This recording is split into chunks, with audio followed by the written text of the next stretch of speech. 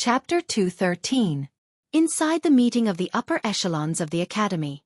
After waiting for Wang Wei to leave, they started their conversations about the events that just took place. Headmaster, why did you not accept this deal? From what we know about Wang Wei, he most likely was telling the truth, said one teacher. Yes, the Dao opening sect finally found a chance to break the 9 Emperor curse, so they would not easily let go of such an opportunity. Bai Han was calm during the entire process, but he secretly sighed inside. These people let greed clutter their visions. Let me ask all of you, said Bai slowly. If Wang Wei does not have the opportunity to enter the secret realm of the Dao tablets, who would benefit the most? The other teachers were first puzzled by the sudden question. They began to think calmly about the question. They still believe in the strategic vision of the headmaster. As a born sage, wisdom was his main ability or gift. One teacher's eyes suddenly lighted up and she said, "It's the other heaven chosens."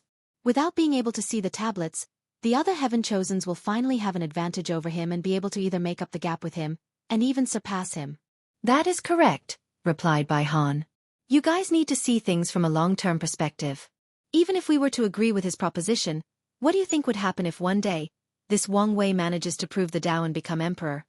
The room became quiet as most of the teachers had an ugly look on their faces. They were not stupid, since the headmaster already laid out everything in front of them. He could just ask us to return or take back all the resources he previously gave us. Or maybe even worse, replied one teacher. That is correct. By refusing his offer, we have effectively weakened his strength, while strengthening our chances of cultivating a great emperor. As for things like emperor materials or innate treasures, as long as Lin Fan can prove the Dao and become an eternal emperor, everything is possible for the academy. All the teachers then started to praise the headmaster for his strategic vision and abilities. As for Bai Han, he sighed as he thought to himself, Wang Wei has proven to be even more formidable than previously estimated. Given how calmly he walked out of this meeting, I do not think that he will give up so easily. Lin Fan is my last chance and I cannot afford to lose this opportunity. Sight. I should not be so stubborn and listen to my father.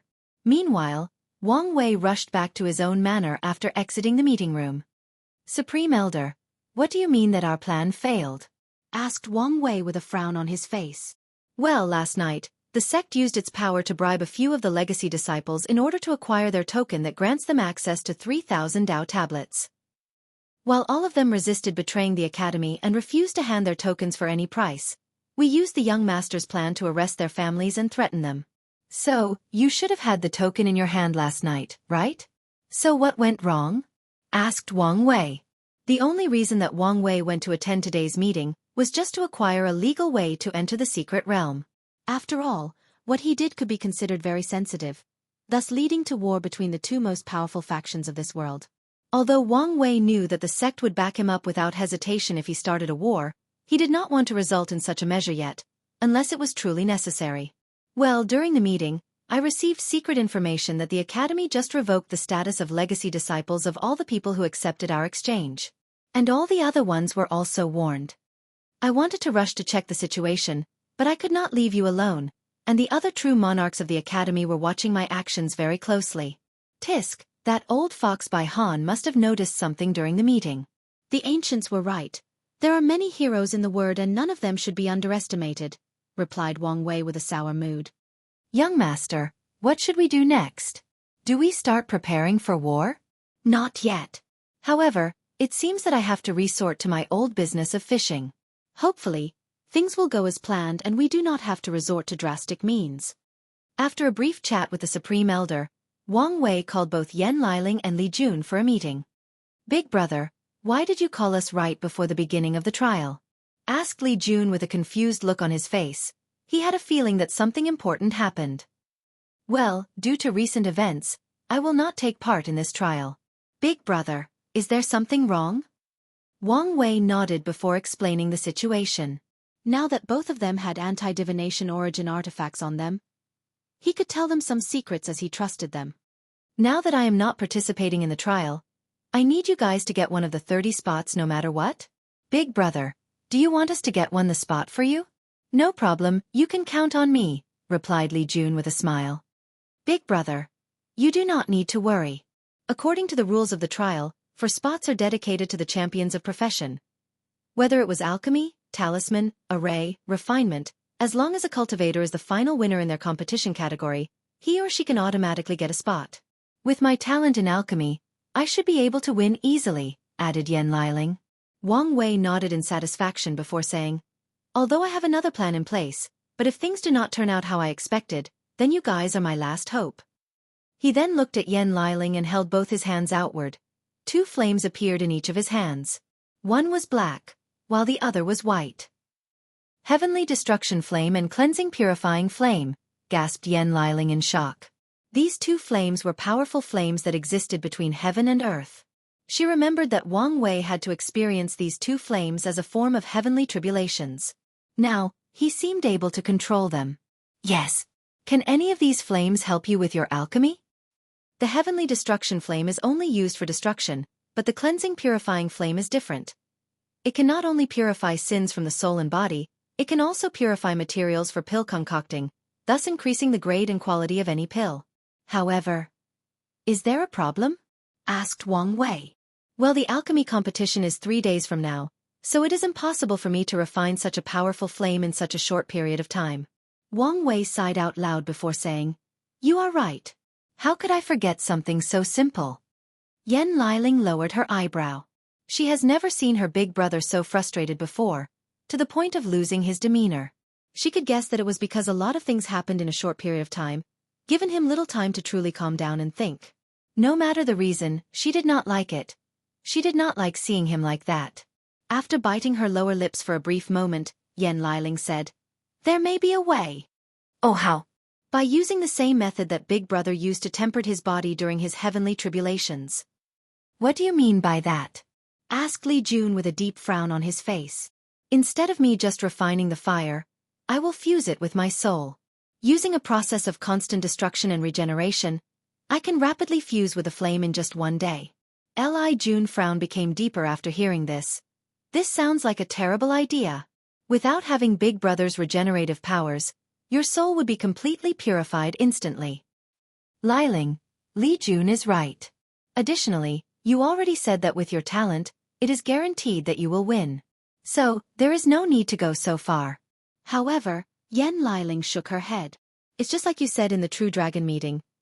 Only people that can be cruel to themselves can reach the top of the cultivation world. If I succeed in doing so, not only will my strength increase dramatically, my ability as an alchemist will reach a very high level. As for the problem of healing, there are pills that can keep my soul alive, and with a little help from Great Uncle Yan Chen, I should be fine. Wang Wei looked deep into her eyes, and nodded after seeing her firm determination. Following which, a terrible shrill could be heard coming from Wang Wei's room, and it lasted the whole night. Luckily, there were formations that prevented the sound from coming out of the room.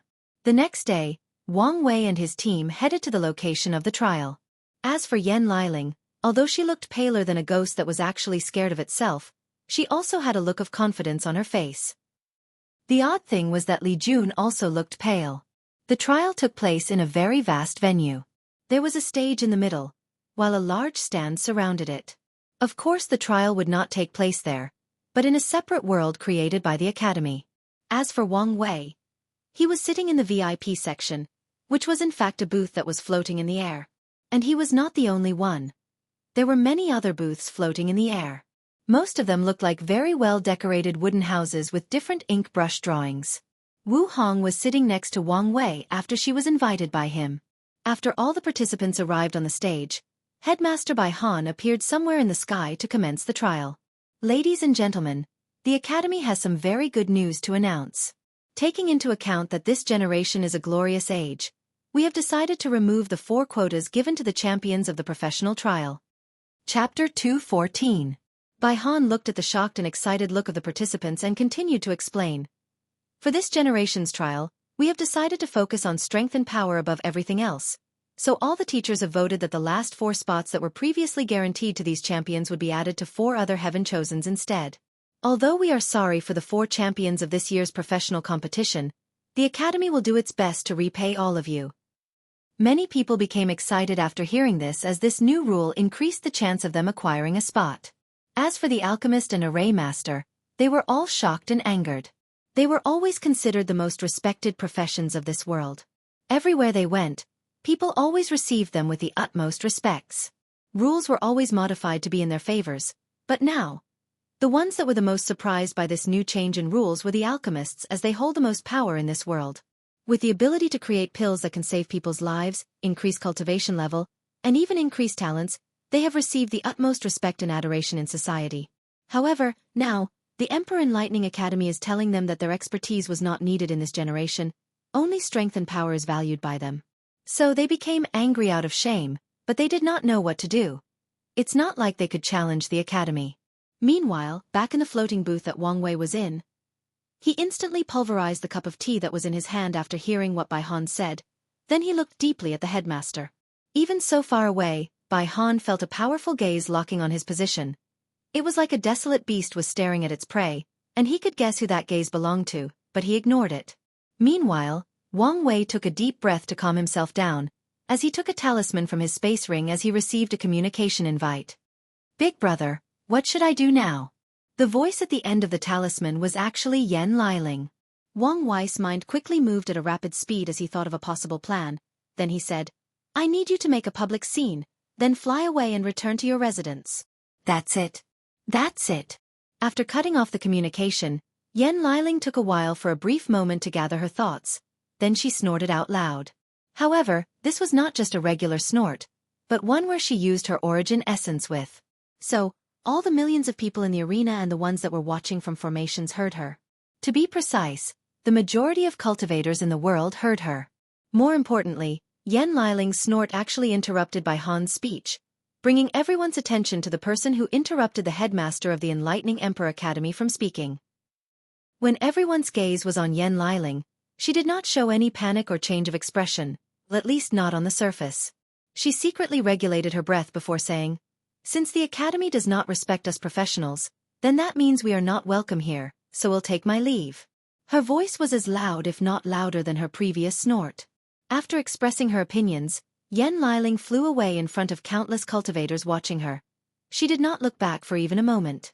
All the people were first baffled by her actions, but soon all the professionals' eyes lit up, and they followed her.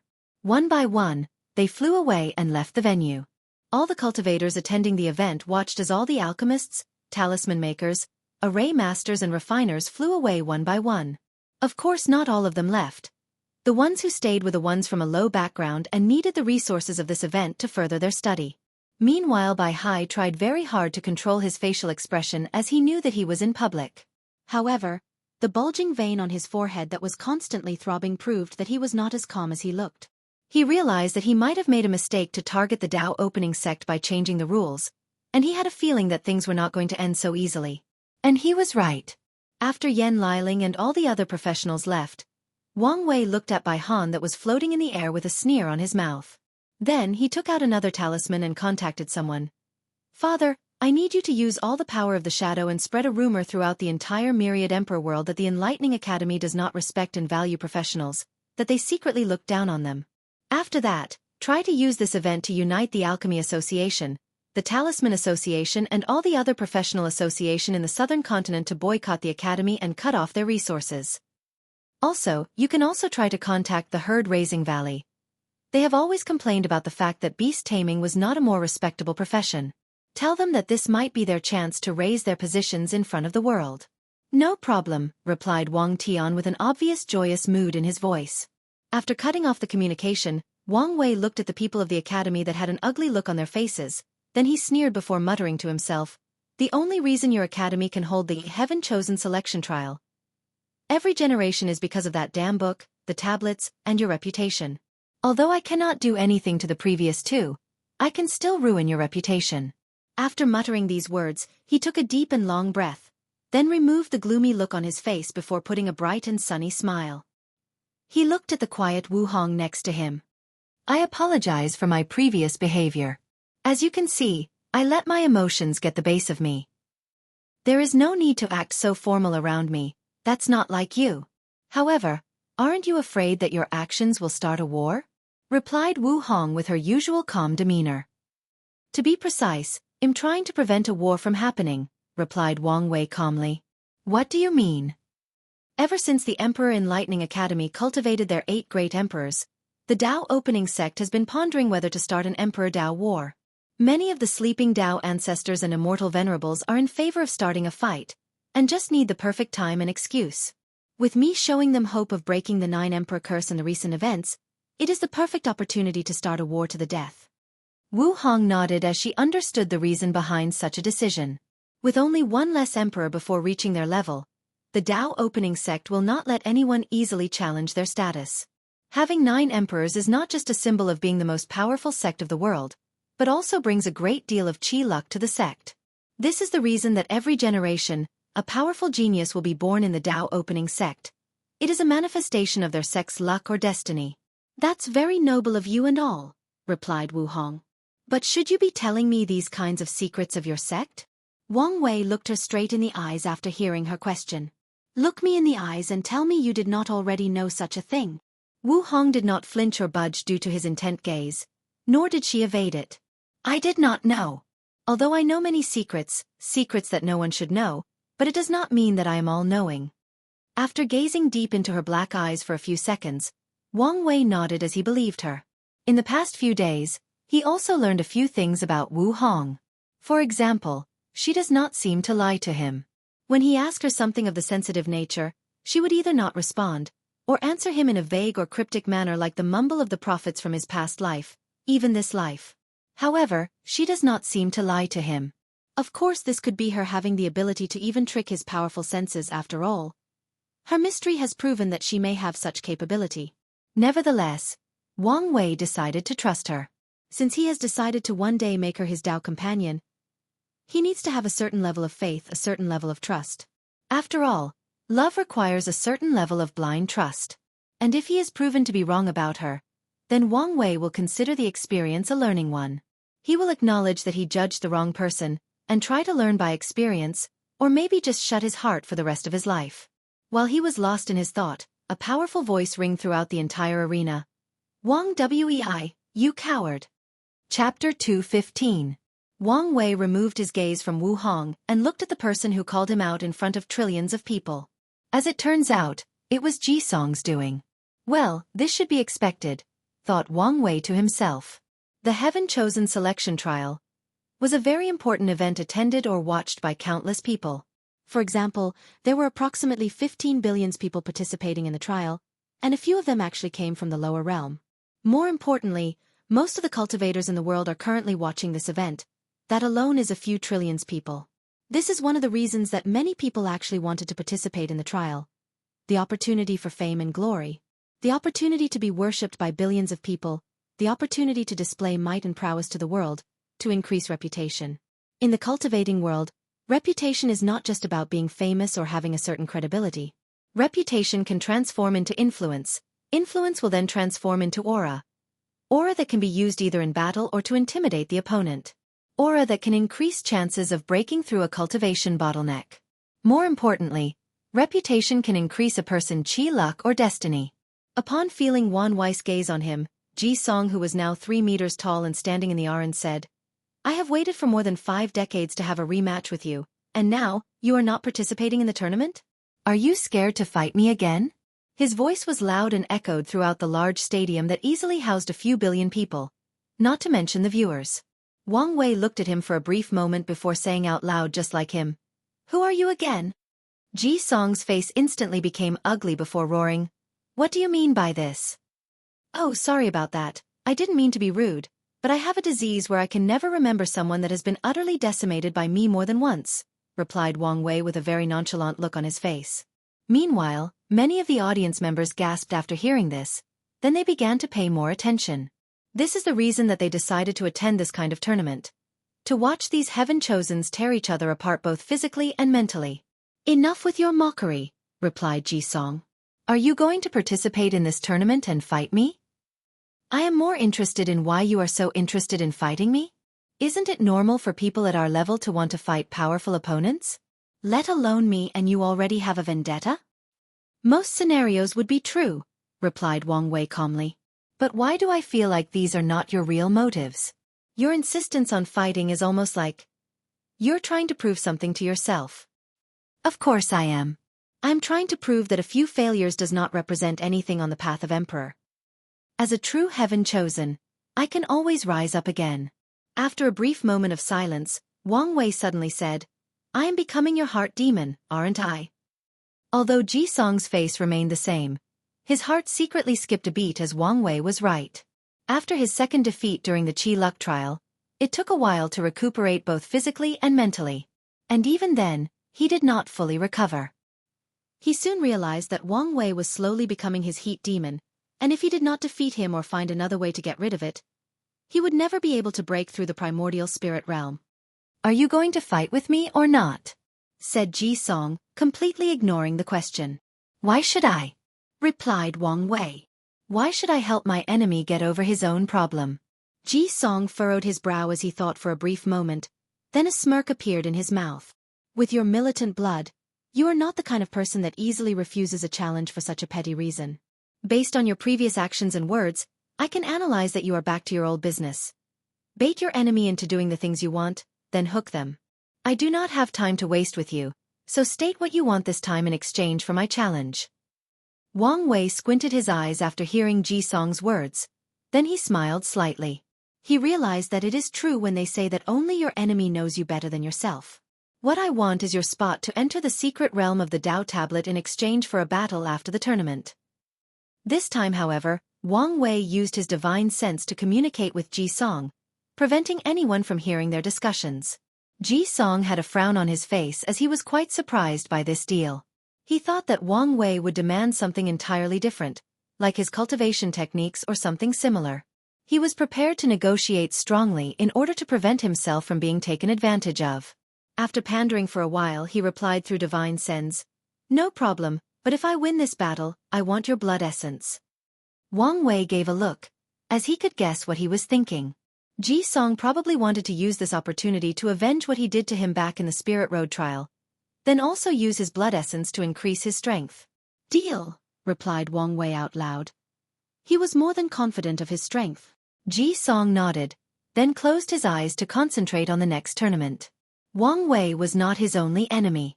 Although the members of the audience did not know the exact conditions for their deals, they were just excited at the prospect of these two titans fighting.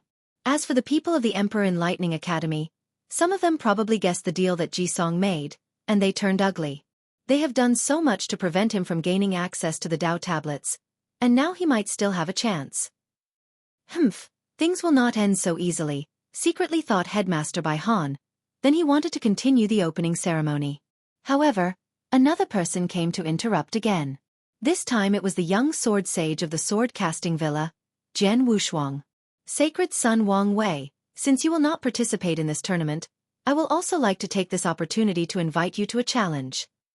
Oh, from what I remember, me and you do not have any kind of grudge or vendetta, replied Wang Wei a little surprised.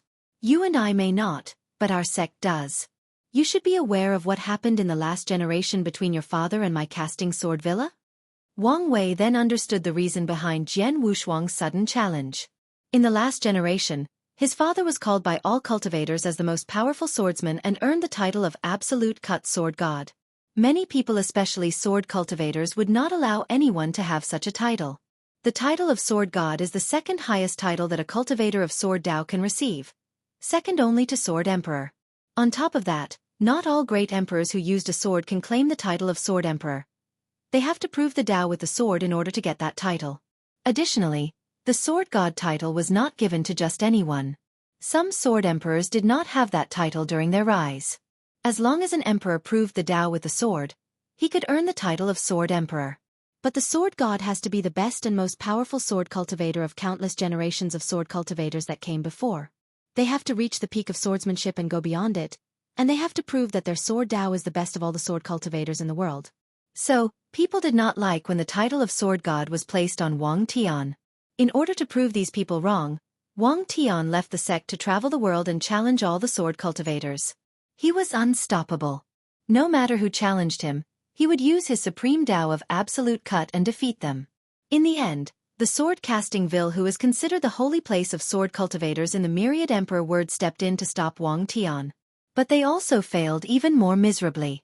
Wang Tian traveled to the eastern Azure Dragon continent and fought with all the people of the villa and defeated them all on the way of the sword. That included Jian Wushuang's master, Jian Yihu is the current leader of the sword-casting villa. What most people do not know was that after your father defeated my master in the way of the sword, he even challenged some of the sleeping ancestors and won. Although they were way more powerful than him in terms of cultivation, when it comes to how pure his sword will and Tao was, no one was his match. So today, I am issuing a challenge in order to restore their honor. Chapter 216. Wang Wei was a little surprised that Jian Wushuang would expose such secrets out loud in front of so many people. Usually, most sects would hide their embarrassment or dirty secrets to the world. But, after thinking about it for a while, he could guess the reason. Most sword cultivators are usually straightforward in their personality. They do not care about outsider perception of them. All they care about is the pursuit of the sword Tao and their honor. Although a major defeat at another swordsman can be considered dishonorable, it does not really matter if that person truly earned their respect, just like Wang Wei's father did. After a brief pause of contemplation, Wang Wei then said, "Young sword sage Jian Wushuang, I am afraid that I cannot accept your challenge." Jian Wushuang frowned after hearing this, then he continued, "Sacred son, if you need to place a bet with conditions like Crown Prince Jisong, I am more than happy to oblige." However, Wang Wei just shook his head before answering, "This is not about any conditions or bet. If you want to challenge me to a duel, I will be more than happy to battle with you. However, if you want to challenge me in the way of the sword, I am afraid I have to disappoint you as I am not a swordsman." Jian Wushuang's frown did ease after hearing this, as he could understand Wang Wei's meaning. Since he wanted to clear the shame from the last generation and get the sect's face back when it comes to the way of the sword, it does not make sense to win over a non-swordsman. Jian Wushuang's victory over Wang Wei would just be a victory of one heaven chosen to another, not the sword-casting villa's Tao of Sword over the Tao opening sect's Tao of Sword. While Jian Wushuang was thinking, one of his senior brothers in the divine body realm suddenly stepped up and screamed, "If you are scared to fight, then say so. Do not use any excuse." The entire arena once again went into shock as everyone quieted down and waited for something to happen, and they did not have to wait long. Wang Wei's gaze turned to the person who just spoke. Then, a powerful and terrifying aura enveloped the arena. This aura was like an ancient desolate beast or primordial god that roamed the world in ancient times. This primordial being used to hunt dragons and phoenixes for both his breakfast and dinner. He used the stars as his snack, and heaven and earth as his dessert. He was a predator at the top of the food chain. After that aura enveloped that senior brother, he coughed up a big mouthful of blood. Then he fell to the ground and passed out. If it was not Jian Wushuang who used his sword intent to protect him, this guy would have died on the spot. Jian Wushuang looked at his senior brother on the ground and sighed. He knew that many of the disciples of the sword-casting villa were indoctrinated to treat the Tao opening sect as their enemy in this generation. This was a way to motivate them to train properly in order to regain the sect's face from what happened in the last generation. So, many of them have developed deep hatred for the people of the Tao opening sect, and Jian Wushuang was aware of this. Nevertheless, he always warned them to treat Wang Wei with the proper respect, as he was a truly powerful heaven-chosen and deserved such a thing. Fearing that something similar might happen back in the True Dragon Inn, he warned his fellow disciples to be on their best behavior. However, this particular one always tried to contradict him and refused to listen to him. This was the reason he did not bring him to the True Dragon Inn meeting. After using his divine sense to check that this person was all right, Jian Wushuang ignored him before asking, "Sacred son, how do you suppose we deal with our contradictions?" "Simple," replied Wang Wei. "Wait until you reach the same realm as my father. Then go challenge him. That way, he cannot use the excuse that you are a member of the younger generation to refuse your challenge." If anyone could see Wang Wei's face right now, they would see a gleeful smirk and a sneer. Of course, the reason for that was that he did not want to deal with the trouble that his father caused. He knew that his father had probably offended a lot of people in his generation. His actions were telling these people that do not come with me with your problems, but go directly to the source. Wu Hong chuckled after seeing the face that Wang Wei was making, reminding him that he was not alone in the room. Although he was a little embarrassed that the girl he was trying to court saw this particular nasty side of him, his face was thick enough to ignore such a thing and pretend that nothing actually happened. Meanwhile, back in the sect, Wang Tian had veins popping up his forehead as his mouth kept twitching. He cannot believe that his son sold him out like that. He remembered that in his generation, he had to deal with some of his father's enemies that tried to go after him for revenge. Wang Tian sighed after watching what his son did. What made more angry was not his actions, but the fact that he did not think of such a method during his time, It would have saved him a lot of trouble. He then looked at his wife, who was laughing herself out to the point of being uncontrollable. "What are you laughing at?" said Wang Tian. "His message is for your enemies as well. Unlike you, most if not all my enemies have already taken a vacation to Samsara, so I have nothing to worry about," replied Yu Yan after taking a great deal of effort to calm herself down. Back to the Emperor Enlightening Academy. Jian Wushuang nodded to Wang Wei to acknowledge his idea, then did not say anything else besides telling another of his fellow disciples to take care of the person that was injured. Meanwhile, most of the audiences were still shocked by that powerful aura that emanated from Wang Wei's body. That aura actually came from his fleshly body.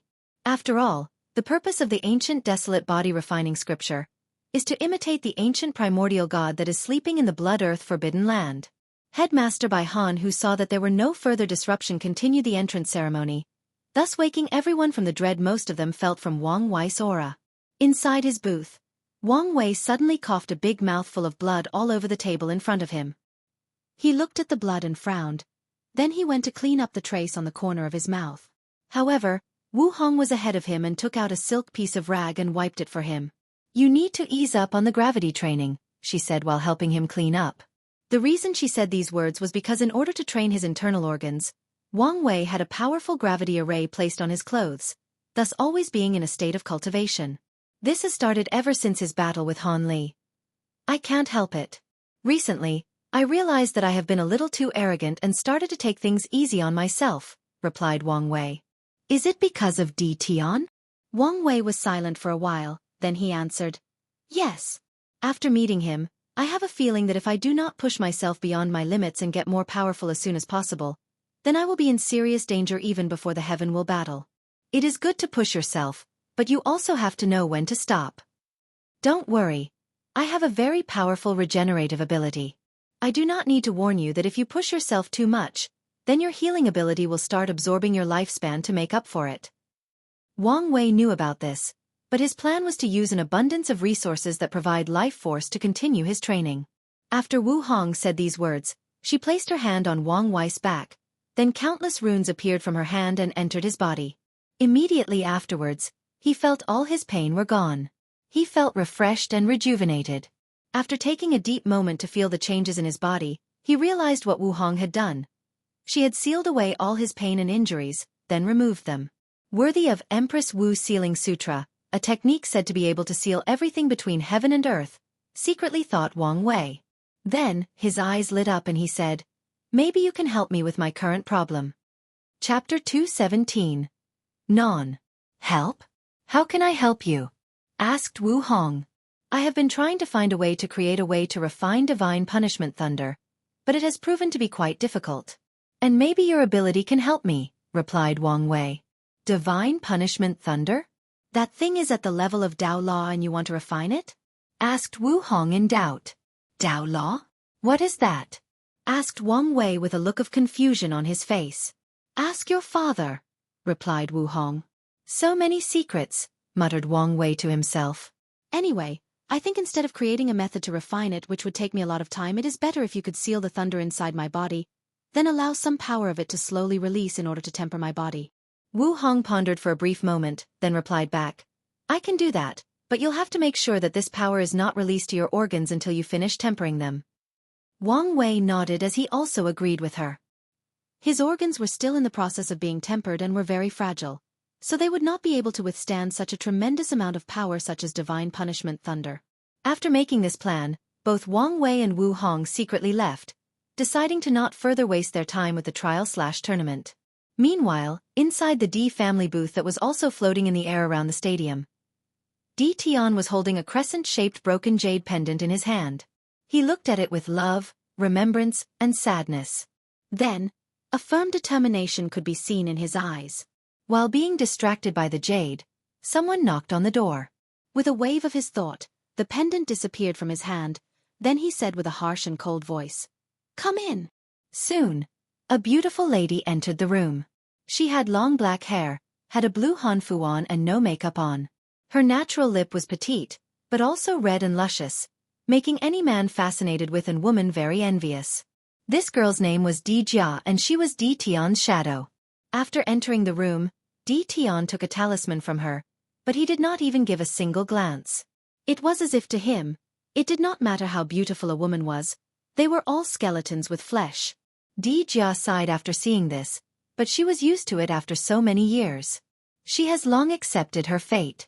As for Di Tian, he read the information he just received, which was about Wang Wei. Through this new information, he learned that Wang Wei had planned to participate in the tournament for a long time, but suddenly changed his mind 2 days ago. In the information he received, he even knew that the reason that Wang Wei changed his mind was because of his feelings towards the Heavenly Dao Protection Book. Instinctive fear or rejection of Heavenly Dao, plus his cultivation of the Dao of Fate, secretly thought Di Tian. Could he be an outlaw?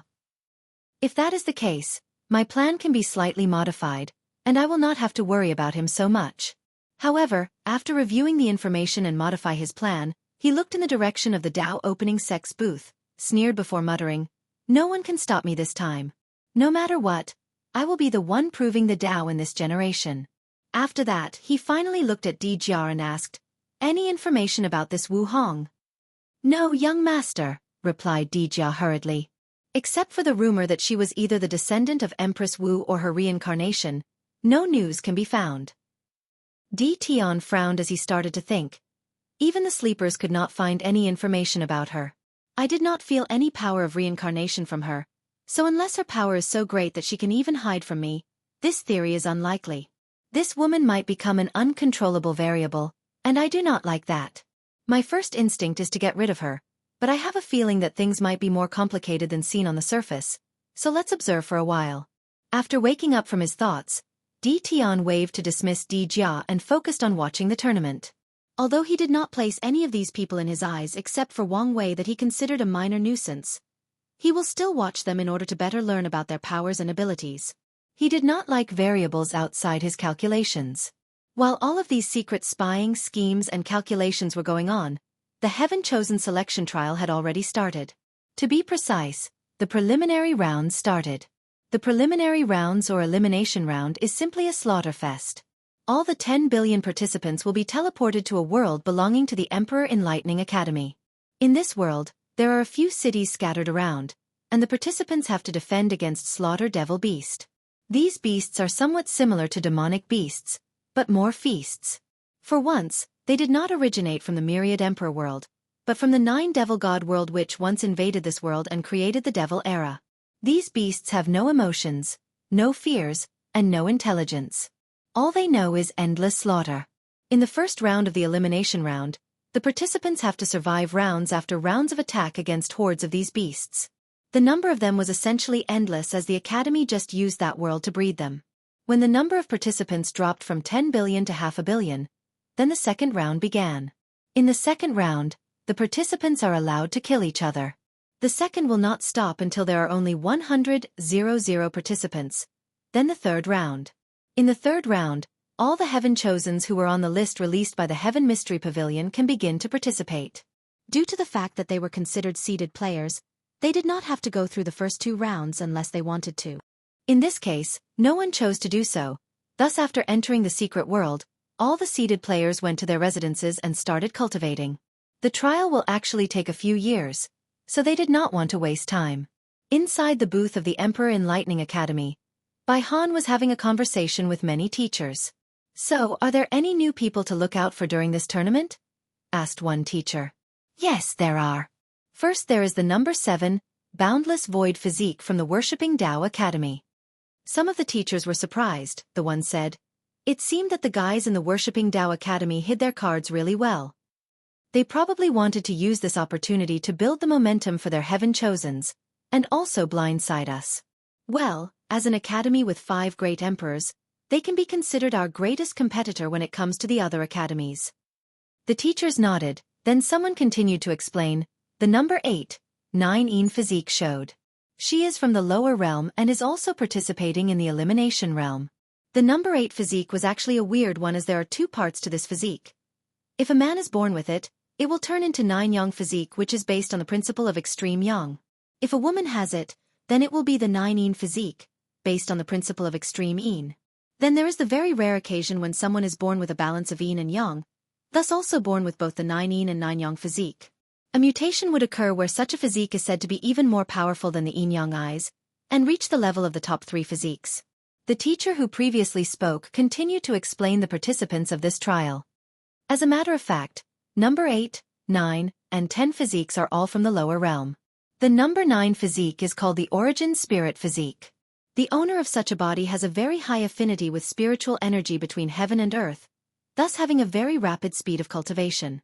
Furthermore, they will not have any bottlenecks in cultivation until they reach the void-shattered realm. No to mention their near unlimited amount of origin essence in their divine sea. The 10th heavenly physique is called Star Monarch Physique, which grants them the ability to cultivate the power of the stars. The teachers did not underestimate any of these people because of their background. Given the fact that these people were actually born with such powerful physiques in the lower realm, then they are probably the child of destiny of their world. As long as they are given the chance or opportunity to rise, they will immediately take it. And that opportunity was exactly this trial. So, none of you will mention the damn MO family descendant? Suddenly said a teacher with gritted teeth. The room then became silent, as all the teachers including Headmaster Bai Han, had a somber look on his face. Chapter 218. While all the teachers were quiet and somber, their eyes could not remove from one particular participant that actually took part in the elimination round. It was a beautiful woman with red hair and eyes. However, unlike Su Ya's red hair that was lighter than a rose, her redness was darker than blood. And it was not just her hair. She even wore a red hanfu and had a bloody aura surrounding her. In this aura, anyone could see the scream of all the people she had killed, and there were many of them. Too many to count. Although she had a beautiful face, there was a permanent evil smirk on the corner of her mouth, which made her both very attractive and scare at the same time. This participant was called Mo Xingyun, and she was the descendant of the Mo family. After a brief silence in the academy's booth, one teacher then responded, "According to the rules, she has every right to participate in the tournament." The person who previously spoke against me, Xingyun, then said back, "It is obvious that she has awakened the heaven-devouring physiques. Aren't any of you worried that she will follow in her ancestors' footsteps?" The room once again became silent, and this time, many people actually had an ugly look on their faces as they remembered something unpleasant. One teacher then said after a brief hesitation, "This generation, there is a high chance that an eternal emperor will be born, and if she manages to be the final winner, then the Mo family will have 2 eternal emperors in their lineage just like the Tao opening sect." "Shut up," screamed one teacher. "In the last era, there was only one eternal emperor, and it was the founder of our academy, Emperor Kong." This time the mood of most of the teachers was disturbed after hearing this, as this involved the biggest secrets of the academy. In the last era, there were 2 eternal emperors, which was the first such a thing to happen in the myriad emperor world since the ancient emperor era. One of them was Emperor Kong, while the other was from the Mo family. And he was called the Heaven Devour Emperor. The Heaven Devour Emperor was a nightmare for all living beings in this world. As a devil cultivator who only cared about pursuing power and strength, adding on top of that being an eternal emperor, the highest echelon among great emperors, he was a disaster to the world. After proving the Tao, he did not preach to the world or make any contribution. As a matter of fact, he did not try to help his clan or conquer the world. Instead, he did only one thing: try to swallow the world. To be precise, swallow the source of the world. As a person who cultivated the Tao of Devour, he followed the path of swallowing everything between heaven and earth. And the source of the world was the highest form of energy existing in the endless void. It is the thing that determines the grade of a world. For example, after swallowing most of the world source of the myriad emperor world, the entire world entered the age of Tao End. This age took place between the Middle Emperor era and the New Emperor era. For more than 100 generations, a couple hundred million of years, there was no heaven will, hence to no immortality in this world. During that period of time, the highest level of cultivation that cultivators can reach was actually the supreme realm. And even then, that was extremely difficult as only a few talented ones could do so. Since there was no heaven will, there was no great emperor. Since there was no great emperor, there was no immortal venerable or Tao ancestor. During that age of despair, many cultivators tried to find an alternate way to immortality, but they all failed. In the end, many of them were forced to leave for another world community in an attempt to fight for the heaven will battle there. However, no one ever returned even as a great emperor. Other people sealed themselves in bloodstones in order to wake up in another generation when the heaven will appeared again. At that time, Many people did not know whether the world would ever recover and whether the heaven will would appear again. As for the Heaven Devourer Emperor, the only reason that he did not completely destroy the world was because of the intervention of Heavenly Tao. At first, it used divine punishment thunder, but it was no use to a powerful eternal emperor. Then, both the Human Preservation Array and the Demon Preservation Array were activated by both Heavenly Tao and all the sleeping immortal venerable and Tao ancestors. But it was also no use. Many other methods were used to no avail. In the end, Heavenly Tao asked all the emperor lineages in the world permission to use their emperor formations and artifacts. By combining them together, Heavenly Tao was able to exile the heaven-devouring emperor from the endless void. This guy was so powerful that he could only be exiled somewhere where he could not come back. Although most people did not know where he was exiled to, they were lucky that he never returned. As for the reason that the Emperor Enlightening Academy has such animosity against his descendants was because they suffered the most during that experience. For once, the Heaven Devourer Emperor was actually a member of the Academy despite being a member of the Mo family. Due to some complications, he was not appreciated by the family in his early years, so he joined the Academy in his early years. Although later on he was reconciled with the Mo family after becoming powerful, many people still believe that he was a member of the Academy. At one point, he was even considered a candidate to be the headmaster. However, the heaven-devouring emperor was a true devil cultivator, so he did not care about the fact that the Academy took him in when he was at his lowest. He knew that with his background, the chances of him becoming the headmaster was very slim. On the other hand, all he needed was to be powerful in order to become the patriarch of the Mo family, hence getting access to all their resources. So, he left without much hesitation. However, it was not proven how cold-hearted this guy was until he proved the Tao and became an emperor. At that time, the de facto leader of the entire world and the resistance against him was the Academy instead of the Tao opening sect. At that time, the era was still called the Academy Enlightening Era, and there were many rumors that the Tao opening was cursed and would not produce any emperors ever again in their lifetimes. Adding to that, the patriarch of that time, which was from the Yen family, was a very cautious woman, so she decided to be very low-key. A wise decision that actually preserved the strength of the sect. As for the Academy, during their battle against the Heaven Devourer Emperor, they suffered such a great loss that their foundations were almost destroyed. As a matter of fact, the Academy was almost destroyed at the hand of the Emperor. Luckily for them, they managed to exile him with the aid of Heavenly Tao, and were rewarded a great deal of chi luck that allowed them to survive the age of Tao End and recuperate during the early stage of the new Emperor era. In the aftermath of what occurred, the Academy and many places in the world, many people refused to acknowledge the Heaven Devourer Emperor's status as an eternal emperor even though their acknowledgement meant nothing. The position of eternal emperor is not something that a bunch of mortals can decide. In the eyes of great emperors, even a supreme realm true monarch is nothing but a mortal that can live for a few million years. They themselves did not have the right to decide whether a person was an eternal emperor, let alone these weak cultivators that will eventually die with the passage of time. Heck, even Heavenly Tao cannot decide such a thing. After a teacher scolded the person that said the previous words, Headmaster Bai Han finally spoke. You guys know that this topic is a taboo in the Academy, so do not mention it again. As for Mo Xingyun, even if she has the Heaven Devourer physique, without the proper scriptures, she is not much of a threat as her ancestor.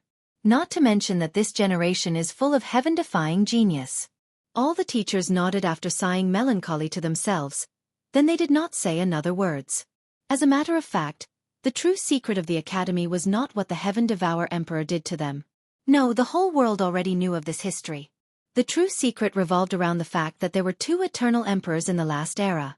As a matter of fact, Emperor Kong was not a true eternal, but a false one. The reason that he is considered a false eternal emperor was because he was so close to reaching that level, that echelon, but he did not succeed, at least not on his own. Due to all his contributions he made to the myriad emperor world, he was given a little help or boost to reach the level of an eternal emperor by Heavenly Tao through merits. A few eternal emperors refused to accept Emperor Kong as their own, while the others did not really care. As for other great emperors, they did not dare to say anything in front of him as his strength was a real eternal emperor. As for the Academy, only the truly trusted teachers were privy to this information, and they were sworn to so many oaths and binding contracts never to reveal such a secret, otherwise a fate worse than death awaits them. And of course, Headmaster Bai Han is the person who has the most knowledge regarding this topic, as he is Emperor Kong's own son, making him an emperor offspring. Chapter 219. Headmaster Bai Han was born in the Middle Emperor era and his father was Emperor Kong. So, his real name is Kong Han and he witnessed the creation of the academy. However, all his life, he lived in the shadow of his father. Many people started comparing him with his father. No matter what he achieved, it was either not good enough, or people attributed it to the fact that he was Emperor Kong's son. So, his relationship with his father was not good to begin with. Nevertheless, it was still expected by everybody for Bai Han to be the next great emperor of the academy, after his father washed away his karma for him. However, things escalated when his mother died, and his father did nothing to either prevent it or bring her back. To this day, Bai Han still remembers the indifferent look his father had on his face when he said to him, "You do not need to make a fuss about everything. She is not dead, but just entered samsara." Bai Han cursed at his father for being cruel and indifferent, before leaving home forever and never spoke to him ever again. He took his mother's last name and only returned to the academy once his father left.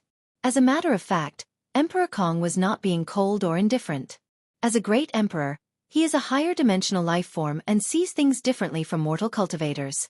All of them see death as the end of the road, while he sees it as another beginning.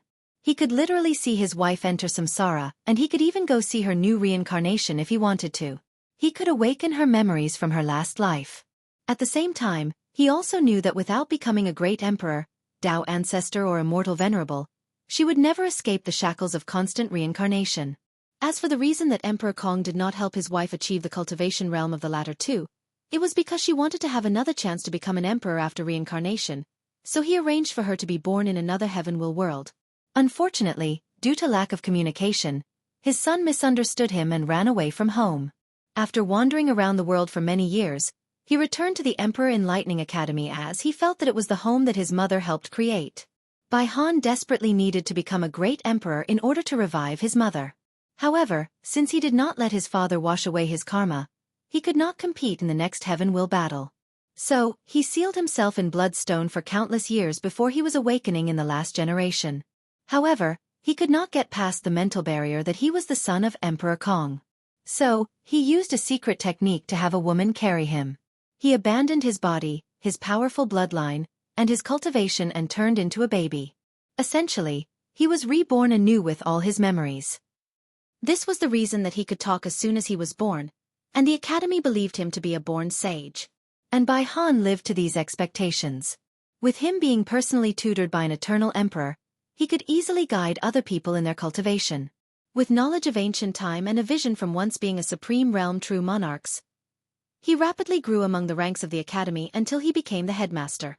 Unfortunately for Bai Han, he was very unlucky. First, he met a heaven-defying genius like Wang Tian, and lost to him. Even his previous cultivation and profound knowledge could not help him. Then, he learned that not only would there not be a heaven will in his generation, but even the supreme path was cut off in order to make way for the next generation. Bai Han spent many hours lamenting on how terrible and unfair heaven was to him.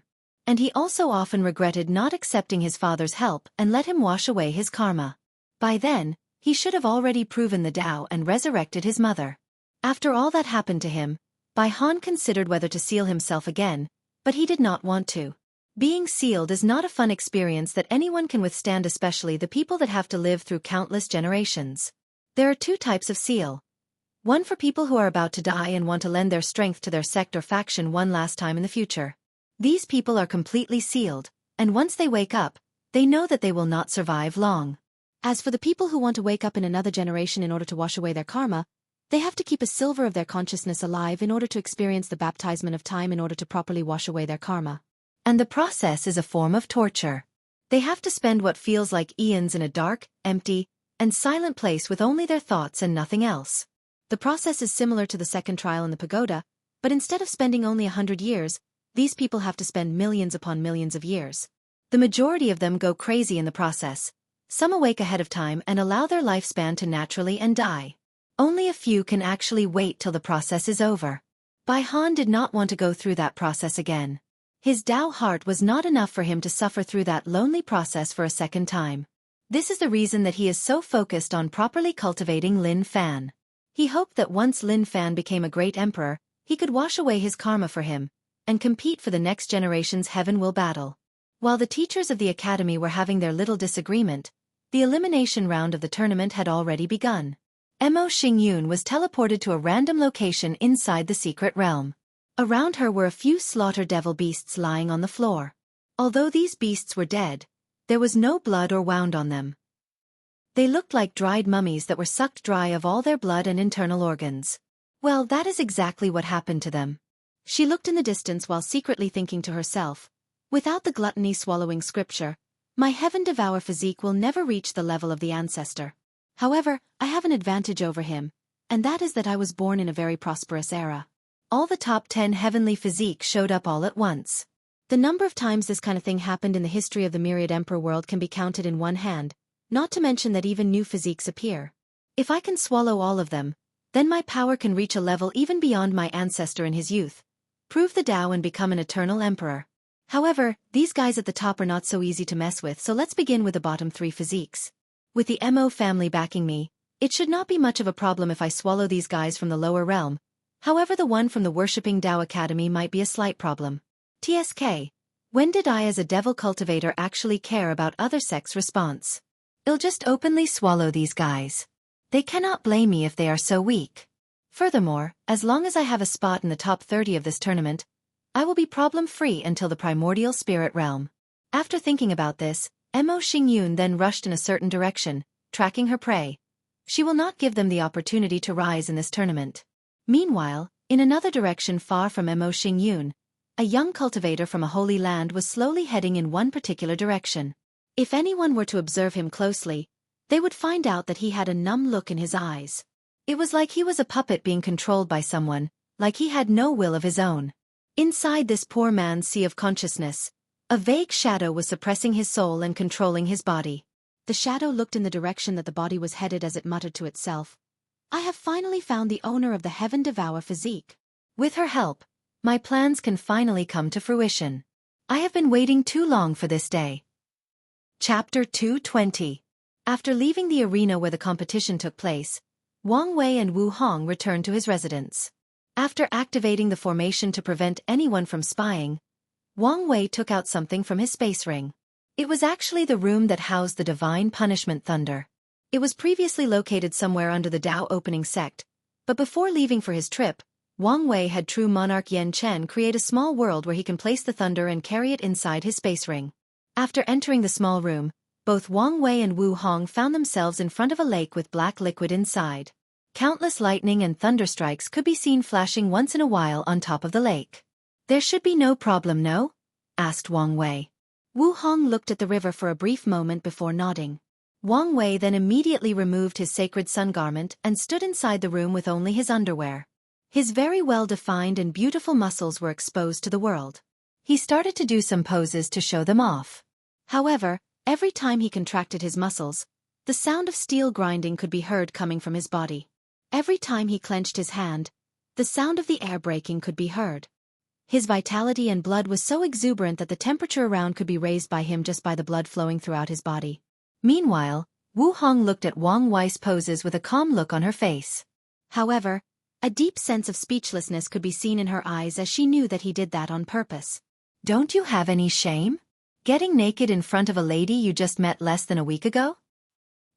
If I do not remove my clothes, how are we supposed to properly do this kind of thing? Replied Wang Wei with a look of innocence in his face, despite the fact that his words were purposely vague and ambiguous. Wu Hong sighed helplessly, however she had a slight smile on her face. It was as if she was very amused. All right, let's begin, she ordered sternly. Wang Wei nodded before sitting cross-legged in front of the lake. Suddenly, Wu Hong's eyes lit up white, then with a wave of her hand, countless runes appeared in the room. There were 4 of them and were circular in shape. Then, with a wave of her other hand, all the black water or divine punishment thunder in the lake floated into the air. The 4 runes surrounded the water in the shape of a box. Wu Hong clenched her white and smooth hand. Then the black thunder started to condense and decrease in both size and volume. Meanwhile, Wang Wei was watching the entire process in awe. He did not feel any aura from Wu Hong, nor did he understand the meaning of these runes that she made. Forget understanding them, he did not even recognize them. It was then that Wang Wei realized how little does he truly know about the world, and how powerful his future girlfriend is. A few minutes later, the divine punishment thunder was turned into the size of a first surrounded by a sphere made of runes, and it was floating in the palm of Wu Hong. She then looked at Wang Wei. Now, I will seal it on your spine, that way it becomes much harder to intervene with your internal organs. The power of this thunder will slowly release in order to temper your body, and you can determine the level of power that is released, but don't go overboard. And do not release that power in your internal organs until you properly tempered them. Wang Wei smiled before nodding. So Wu Hong did what she said and sealed it inside his spine. As soon the little orb entered his body, Wang Wei groaned as he felt a mysterious power starting to ravage all of his bones. Soon after, his already tempered to great perfect bones started to crack. In just a few seconds, all 206 of his bones were cracked to the point of almost being destroyed. However, his regeneration ability kicked in and his bones were back to normal. Unfortunately for Wang Wei, this process did stop after only one time, but a few 100,000 times. In just a few hours, he experienced his bones being repeatedly cracked and repaired. The worst part was that the pain was even more severe when he used heavenly tribulation to temper his body. Half a day later, the process stopped as his bones were no longer cracking. However, Wang Wei had an ugly look on his face. The power he was using to temper his body was not even 1/1000th of the divine punishment thunder, yet it had such power. After taking a deep breath to calm himself down, he started the process again. This time it was his skin that went through that torture. So, he spent another half day feeling the pain of his skin being ruptured and being repaired again and again. Meanwhile, Wu Hong was looking at all of this with a calm look on her face. She knew what it took to become a true powerhouse, so she did not help him, not even to remove his pain. She knew that if Wang Wei could not bear such little suffering, then his chances of becoming a great emperor would be close to zero. As for their relationship, unfortunately, without becoming a great emperor, she will have to witness him entering the cycle of samsara again and again until he finds a way to reach immortality. It is just like Wang Wei said during the True Dragon Inn meeting. As a future companion, he has to be able to pull his weight in the relationship. Otherwise he would become a burden that Wu Hong has to carry by herself. Although Wu Hong would not mind such a thing, she knew that Wang Wei's pride would never allow him to become a burden to her. So she did not try to appease him as she knew that he did not need it. She knew that he had the will and spirit to do what it takes to reach the top, and accompany her along the way for eternity. If they want to establish a true companionship, then they have to have similar status, strength and starting line. Meanwhile, after finishing retempering his skin, Wang Wei then directed the black thunder to his muscles. However, this time he dramatically reduced the power. His muscles have not been tempered to great perfection yet, so he did not want to take any risks. After doing that, Wang Wei stood up from the ground, clenched his hand, then threw a punch. Boom! A powerful explosion ringed out in the room, following which, a space crack appeared where his fist landed. However, after a few seconds, the space crack closed and everything returned to normal. Wang Wei knew that this space crack represented that his fleshly body had reached the strength of the void-shattering realm even if it was the lowest level of that realm. His fist could break the power of law. However, he was not that happy. Well, to be precise, he was thinking about something completely weird. He realized that the reason that it took him so long to create a method to refine the divine thunder punishment was because it was involved around the power of law. To be precise, it involved Dao law according to Wu Hong. Wang Wei can deduce that Dao law was probably the law controlled by great emperors based on his knowledge in all the cultivating realms. However, here comes the issue. How can his future wife easily seal such a power? Wang Wei has always known that Wu Hong was powerful, but he did not expect her to be so powerful. However, he did not really care about such a thing as he himself will reach such level and beyond eventually. What he really cared about was his future sex life. When in the future, he and Wu Hong get intimate, wouldn't he have to be at the bottom? Without the proper strength, he can imagine that with Wu Hong's personality, she will really make him the bottom without hesitation. Well, as a modern person he does not really care about this, but he still has his macho side and would like to be on top. Wang Wei sighed as he realized that for a great while, his sex life will be quite miserable until he has the strength that is. Then, he will take his revenge. Hopefully. You were thinking weird again, weren't you? Suddenly asked Wu Hong with a smirk on her face. I do not know what you are talking about, replied Wang Wei calmly while putting his clothes on. Wu Hong smiled before walking up to him. She then caressed his gray hair slowly before saying, Don't worry, I will take your ego into account and let you be on top once in a while. Wang Wei had a shocked look on his face as his eyes bulged and his mouth opened wide. He was genuinely shocked. Then, he backed away from her with vigilance. "Can you read my mind?" "You do not have to worry about that," replied Wu Hong calmly. Wang Wei still had the vigilance on his face. Although he could accept her being more powerful than him, more knowledgeable and even have many secrets, but he will never accept if she could read his mind. Wu Hong noticed the vigilance in his eyes, but she did not mind as he knew him better than himself. "You do not need to worry. With your soul, no one can read your mind without you even knowing, not even me." Wang Wei nodded as he realized that he may have been a little too sensitive. However, an idea suddenly appeared in his mind and he asked, "Do you know about my soul? About paragons?" Wu Hong pondered for a brief moment before responding, "Well." Chapter 221.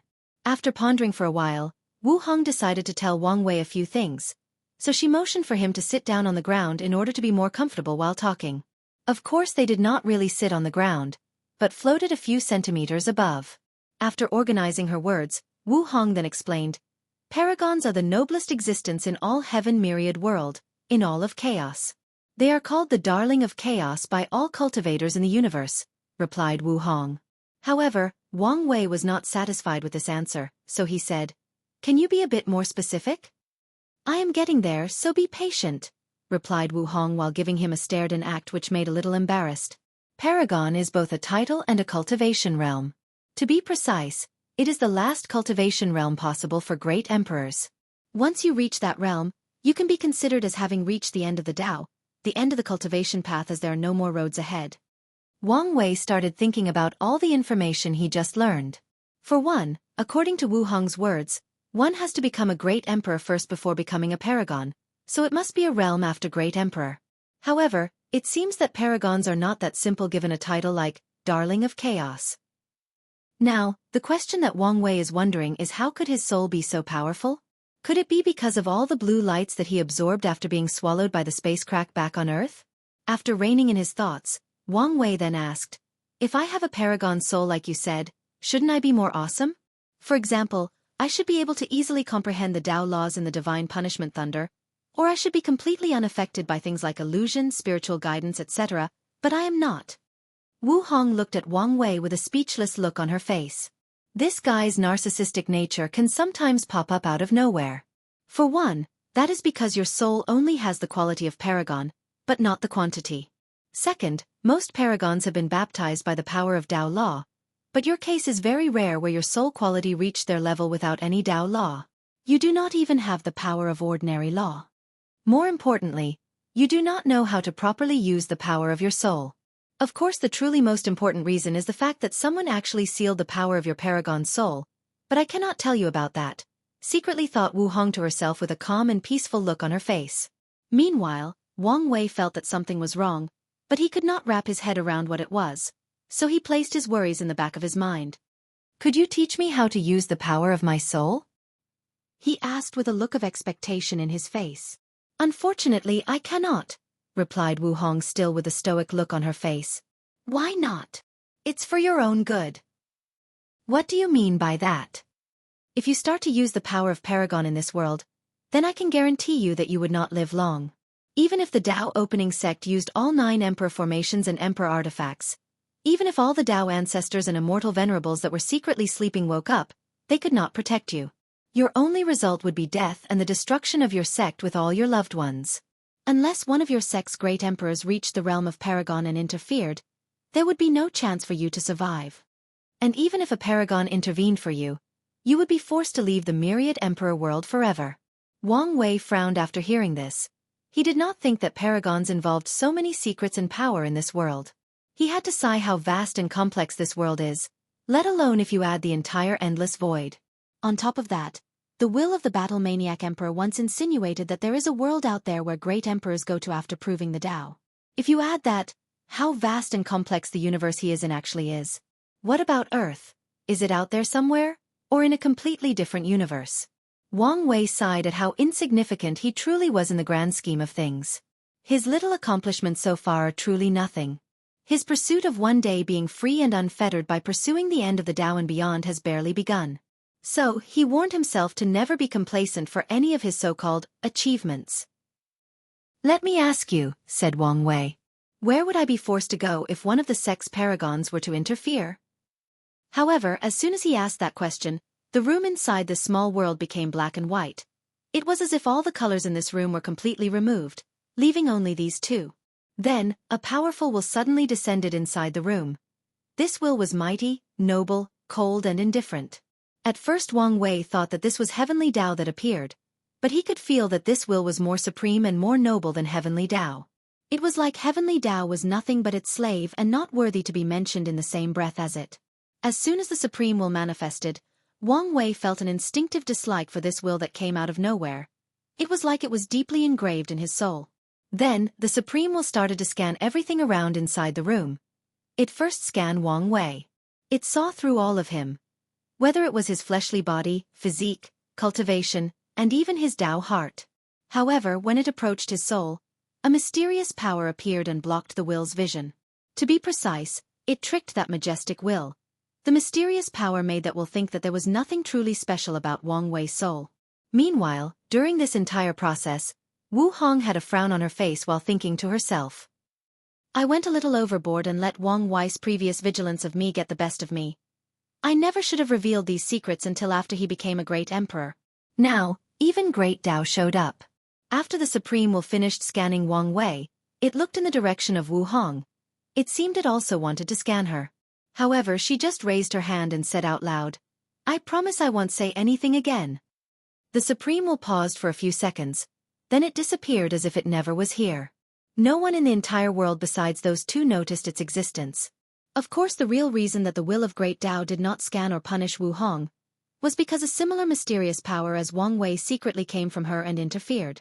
Unfortunately, Wang Wei was too weak to notice any of these powers. So, after the supreme will left, he asked out loud with disgust, What was that? Heavenly Tao? And why do I feel so revolted? However, this time Wu Hong did not answer his question. She just raised her shoulders before saying, You just saw what happened when I tried to tell you about some secrets of heaven and earth. So, until you manage to prove the Tao and become a great emperor, many things I cannot say to you. Wang Wei frowned after hearing this. He realized that not only does he not know many things, he does not even know many things even about himself. He is shrouded in many secrets. The worst part is the fact that someone he met a week ago knows him better than himself. Of course, as intelligent as he is, Wang Wei can still guess the reason that so many things out of his understanding keep happening to him. Or at least he has a working theory. His theory is the fact that his future self is doing some shady business, and as a result, he is paying for it. Or to be precise, his future self is playing chess with another supreme being, and even time and space is nothing but a game for those two. Although this sounds far-fetched, Wang Wei does not think so. In this cultivating world, it is not too far-fetched to control the power of time. Not to mention that there is even a scientific theory back on Earth that mentions such a thing. It is called retrocausal quantum theory, which basically states that present you can affect past you, and future you can also affect present you. Although this was a simplified explanation of such a complex theory, the whole notion of this idea relied on the principle that time is not linear, that all of time is happening simultaneously. So, Wang Wei does not believe that his theory is so far-fetched as it can explain a lot of weird phenomena occurring around him. For example, why he went through 2 heart demon tribulations without even reaching the primordial spirit realm. It can also explain his powerful intuition and how he got such a talent. More importantly, it can also explain the existence of Wu Hong. Why he was so easily attracted to her. Why she knows him so well despite having met for the first time in the past week. More importantly, it can explain why she knows so many secrets. Obviously, she might be one of the players in that game that his future self is playing, and she is here for a reason. Of course, Wang Wei knew that he could also be wrong, so he did not place all his cards on that theory and is open to another or better explanation. After taking a deep breath to calm himself down, he asked Wu Hong, Is there anything else that you could tell me without getting into trouble? After pondering for a while, she nodded, Your paragon soul will make it virtually impossible for you to enter the primordial spirit realm. Chapter 222. After hearing this information, Wang Wei had a frown on his face as he pondered. Although he could roughly understand her meaning, he still asked, What do you mean? After saying that, Wang Wei took out some of the leftovers from the Saint Realm golden rock meat and ate them in order to replenish his energy. Too many things happened to him in just a day. Of course, he also set a plate for Wu Hong. However, she did not seem that hungry. What do you know about breaking through the primordial spirit realm? Asked Wu Hong instead of answering directly. Well, to put it simply, after a cultivator uses their good fortune flame to refine a divine body for them that can withstand the power of law, they enter the divine body realm. Then they have to use the same good fortune flame to refine their soul into a primordial spirit, which is necessary to be able to wield the power of law. After saying that, Wang Wei stopped with a deep frown on his face. He was thinking deeply this time. It took him a while to wake up. So you have already figured it out? Asked Wu Hong. With how powerful your paragon soul is, it is impossible for your good fortune flame to actually refine it into a primordial spirit unless you abandon the paragon quality soul. Of course Wang Wei would never do such a thing. Even if this paragon soul is nothing but a pain in his arse so far, he knew that he would benefit from it greatly in the future as long as he can get through the troubles it brings. After thinking for a brief moment, Wang Wei waved his hand. Then his good fortune flame appeared in the palm of his hand. My good fortune flame is different from the normal one. Are you sure it will not be enough? He asked. Even the best of good fortune flame has only 12 colors, but he had an extra color, signifying his transcendence. After looking at the 13-colored good fortune flame, Wu Hong stared at it for a while before muttering, 9 is the extreme, and 12 is perfection. 13 is detachment. Wang Wei had heard of this saying before, but not the last part of it. He wanted to ask what detachment was, but he learned from his mistake and decided to shut his mouth. He was already under a lot of psychological pressure from all the things he learned in one day, so he did not need any more. Plus, he knew that Wu Hong would not answer him this time. So, does my good fortune flame make it possible for me to break through the primordial spirit realm? Asked Wang Wei. Well, replied Wu Hong after waking up from her momentary daze. It only increases your chances, but that's all. On its own, it is still impossible for you to make a breakthrough. Well, what should I do now? Any idea? Asked Wang Wei. Unfortunately, no, replied Wu Hong. Plus, you do not need my help. I am sure that during our conversation, you have thought of a few methods to solve the problem. She had a bright smile on her face when she said that. Wang Wei nodded in acknowledgement as he did indeed have a few plans. Although he did not know whether they would work, he still has a few hundred if not thousand of years before he has to worry about breaking through the primordial spirit realm. So, he was not that worried as he had plenty of time to come up with other and better solutions. However, he was worried about something. He discovered that his mentality had slightly changed after meeting Wu Hong. He realized that in such a short time, he was beginning to rely too much on her. Wang Wei knew that this could not be helped as Wu Hong knew so much more than him and her input in things are usually vastly different than his. But he also warned himself not to rely on her too much unless absolutely necessary. After all, if he developed such a mentality, then it would be impossible for him to continue his path of emperor. A true emperor is someone that can shoulder both heaven and earth on their own. Although they can receive help from other people, they should never rely too heavily on someone else. They should never become a crutch. After figuring out these things, Wang Wei felt that his state of mind had sublimated a little bit. He felt that many of the things that happened to him in the past few days were not as much of a big deal as he thought. All he needs to do is take everything in stride. No matter the situation, all he has to do is remain calm, then think of a plan that either benefits him or further his agenda. After his little epiphany, Wang Wei took a deep breath to calm himself down. Meanwhile, Wu Hong had a slight smile on her face. She noticed the slight dependence that Wang Wei was developing towards her. The reason that she did not say anything was because she believed that he would also notice it, solve the problem by himself. People with Tao heart as powerful as young emperors are usually very in tune with not only their emotions, but also their state of mind. They can easily notice when something is wrong with them, analyze the reason for the change or problem, then fix it themselves. After calming himself down, Wang Wei decided to change the topic and talked about something else. Can you tell me about Empress Wu? This should not be some big secrets, right? Asked Wang Wei. No, it is not. What do you want to know? Replied Wu Hong. Mostly about her rise, and why she suddenly disappeared? Wu Hong nodded her head, then took a brief moment to organize her thoughts. Why don't you tell me what you know about the Devil Era? In general, she asked. Well, after the absolute beginning emperor ended the Incense Era, the world went through a brief period of peace and prosperity. At least for Taoism and the Tai Profound Gate. Then, all the cultivators in the myriad emperor world learned about the horror of the endless void. Another powerful heavenwell world named the Nine Devil God World suddenly invaded our own. These devils were a cruel and bloodthirsty race that took pleasure in slaughter, rape, and destruction. It did not matter whether it was children, woman or man, human or demon race, they killed everything in their sight. They basically enslaved all races in the myriad emperor world and treated them as livestock. As a matter of fact, their entire cultivation system relies on committing sin and negative karma in order to reach a higher realm. So, the more terrible things they did, the stronger they became.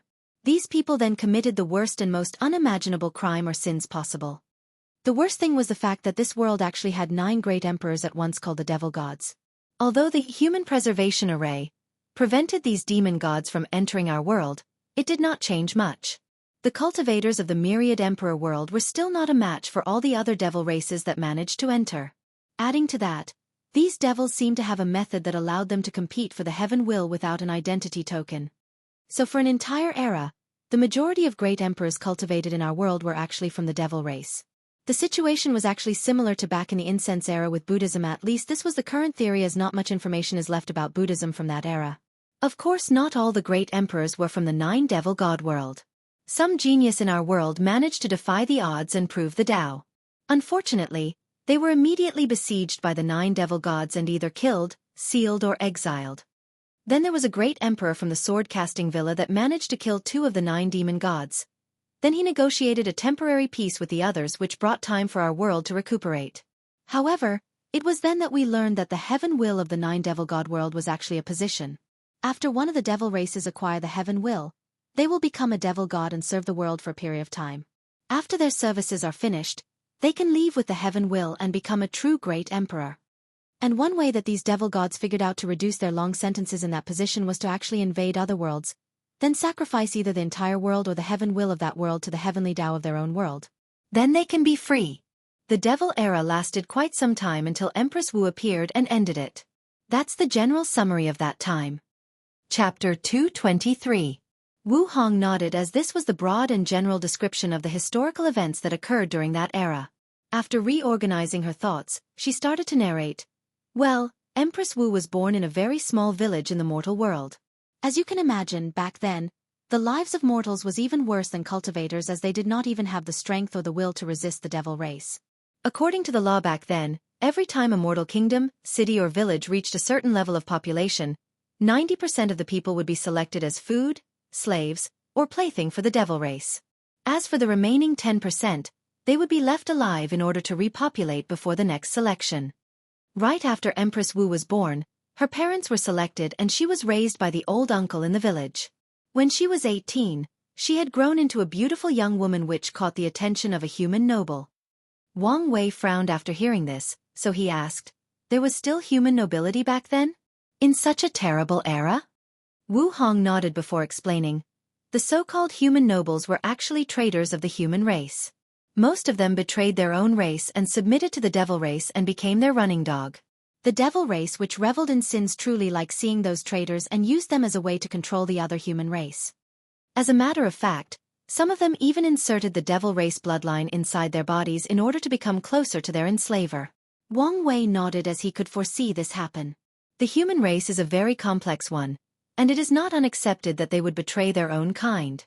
Even the demon race that has the concept of tribe and bloodline connection embedded deep in their souls has traitors among them, let alone the human race that is easily divided amongst each other. However, Wang Wei still had a question, so he asked, "There are rumors that devil cultivators originated from the devil race, is that true?" "Indeed," replied Wu Hong. The early devil cultivators were actually normal cultivators that took the cultivation path of the devil race and studied it. Then, they combined it with the origin path in an attempt to become stronger and end the 9 devil god worlds' occupation of our world.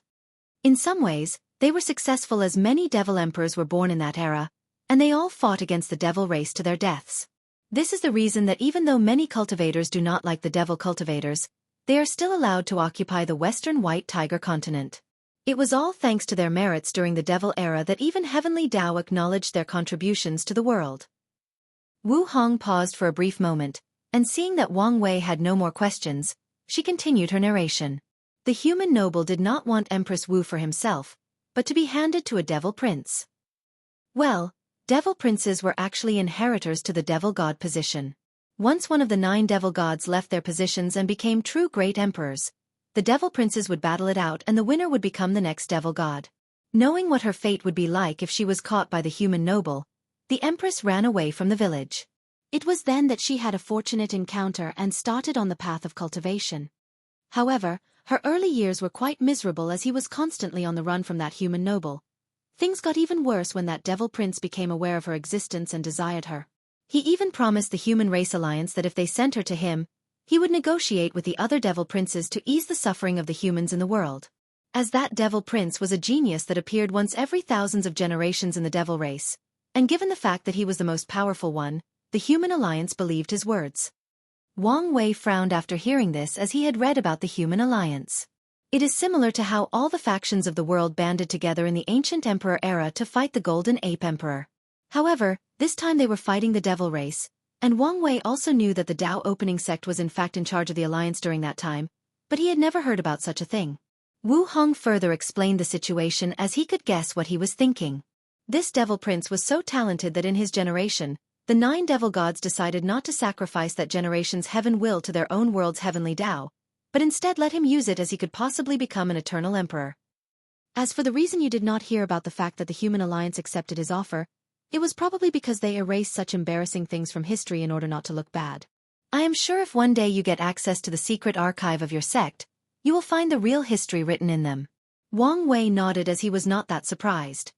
He was not a gullible person who believed that his sect never did anything wrong. As the most powerful faction of the myriad emperor word, Wang Wei knew that the Dao opening sect had done many cruel and shady things in order to retain their power and position. He can guess that even his father, who always had a happy and doting look, has done some shady things in his life as a sect master. And when he takes that position, he will do the same. So he was not fazed to learn that his sect has fabricated history in order to make themselves look better. All factions have done this at some point. Meanwhile, Wu Hong continued her narration. She also knew that Wang Wei would not be fazed by such a thing. Where was I? Yes, the promise of that devil prince. After he said these words, the empress spent her life running and hiding. She could not even trust her own race. And the few people that she could trust would always tell her that she should be happy that the devil prince wanted her, that she was not worthy of him and should be glad that she caught his eyes.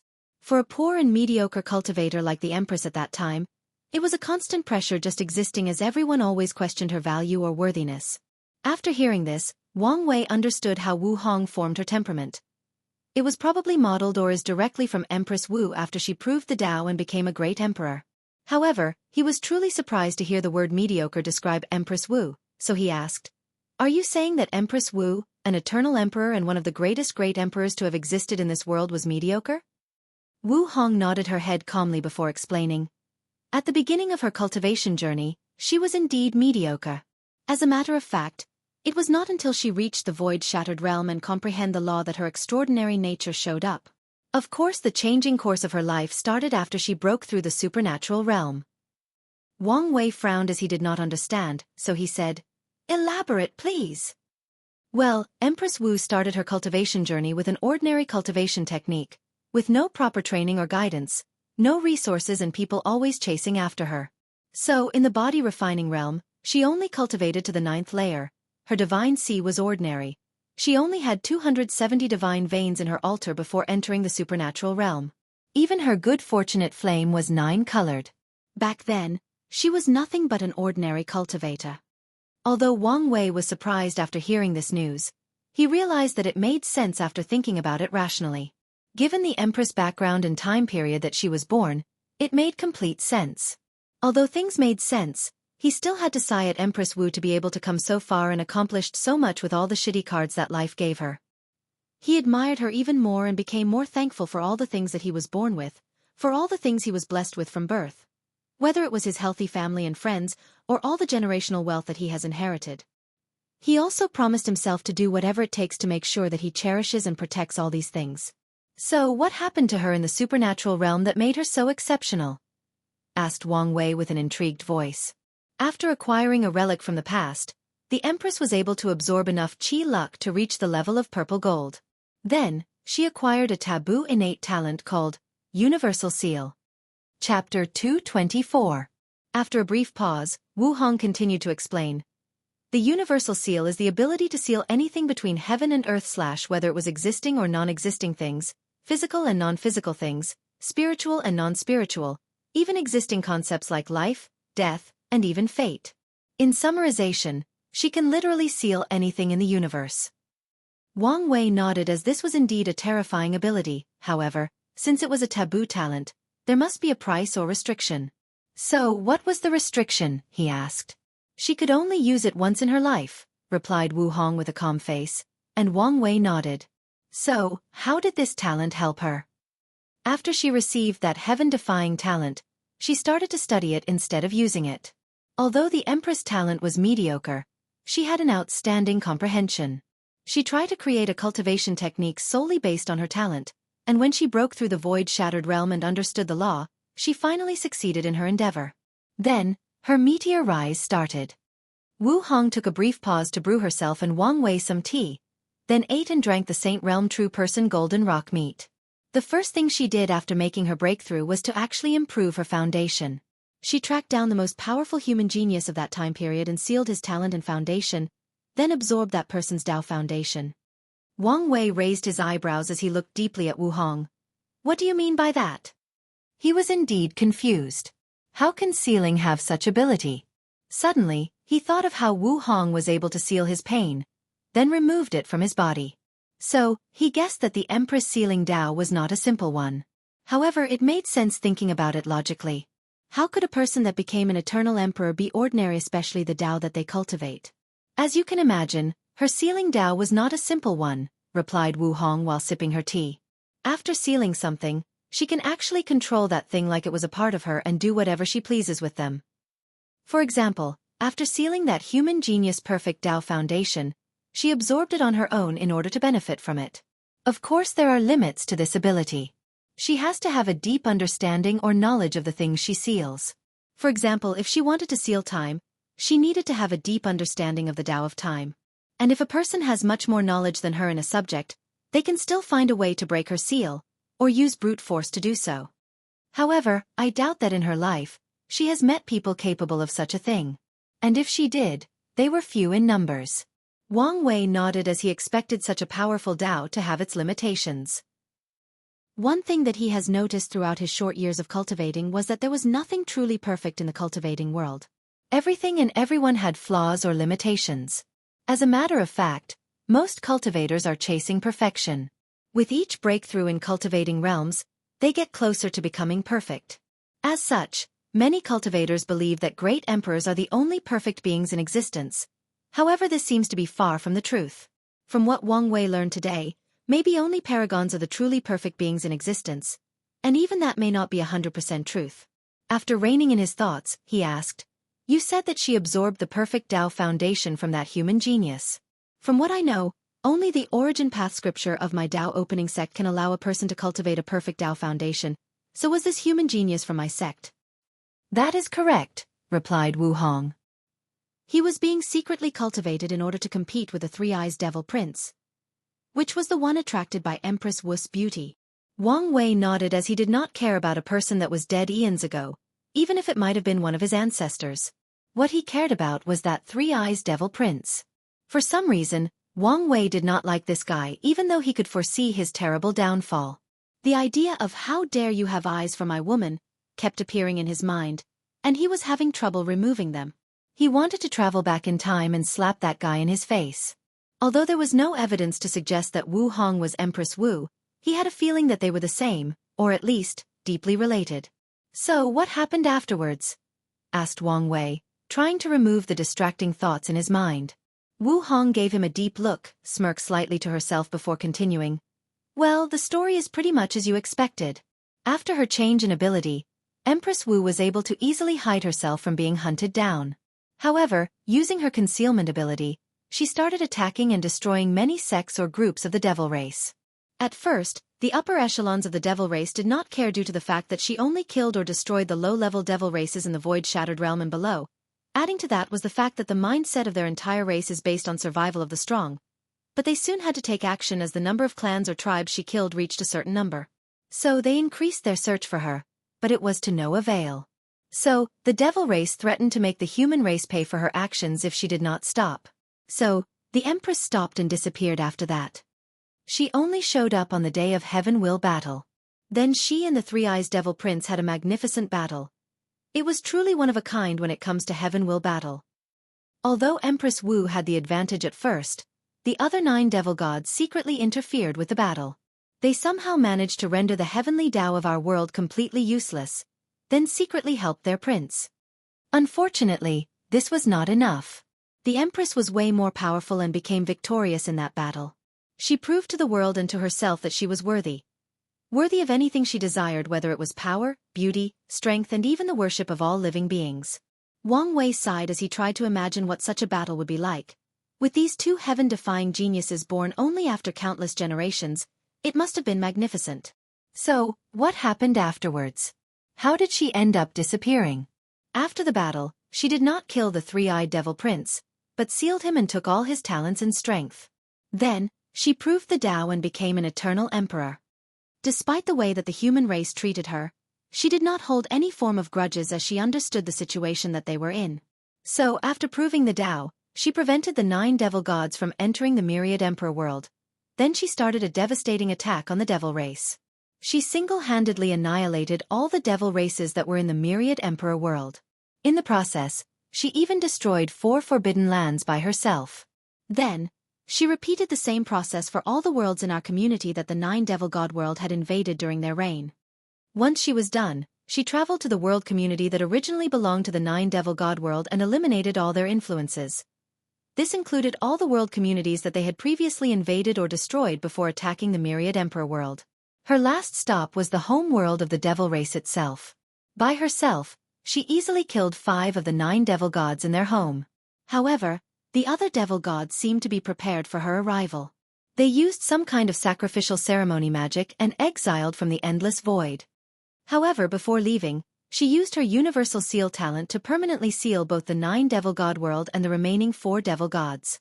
As a matter of fact, she even sealed the heaven will on that world, so that from that day on, there would never be another devil god born in that world. With her strength, the Empress single-handedly ended the devil era, and even the devil race itself. To this day, the majority of devil races are nothing but slaves, and their status is even worse than the demon race. Maybe a few of them manage to survive the purge by hiding in a faraway world community. But it is impossible for their races to rise again, as the Empress even sealed the chi luck of destiny of their entire races. Damn, muttered Wang Wei to himself. My Empress Wu is truly a savage queen. She did not give the devil race any chance to breathe at all. Wu Hong, who heard his mutter, looked at him before saying, "Your Empress Wu." Chapter 225. I do not know what you are talking about, replied Wang Wei with a calm look on his face. In the past few days, he has learned how to do with Wu Hong's ability to see through him. All he had to do was be thick-skinned or as shameless as possible. After Wu Hong finished explaining the life of Empress Wu, the 2 of them had a long chat about many things over tea and dinner. Then they separated to do their own things. Wu Hong returned to her own residence, while Wang Wei stayed in the small world created by true monarch Yan Chen to continue his training. He first headed to a place where a large and vast ocean was located in this small world. Then he took out his clothes and started refining them. In addition to the powerful gravity that would temper his organs, he added an array that would send a powerful vibration throughout his entire body, including his organs, in order to help him temper them. And that was not all. During the refining process, Wang Wei started to eat pills like they were candies. These pills included things like Viscera Strengthening Pill, Golden Muscle Pill, Dragon PLR Bone Pill, and many more. All these pills were Saint tier and very rare and expensive due to the fact that they are used by cultivators to increase the strength of their fleshly body. Although the origin path system is mostly based on martial art and chi cultivation, the martial art aspect is mostly in the early stages, while the chi aspect is more prominent in the middle and late stages. So, cultivators usually stopped paying attention to their bodies after the divine body realm. So, to make up for it, they invented many precious pills to boost themselves. However, Wang Wei used these pills to increase the strength of his fleshly body. Of course, the reason that he could take such high-level pills was because of how strong his flesh already was, so he could withstand all the medical powers of these saint pills. However, taking in so much had disastrous consequences.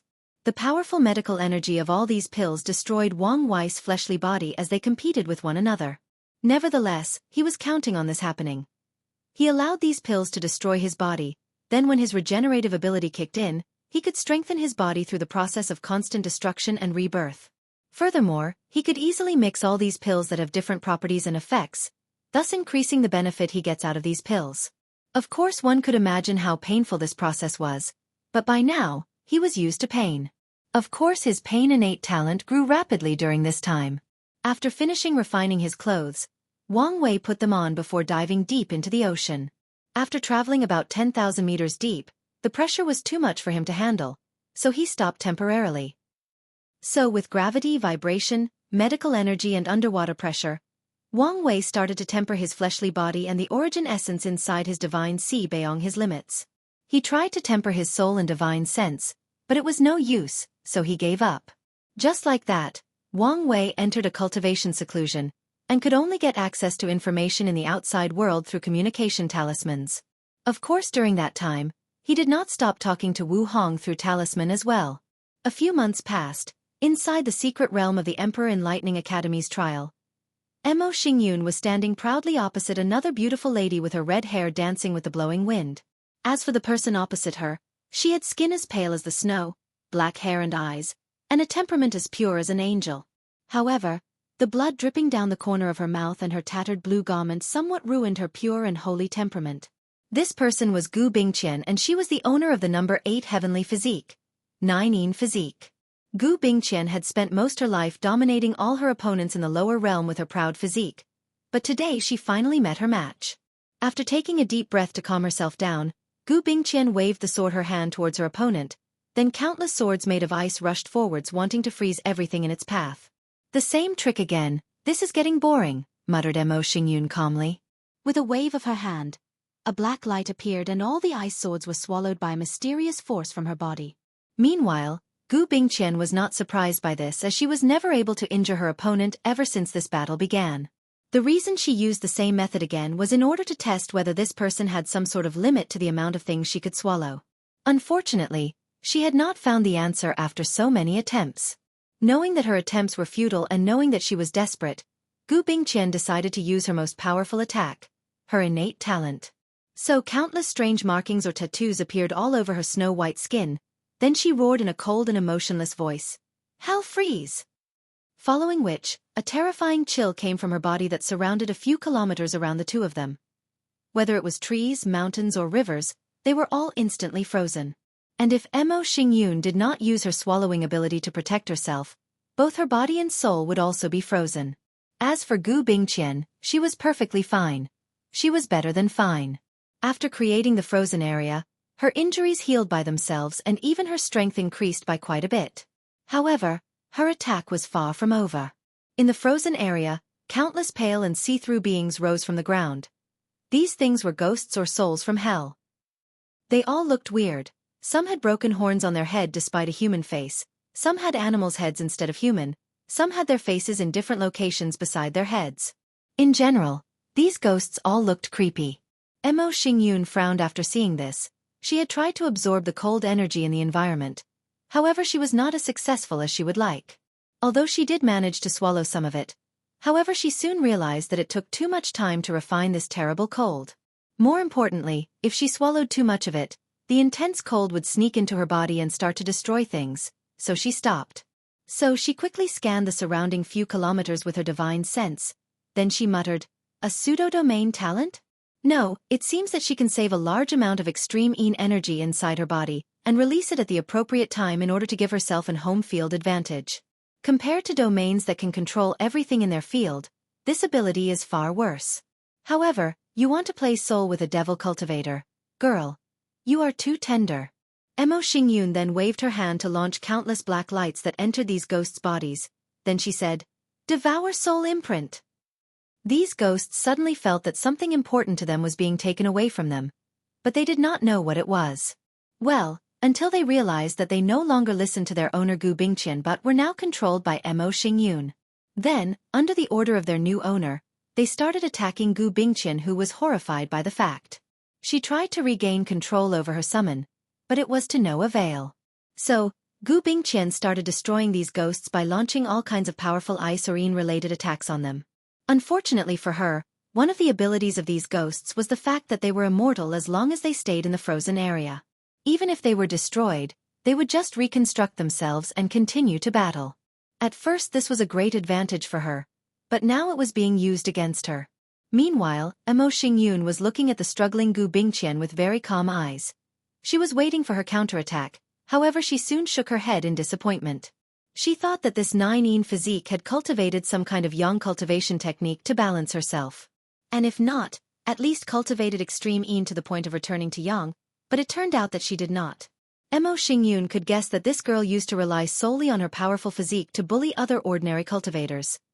However, this kind of simple method of training would not cut it in this world, especially in this glorious age. Without going above and beyond, a person solely relying on the advantage of their physiques would be left behind. So, she decided to end this battle as quickly as possible before any variable interfered. "Devouring fire," said Emo Xingyun. Then, brownish flames enveloped the entire area that the frozen hell ability covered. In just a few seconds, all extreme yin cold in the surrounding area was completely gone. Gu Bingqian's face became very ugly after seeing this.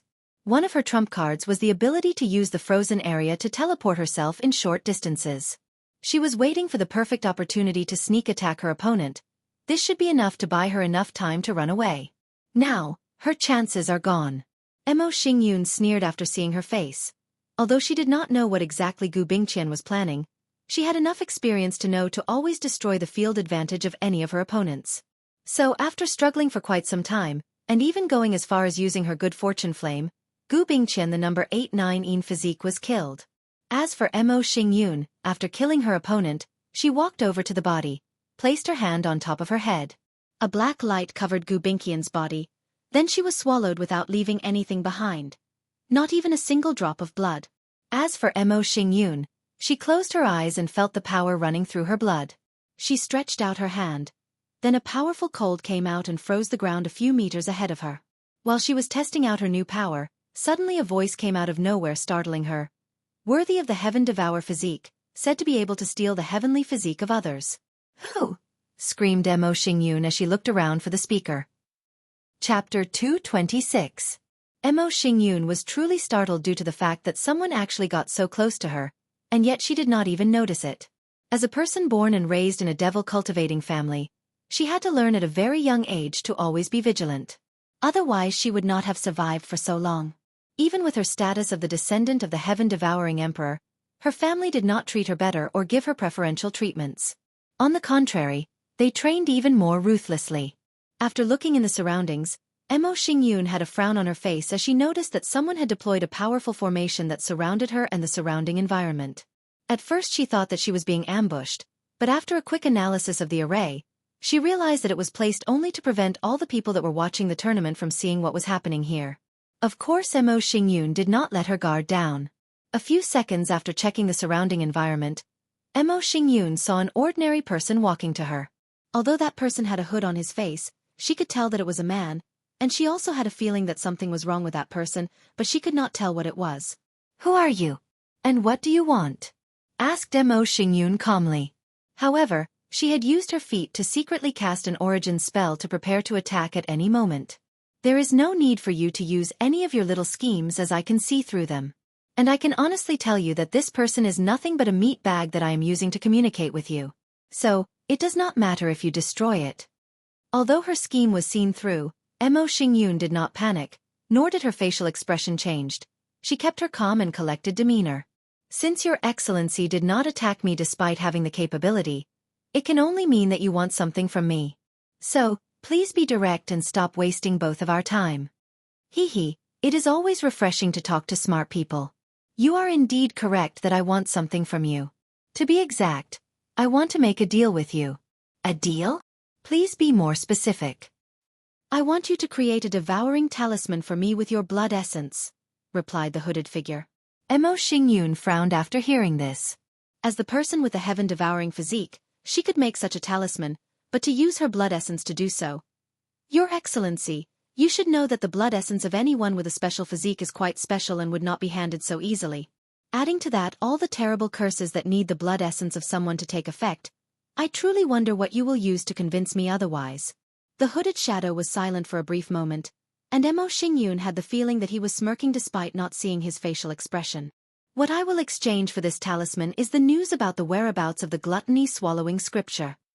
Your Excellency, you must take me for a fool, replied Mo Xingyun calmly.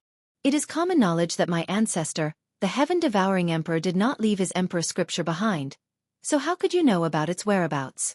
Replied Mo Xingyun calmly despite the fact that her heart was rapidly racing.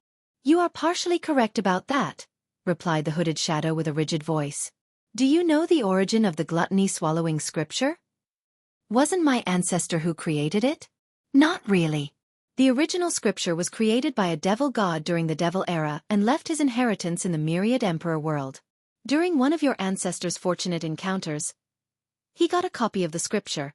However, he only received half of it. Later, after your ancestor got his hand on one of the 12 ancestral talismans, created by the talisman ancestor, he combined his understanding of it to finish the second half of the scripture and even created the Heaven Devour physique, which you inherited. Although the Heaven Devour physique was not acknowledged by Heavenly Tao, it was still a powerful acquired physique that could compare to the top 3 heavenly physique. And the gluttony-swallowing scripture he created eventually became even more powerful than the original. Mo Xingyun had a frown on her face as her thoughts began to run rapidly. She remembered hearing rumors that her ancestor had indeed acquired the swallowing talisman in his youth, which was one of the 12 ancestral talismans that the talisman ancestor left in the myriad emperor world after proving the Tao back in the ancient emperor era. However, there was no evidence to prove otherwise, and anyone who truly knew the truth was probably already killed. After reining in her thoughts, Mo Xingyun then said, So what you are offering is not the scripture created by my ancestor? So what? Replied the hooded shadow.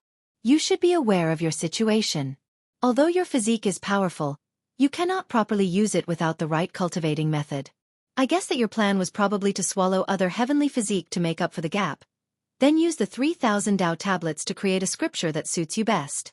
Unfortunately, I can see that you are not nearly as talented as your ancestor. So even with the tablets, there is no guarantee that the scripture that you create will be up to par. As for the physiques that you swallow without the proper method, it will take you a lot of time for you to digest their powers and there will still be flaws afterwards. In front of ordinary heaven chosen, your powers would be more than enough. But in front of people like Wang Wei and Di Tian, they will instantly take advantage of the slightest of flaws you have and completely annihilate you, especially knowing how terrifying your physique can be. After hearing this, Mo Xingyun tried her best to remain calm, however it was quite difficult, so she secretly bit her tongue to distract herself from her excitement and anger. She knew that this hooded shadow was correct. Although she had the same physique as her ancestor, her talent paled in comparison to him. The only advantage she had was the fact that she was born in a glorious age, thus granting her access to countless heavenly physiques. However, this was also a disadvantage as the geniuses that appeared in this age were truly devil-like. So, the threshold for strength and talent was dramatically increased. After taking a moment to calm her emotions down, Mo Xingyun then said, I can accept your deal, but you have to help me catch a few of the other heavenly physique, especially the ones in the top 5. No, replied the hooded figure. You can either accept my terms or we can part ways. Mo Xingyun frowned after hearing this, as she could not tell whether this deal was very important to that person. Before I give my answer, I have one last question. If you know the whereabouts of the gluttony-swallowing scripture, why not take it for yourself? Since you want a devouring talisman from me, then it is obvious that you need the power of devour to do something, so why not take the scripture and accomplish your goals? The hooded shadow paused for a few seconds before answering, Do not ask stupid question. If I could do that, do you think I would negotiate with you? Mo Xingyun then secretly sighed in relief as she finally found some form of advantage during this negotiation. From this answer, she could determine that this hooded person had some kind of restriction that prevented him from directly forcing her to do his bidding. Of course, she will not let her guard down because of this fact. So, how do we make sure we each keep our part of the bargain? A Tao heart oath? The hooded shadow secretly sneered after hearing this. He knew that devil cultivators care little for Tao heart, so he would not fail for such a simple trick. Without hesitation, he took out a contract that he made himself and sent it to Mo Xingyun, who took it and read it carefully. She was not disappointed that her little trick failed, as she did not expect much of it. After making sure that there were no hidden conditions inside, she signed it. If it was any other time, Mo Xingyun would never sign some random contract made by someone else. She would use her own instead. However, she did not have much of a choice. As the inheritor of the Heaven Devour physique, her life was constantly in danger due to the actions of her ancestor. So, she needed to increase her strength as soon as possible. After both of them signed their names on the contract, oddly, neither of them actually tried to cheat the other. Mo Xingyun made the devouring talisman with her blood essence, and the hooded shadow gave her detailed information about the secret realm that holds the second half of the gluttony-swallowing scripture. He even described some of the tests she might encounter inside. After the deal concluded, the hooded shadow instantly teleported somewhere and the array in the surrounding was lifted. The entire world could see Mo Xingyun again, however. She looked pale compared to a few hours ago. As for the hooded figure, he appeared in a special place, the residence of the seated players. Soon afterward, the person or body under the hood turned into countless particles and evaporated. He was replaced by an illusory figure floating in the air. The illusory figure then secretly entered a specific residence. Inside was a young Taoist priest wearing black-white clothes with the yin-yang symbol engraved in the front. The Taoist priest was actually Feng Heng from the Tai Profound Gate. As soon as the illusory figure entered the room, Feng Heng opened his eyes from his meditation and said to the person, "Master, where have you been?" Chapter 227. Feng Heng was used to his master always mysteriously disappearing, so he figured out that it had something to do with how he kept his primordial spirit in good shape. Most of the time he was not worried about his master given his strength and ability to hide himself. However, things are different now. They were currently in a tournament which was being watched by trillions of people all over the world, so the chances of being caught are very high. "You do not need to worry about me as I was doing something very important this time, and I took the necessary precaution," replied Xueqi. "Important? Master, can you tell me about it?" asked Feng Heng with a little excitement in his voice. Since even his master said it was important, then it must be truly heaven-defying. Xueqi nodded, then waved his hand to enforce the arrays that were set in this house. He had to make sure that there was no hidden array left by the academy to spy on the seated players' housing area. "I finally found a way for you to completely inherit the yin-yang eyes without having any defect." "Master, really?" "Of course." Feng Heng suddenly got up from his futon, then took out a sealed body from his space ring. It was a 5-year-old child with 2 empty sockets for eyes. He looked at the child on the ground with coldness and indifference. "So, Master, what do we need to do?" Xueqi looked at the body, and he was also calm. However, his calmness was not cold or indifferent, but more like a serene or peaceful one. In fact, there was still some pity or compassion deep in his eyes. "I will enter your sea of consciousness in order to guide you. However, be warned, the process will be very painful, even more painful than when we did the first transplantation or when you went through heavenly tribulation." Feng Heng nodded without much care for his master's words. As a cultivator, if he could not withstand a little pain, then he does not deserve to be one of the powerful heaven-chosens of this generation. So, Feng Heng took a deep breath, sat cross-legged in his futon, then meditated for a few minutes. Then he opened his bright eyes. "Ready?" asked Xueqi. Feng Heng nodded calmly, then paused briefly. "Master, I am very thankful for all the things you did for me. So, when I manage to prove the Tao and become a great emperor, I promise to find a way to completely revive you and build a powerful fleshly body for you with all the best emperor-tier materials that I can find." Xueqi sighed before nodding. "Fenger, one of the things I like most about you is the fact that you are the kind of person that always repay his kindness, so I do not donut your words in the slightest." "All right, this is not the time to get sentimental. Let's get started." After saying that, Xueqi turned into countless motes of light and entered Feng Heng's sea of consciousness through his eyebrow. He found himself floating in a dark space with a bronze cloud floating inside. This was Feng Heng's soul.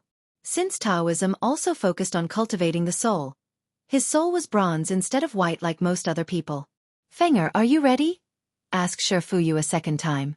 "Yes, master," responded the floating cloud.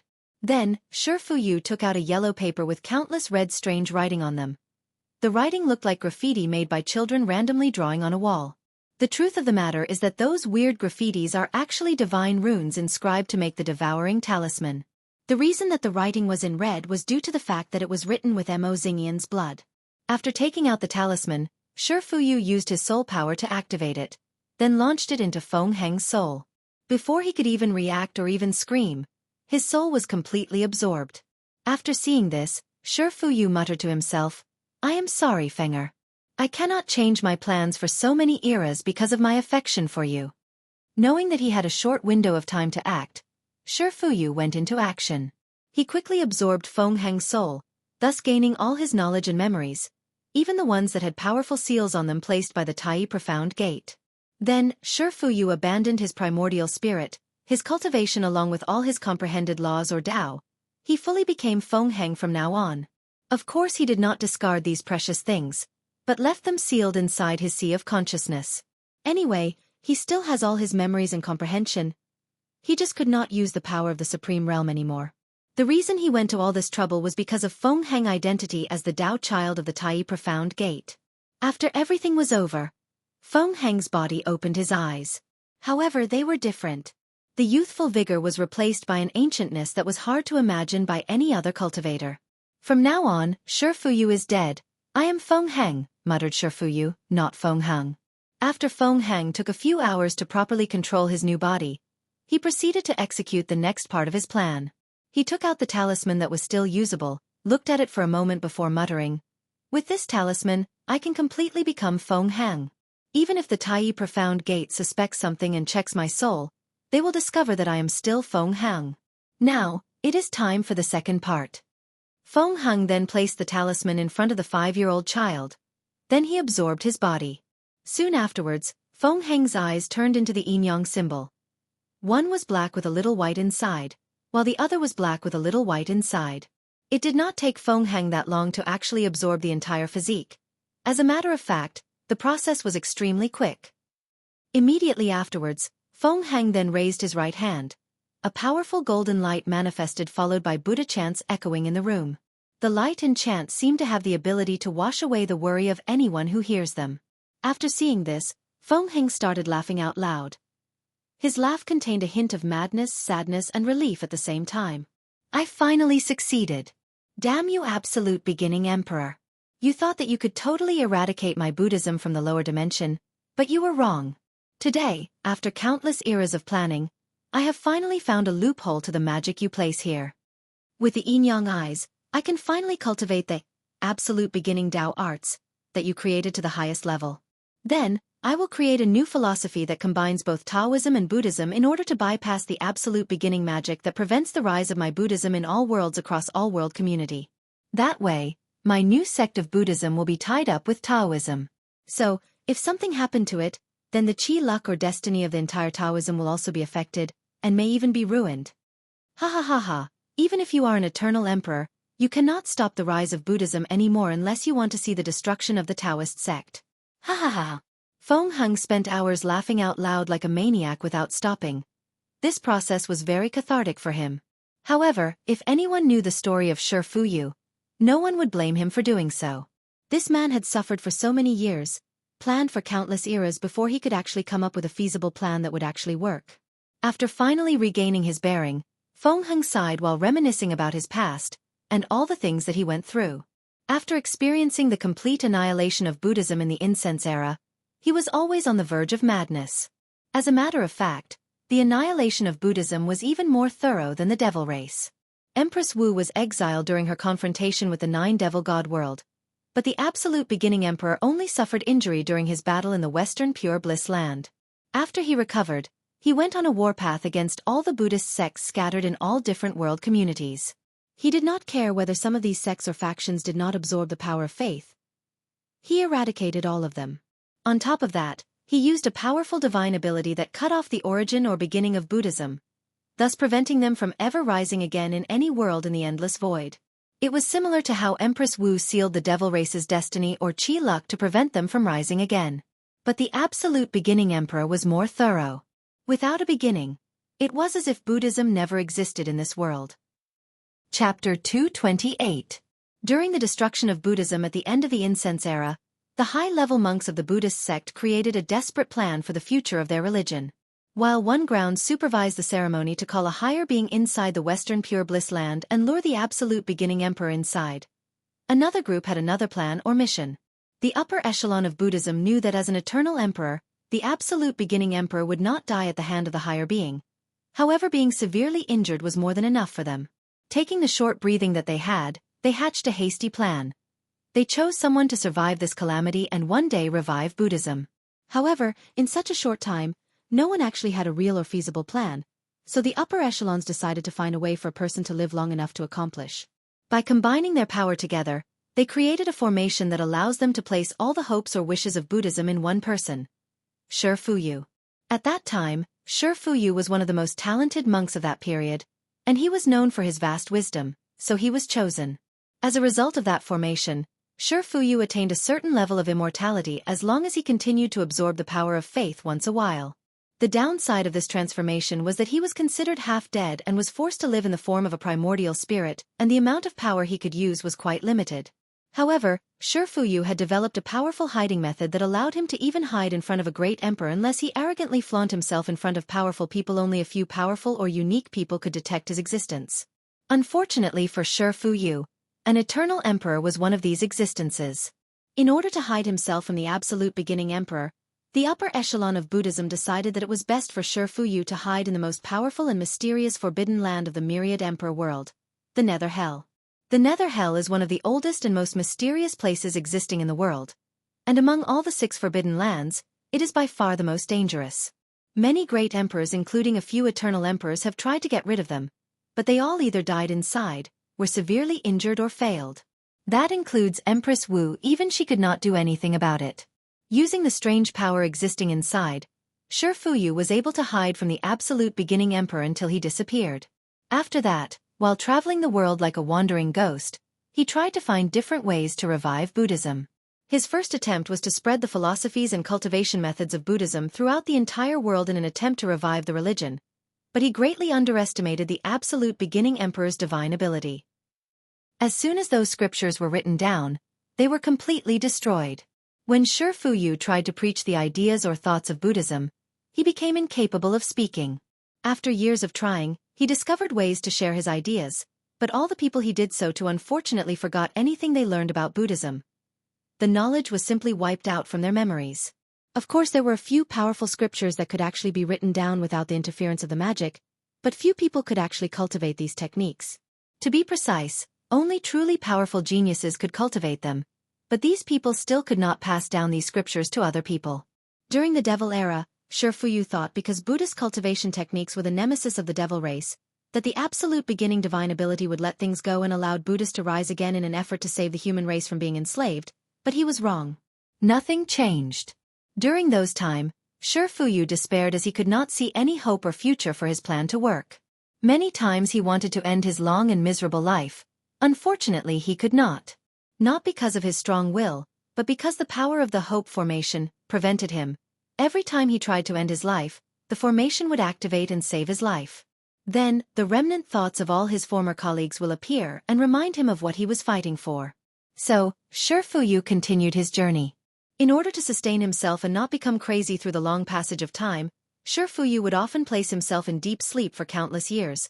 In these periods of peace, he would forget everything before waking up to continue his mission. After living through 3 eras and billions of years, he finally found a solution. By cultivating the absolute beginning Tao art to the highest level, he could trace back the beginning or origin of Buddhists that the absolute beginning emperor had erased. Of course, he would not just change the erasure. No, that would mean that he would have to fight an eternal emperor over control of his own divine ability. He was not that stupid. After tracing the beginning of Buddhism, he would change it slightly and made sure that his new version, which was a combination of both Buddhism and Taoism, was a form of Buddhism that was not affected by absolute beginning magic. Essentially, he would create a loophole in the magic that prevented him from spreading Buddhism again. On top of that, his Tao Buddhism would have its destiny or chi luck bound to Taoism. So if one prospers, the other will also prospers.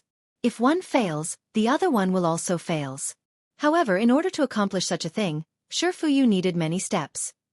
First, he needed the yin-yang eyes physique, access to the absolute beginning Tao arts, and to become a great emperor. He also knew that this was essentially impossible as heavenly physiques were essentially granted by heaven and earth, and he would never possess one given his state. So, Xueqi tried to create a cultivation method that allows him to swallow a person's physique.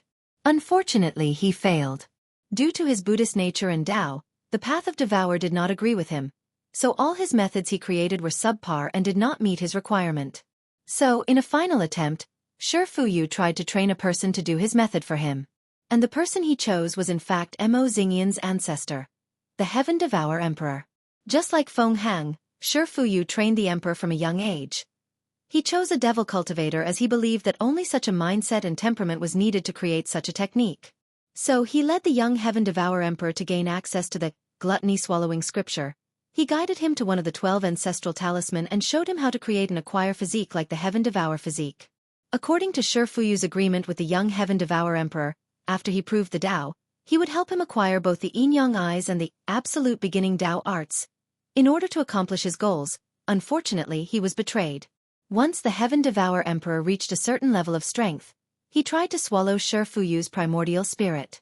Luckily for him, he was an old fox and quickly recognized the action of his disciples, so he ran away beforehand.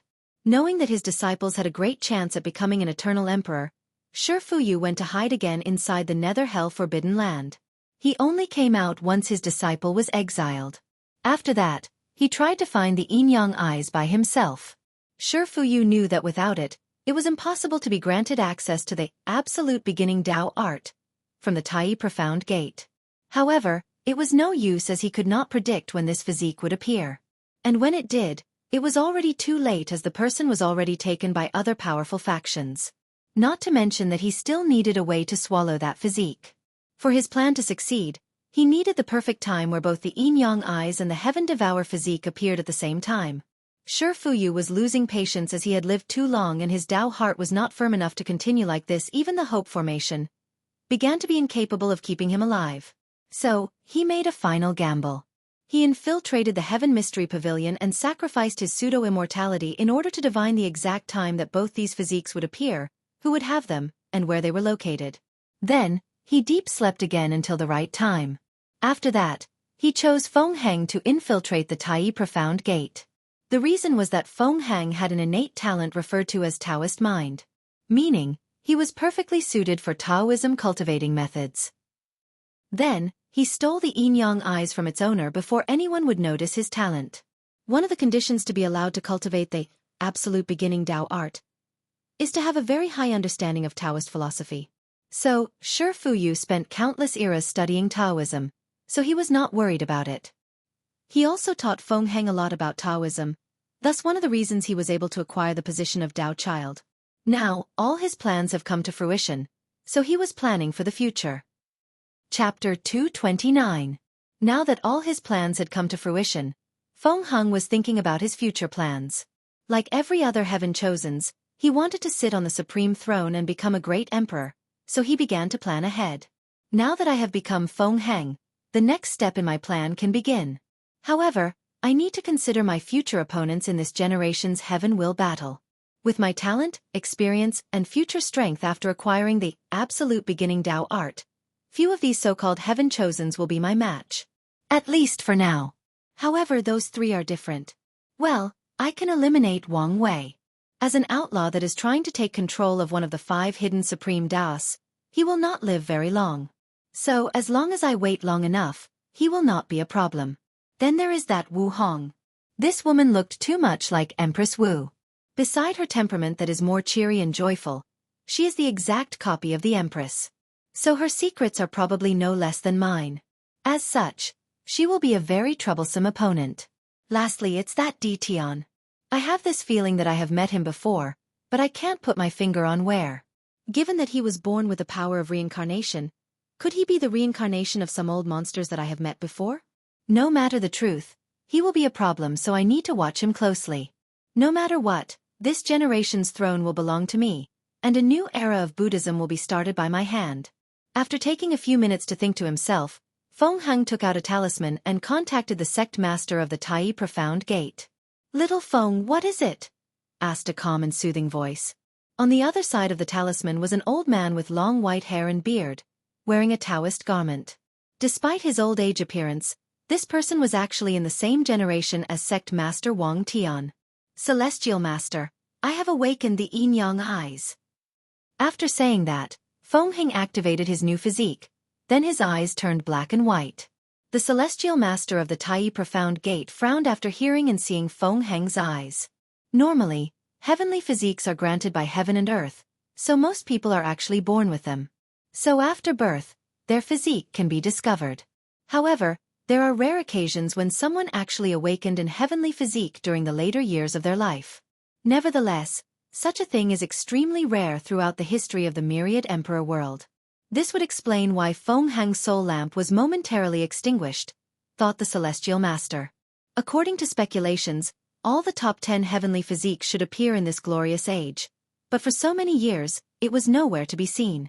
Our profound gate have spent so many resources searching for it to no avail. Now, it seems that it is because it woke up a little late. So, what are you going to do now? Asked the celestial master with a happy smile on his face. Their Tai Profound Gate finally have a true heaven chosen that can represent them on the heavens will battle. I want to cultivate the absolute beginning Tao art, replied Feng Heng calmly, but with a determined voice. Are you sure about this? You have spent so many years cultivating the Yin-Yang Reversal Manual, and your foundation has already been set. Cultivating another emperor scripture will take you a lot of time to modify? On top of that, your current cultivation technique perfectly suits your new physique. Not to mention all the tests you have to go through before you can get access to the absolute beginning Tao art. Even if you have the yin-yang eyes, without the sufficient level of Tao understanding, the sect will not allow you to cultivate the ancestors' Tao art, replied the celestial master calmly. I insist, celestial master. So be it, nodded the sect master of the Tai Profound Gate. The only reason he asked in the first place was to determine Feng Heng's determination. Of course things will not proceed as smoothly as he made them out to be. Before anything else, the sect will do a thorough search on Feng Heng and make sure that nothing was wrong with him. After all, his soul lamp was extinguished for a brief moment, signifying that he was dead for this period of time. So, the sect will check whether someone had seized his body. Then they will check his sudden gain of the yin-yang eyes. When everything is clear, then he will have the opportunity to take the test to gain access to the absolute beginning art. So, what are you going to do with this tournament? Asked the celestial master. I do not wish to continue participating, as passing the sect's test is more important and conducive to my future. As for the Tao tablets, I am sure that the sect can pay a certain price to acquire an entrance token for me. The academy should give our profound gate some face. Then, I'll see you back at the sect in a while, the celestial master said as he disconnected the communication talisman. As for Feng Heng, he sighed in relief as he knew that he passed the first step in being his former disciple without showing any weakness. As a matter of fact, Feng Heng lied and did not explain his real motive for not participating in the tournament. The truth of the matter was that he did not want to place his name on the Heavenly Tao Protection Book. According to the laws and regulation of heaven and earth, all cultivators in the supreme realm and under are considered mortals. Such, they all have a limited lifespan and will one day enter samsara to reincarnate themselves.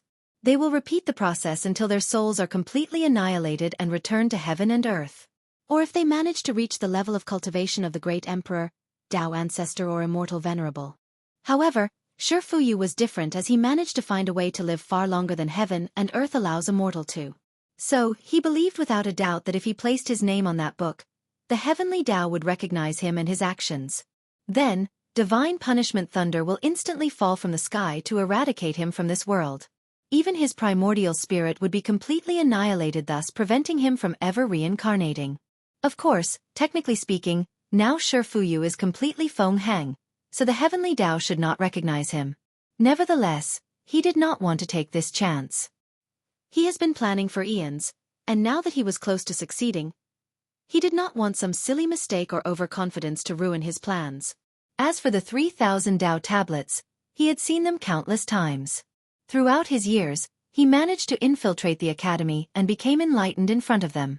As a matter of fact, he even once encountered the tablets before they were baptized by countless great emperors, making them so powerful and valuable.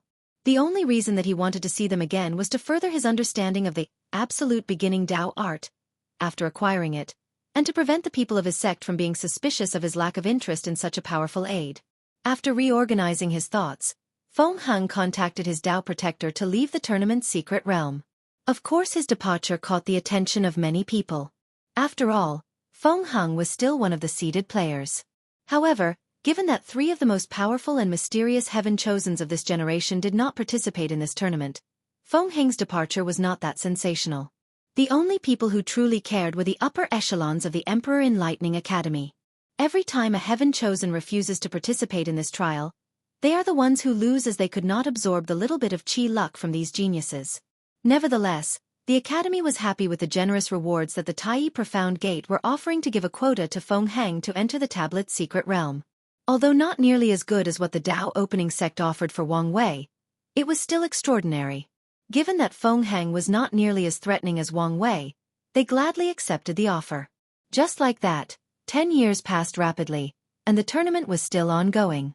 Of the 15 billion participants, only 1 billion was still left, meaning that the end of the elimination round was quickly approaching. In the floating booth of the upper echelons of the Emperor Enlightening Academy, all the teachers were still watching the tournament. For cultivators of their caliber, 10 years was shorter than any random retreat that they had. While everybody was watching the few exceptional candidates, Headmaster Bai Han suddenly felt that something was wrong. So, he released his divine sense to scan the academy, but he did not find anything. So, he used his finger to calculate the secrets of heaven. Then he suddenly stood up and shouted, "What is going on?" Chapter 230. All the teachers were surprised by the sudden outburst of the headmaster. Usually, Bai Han always had a calm and ethereal temperament to him. He always remained calm in every situation. So why was he acting in such a way? "Headmaster, what's wrong? Did something happen?" asked one of the teachers. Bai Hai then took a deep breath to calm himself down before explaining, "I just calculated the secrets of heaven and discovered that the chi luck of our entire academy has been reduced by 5%. All the teachers gasped out loud after hearing this. With how powerful the chi luck of the Emperor Enlightening Academy is, even if 0.1% is lost, it is a sign for concern. A 1% lost would make the academy on the highest alert. But now, 5% is gone and no one even noticed it happening." After thinking about this, all the teachers had an ugly look on their faces as they also began to calculate the chi luck of the academy. And they all came to the same conclusion as Bai Han. Now, they started wondering what was going on. Bai Han then started to mobilize the Wisdom Eye, which is the intelligence agency of the academy similar to the Dao Opening Sect's shadow. A few days later, in a secret room, Bai Han and all the upper echelons of the academy were reading a report of the current situation of the world. It was then that they learned that rumors of them despising professionals have been spread throughout all over the myriad emperor world. By now, the majority of alchemists, talisman maker, array master and refiners in the entire world have heard about these rumors. Then, they all developed a negative view of the Emperor Enlightening Academy, hence the result of the dramatic decrease in the sect's chi luck. "What do we do now?" asked one teacher with a look of worry in his face. He knew well how much power and influence these professionals have in this world. There is a reason they are considered very noble and have high status in this world, especially alchemists. There are no cultivators that will not need the help of pills in his life. Whether it is breakthrough cultivation realm, increase strength or talent, or even save their life. All cultivators will need the help of an alchemist at one point or another. "Maybe things are not as bad as we imagine," replied one female teacher. "Our academy's reputation has been positive for countless years. As long as we announce our stand on the matter, things should go back to normal, or at least, not further escalate." Many teachers calmed down and nodded in agreement with us. However, some of the more cunning ones knew that things were not so simple. "Your words may have been right if this was actually an accident. However, given how fast this news traveled around the world, do you think that this was a coincidence?" "You mean someone is purposely attacking us? But who dares go against our academy?" "Isn't it obvious?" suddenly said Headmaster Bai Han.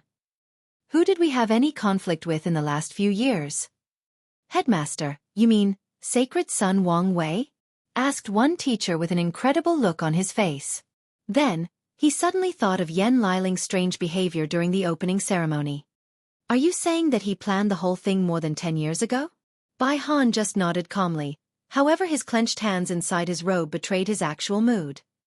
"So what do we do now?" asked one teacher.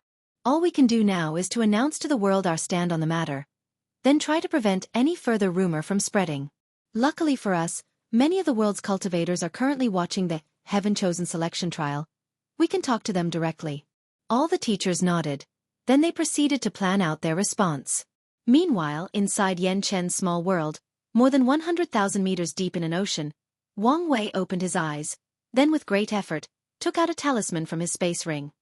"Wire, the Academy have just noticed our actions and are preparing to deal with the situation," said Sect Master Wang Tian. "How long has passed?" asked Wang Wei through divine sense. 10 years. Later than expected.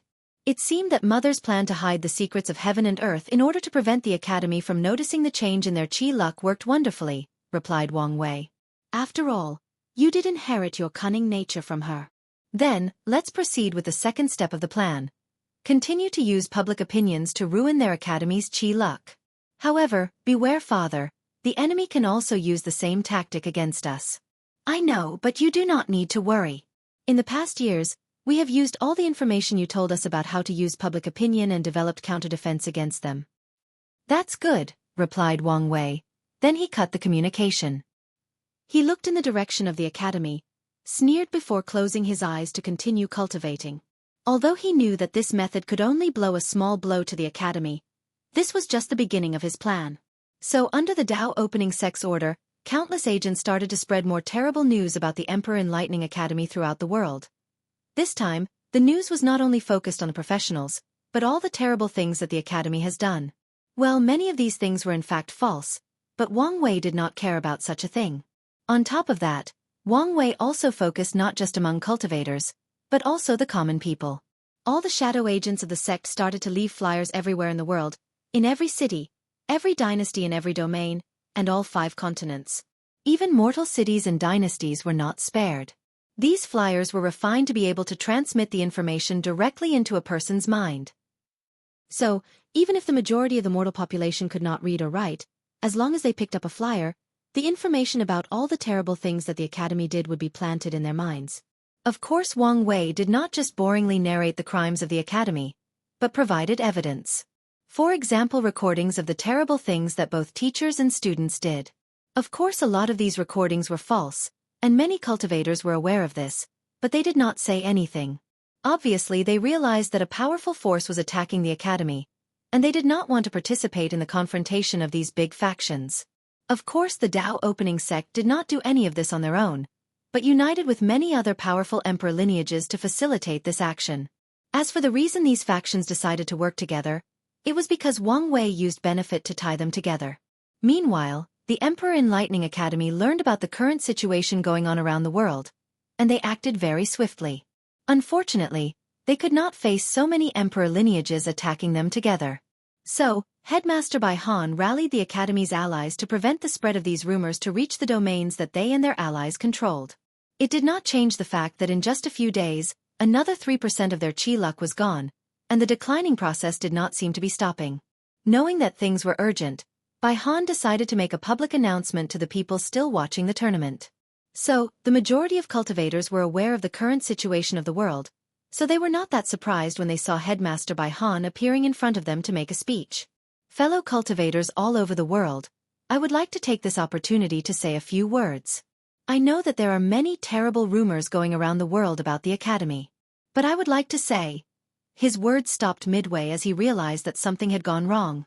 The formation that should be broadcasting his speech suddenly changed and started broadcasting something else. It was the image of the upper echelon of the Academy. He was sitting in a private room with many gourds around, surrounded by many beautiful women. His rosy face indicated his inebriated state of mind. Then he started talking. Bai Han felt that something was wrong, so he ordered through divine sense for someone to shut down the formation, but it was no use. It was as if the formation was no longer under the Academy's control. Haha, beauty. You should have seen the face of those damn alchemists when the headmaster decided to remove their spots. All their arrogance and smug look was completely gone. It was as if someone spit in their mouth. Haha, I wish I could have seen that damn Fu Kaiyu's face after hearing that news. You know, a few years ago, I went to beg him for a young exorcist pill to save my wife that was infected by 9 netherine chi after a visit to the Forbidden Land, but he refused me. What made me so angry was the fact that he had just refined the pill in front of me not long ago. But he looked me straight in the face and said that he did not have any.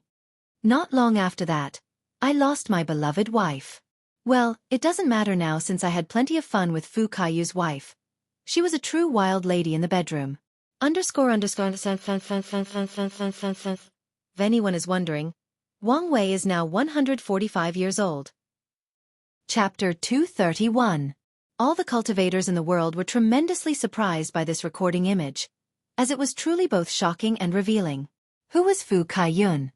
He is the great elder of the Origin Pill Dao sect, which is an emperor lineage that has cultivated 5 great emperors, and all of them were alchemists. The Origin Pill Dao sect is the leader of the Alchemy Association located in the southern Vermilion Bird continent.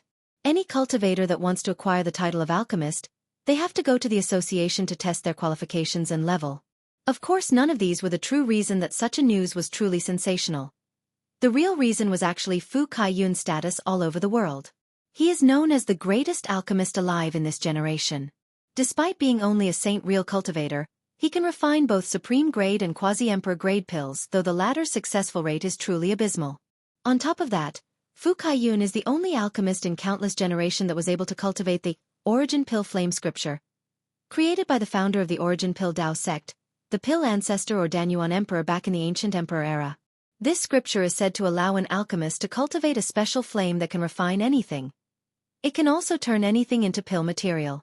An alchemist who cultivates this technique could refine a piece of rock into a medicinal material needed for a pill. Despite the heaven-defying ability of this emperor technique, the requirements or talent needed to cultivate it is very harsh. So, throughout the history of the Origin Pill Dao sect, few alchemists were able to do so, and the ones that were successful can be considered the most talented of their generations. Luckily for the sect, the last generation, Fu Kaiyun appeared. Unfortunately, this Fu Kaiyun also suffered the same malady as his predecessor, being extremely arrogant. Due to his talent as an alchemist, Fu Kaiyun's status in this world is extremely high and respected. As such, he only gave face to a few people he deemed worthy of his equal, while always looking down on other people. So, when it comes to making rare pills, without having a certain identity, Fu Kaiyun will never agree to concourt pills for someone. As a matter of fact, even the current sect master of the Origin Pill Dao sect is looked down upon by him. If it was not the fact that he wanted to focus on Pill Dao, he would have been the sect master in his generation. So, after seeing any analysis of Fu Kaiyun, Wang Wei concluded that this guy was a person with a lot of enemies, and might even have some among the upper echelons of the Emperor Enlightening Academy.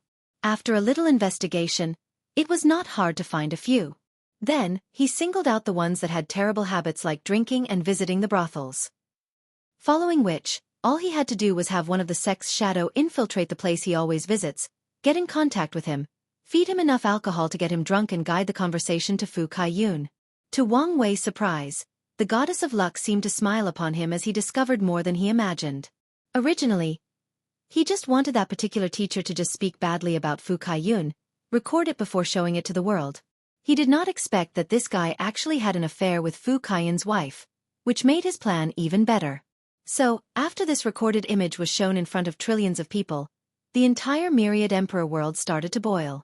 This level of scandal is rarely exposed to the entire world, especially when involving powerful people from emperor lineages like the Academy and the leader of the Alchemy Association. Although Bai Han managed to close the formation, by then it was already too late. The information that Wang Wei wanted to show was already shown. Soon, the consequences also followed. The next day, the Alchemist Association, Talisman Association, Refiner Talisman and Array Association from the southern Vermilion Bird continent announced that they will cut their relations with the Academy. As such, they will no longer grant them access to their resources such as precious pills, ores, and talismans. On top of that, all the professionals cultivated by the Academy or have any relationship with them will not be able to take their tests in these associations and gain their official title or position. Meaning no alchemist or talisman maker trained by the Academy will be officially acknowledged by any of these associations. So all the benefits, powers, status and rights these professionals are granted throughout the world will not be available to them. Of course, as a powerful emperor lineage, the Academy can be truly self-sufficient without the need for outside resources.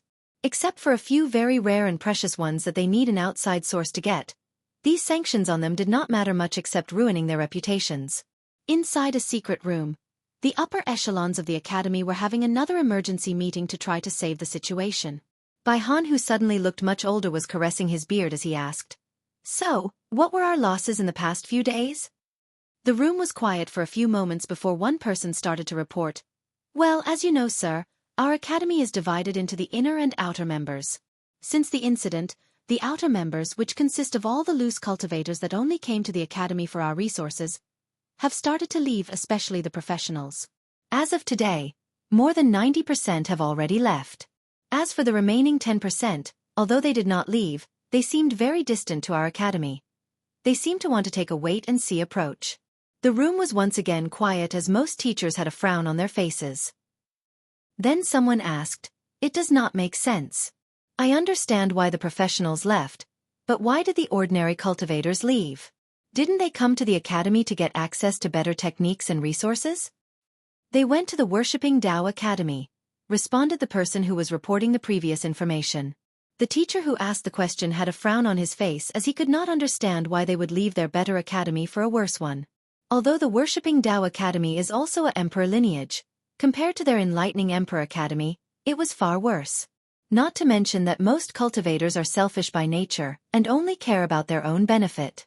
Then that teacher seemed to think of something and asked, "Did someone else intervene?" "Yes. The Tao Opening Sect just announced an alliance with the Worshipping Tao Academy. They decided to pool many of their resources together. Additionally, many of the emperor scriptures of the Tao Opening Sect appeared on the list of cultivation techniques that anyone can redeem with enough points. But like us, the price is simply impossible for anyone to truly get." The teachers in the room secretly cursed to themselves. If you add the 5 scriptures of the Worshipping Tao Academy to the 9 of the Tao Opening Sect, that is a total of 14 emperor tier scriptures. Although all of them knew that it was impossible for these loose cultivators to acquire, they themselves did not know that. All they care about is the fact that they have a chance to cultivate one or more of these 14 powerful emperor-level cultivation techniques. This idea is enough to drive so many of them crazy and rush to the Worshipping Tao Academy. After another long silence in the room, Headmaster Bai Han then asked, "What about the inner members of our academy?" "Besides a very few, all the others are still in the academy as their loyalty has been trained since young. However, the professionals in our academy are not very happy and are asking for the headmaster to give them a proper explanation. We have tried to explain to them that the teacher in the recorded image was captured and sent to Fu Kai Yun in order to appease the Alchemist Association, but it was no use. But they were not satisfied with this explanation." "Anything else?" asked Bai Han calmly. At least he looked that way on the surface. "Our chi luck continues to decrease with each passing day, but there is currently no way to stop that. On the good side, we still have some allies that are still standing by us during this time." Bai Han just nodded, but he did not say anything more. However, one teacher still asked, "I don't understand, why are all these sects combining together with the Tao Opening Sect? Do they want them to remain the most powerful sect in the world? Wouldn't it be better if they supported us instead of them? It makes no sense." Chapter 232. This was indeed something that puzzled many of them, but they did not have the answer, so they looked at Headmaster Bai Han hoping he could provide them with the answer. After a brief pause, Bai Han then explained, "There are many reasons for this. The first being the fact that the Tao Opening Sect's reputation among the cultivators of the world has always been very good. They rarely flaunt their power and prestige as the most powerful sect to the world unless necessary. Well, to be honest, they did not have much opportunity to do so anyway. They only cultivated their 9th emperor during the Devil Era, which was a time where the entire world was on the brink of being enslaved. In the Middle Emperor era, our academy's rapid development did not give them the time to show their power and prestige. By this era, the Tao Opening Sect had not cultivated a great emperor for so long that they were more focused on themselves than showing to the world their strength." The teachers had a pensive look on their faces as they realized that the headmaster was right. As a matter of fact, compared to their academy, the amount of time that the Tao Opening Sect had shown his might and prestige to the world was quite small. As such, reputation-wise, they were considered way better than the Emperor Enlightening Academy. "This could not be the only reason, right?" asked one teacher. "Of course not," replied Bai Han. "The second reason is the fact that many powerful factions considered our academy a new power. Sown emperor lineage like the Tao Opening Sect, the Origin Tao Pill Sect, Origin Rune Palace, etc., were created in the ancient emperor era. So, they have survived the rise of the Demon Clan, the destruction of Buddhism, the Devil Race invasion, and the Heaven Devour Emperor catastrophe. Compared to our academy, who was only present during the last disaster, we are considered less cultured, with less history, and having the least amount of background. So, despite how popular our academy might be seen in the eyes of many cultivators, When it comes to these ancient sects, they look down on us very much. The teachers in the room had an ugly look on their faces after hearing this. Then they started to remember their interactions with these ancient factions, and realized that they always seemed to have some sort of superiority when dealing with the academy. Some people never understood the reason or did not even notice it until now, but now they finally understood many things that puzzled them. Nevertheless, despite the contemplative faces of these teachers, Bai Han did not stop talking. The last and main reason for their behavior has to do with the 9 Emperor curse. Many of these factions believe that they will one day cultivate 9 emperors like the Tao opening sect. However, they don't know how to deal with the curse. So they are using the Tao opening sect as a guide or experiment to see how they deal with the situation, then they can imitate their methods. Bai Han had a sneer in his face when he said these words. In his mind, these factions were delusional if they thought it was so simple to cultivate 9 great emperors. After a long silence in the room, one of the teachers said, "So what do we do now? It is obvious that the reason that all these things are happening is because of Sacred Son Wang Wei's plan. So do we bow our heads to him and just allow him entry to Tao Tablet's secret realm?" Many teachers felt the same way as the one to speak, while others felt that it was shameful for them to bow their heads to a younger generation. However, none of these people spoke out loud. Compared to the well-being and future of the academy, a little shame is nothing. "Absolutely not," responded Bai Han. "Headmaster, this is not the time to let pride get the best of you. It is not shameful to bow our heads for the future of the academy," said one teacher. Bai Han looked at the person who spoke these words before replying, "This is not about pride," which was an actual lie. "Have any of you heard the term spirit of the epoch?" All the teachers shook their heads, while a few heard the term but could not pinpoint where. After the Qiyuan Emperor created the origin path system that we cultivate today, he essentially became the ancestor of our cultivating civilization. And when he spread this method throughout many other world communities, the vast amount of Qi luck did not only benefit the Tao opening sect, but the heavenly Tao of the myriad emperor world as well. Unfortunately, even heavenly Tao cannot escape the shackles of karma. Hence, it owes a great debt to the Qiyuan Emperor. However, how do you pay such a debt to a powerful eternal emperor? By repaying its descendant or lineage. So, heavenly Tao granted the Tao opening sect something called the spirit of the epoch. What this means is that for countless years to come, the sect will be blessed by destiny and will prosper greatly. This is the reason that the Tao opening sect can cultivate so many powerful great emperors and survive through so many calamities after so many eras. This is also the reason that sects created by the Array Ancestor, Talisman Ancestor, Alchemy Ancestor, and Refiner Ancestor still exist to this day. Although not all of them cultivated many great emperors, they still survive through this day. Throughout history, there have been many other sects that had cultivated 9 emperors. The Chaos Ruler sect from the Ancient Emperor era, the Amitba Temple from the Incense era, and the Human Trader, the Jin Clan from the Devil era. But none of these factions survive to this day. Whenever a terrible catastrophe occurs in this world, Heavenly Tao will ensure that sects like the Origin Pill Tao sect survive and be able to rebuild through control of Qi luck or destiny. However, Heavenly Tao is all about balance, so it will not allow the Tao opening sect to dominate the world. So when our founder Emperor Kong created a new system of inheritance, Heavenly Tao took the opportunity to shift the spirit of the epoch to our academy and impose the 9 Emperor curse on our competitor. This is one of the reasons that our academy was able to cultivate 6 great emperors consecutively in the Middle Emperor era. Normally speaking, this spirit of the epoch should belong to the academy until we cultivate our 9th emperor and can balance the Tao opening sect, but the appearance of Wang Wei ruined everything. Not only did he find a way to make the 9 emperor curse invalid to him, but his recent attack against our academy is slowly removing the spirit from us. So, we have to be even more tough on him. The teachers were shocked after this revelation. This was the first time that they had heard of such a secret. However, the teacher who previously spoke against Bai Han had a frown on his face. Then he asked, "Headmaster, since Heavenly Tao granted us the spirit of the epoch, how could someone take it away?" Bai Han answered calmly, "You do not understand. The spirit of the epoch manifests itself in the form of Qi luck. No matter how dire a situation is, with enough luck, anyone can easily survive. Let me ask all of you, how is Qi luck generated? 4 dynasties. As long as the territory is vast and the people are happy and healthy, the dynasty's Qi luck will be prosperous. As for factions like sects and academies, Qi luck is based on how our reputation, prestige, and our contribution to society or civilization in general. Now, with all the cultivators and mortals in the world thinking that our Emperor Enlightening Academy is a terrible place full of sins and depravity, do you think we will have any reputation and prestige left? Do you think that the spirit of the epoch will be left to us? After saying that, Bai Han sighed before saying, in order to accomplish such a feat, this sacred son Wang Wei should have a very deep understanding of Qi luck and be privy to many secrets of heaven and earth. So, how could he know so much? Little did he know that when Wang Wei's Qi luck turned from black back to gold, he acquired a very deep understanding of how Qi luck works between heaven and earth. As for the spirit of the epoch, it was Wu Hong who told him about it. So after asking his father to check the records in the sect, he learned all the information about it.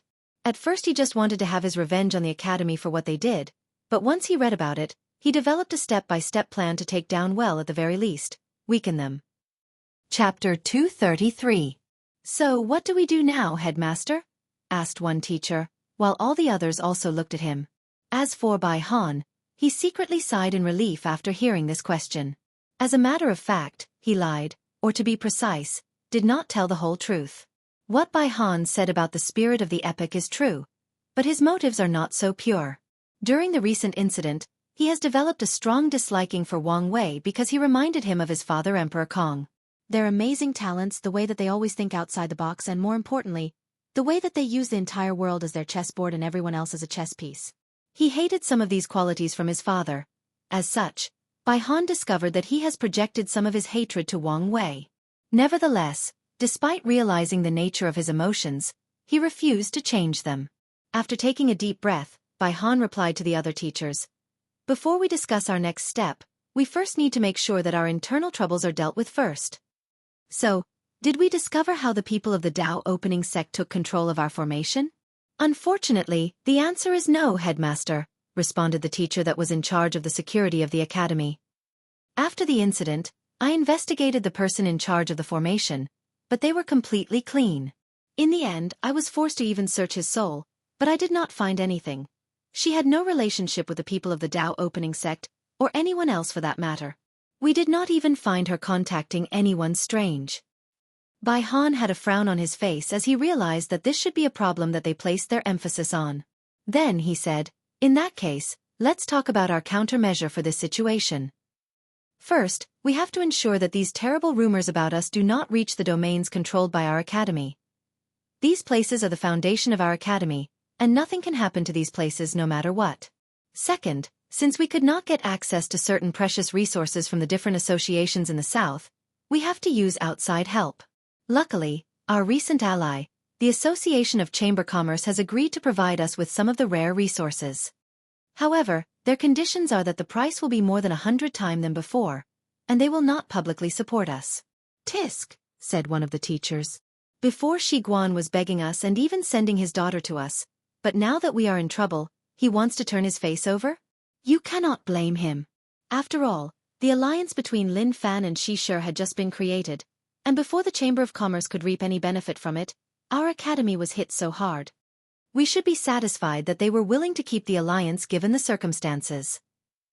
As for the increase in price, it should be expected given that they are merchants.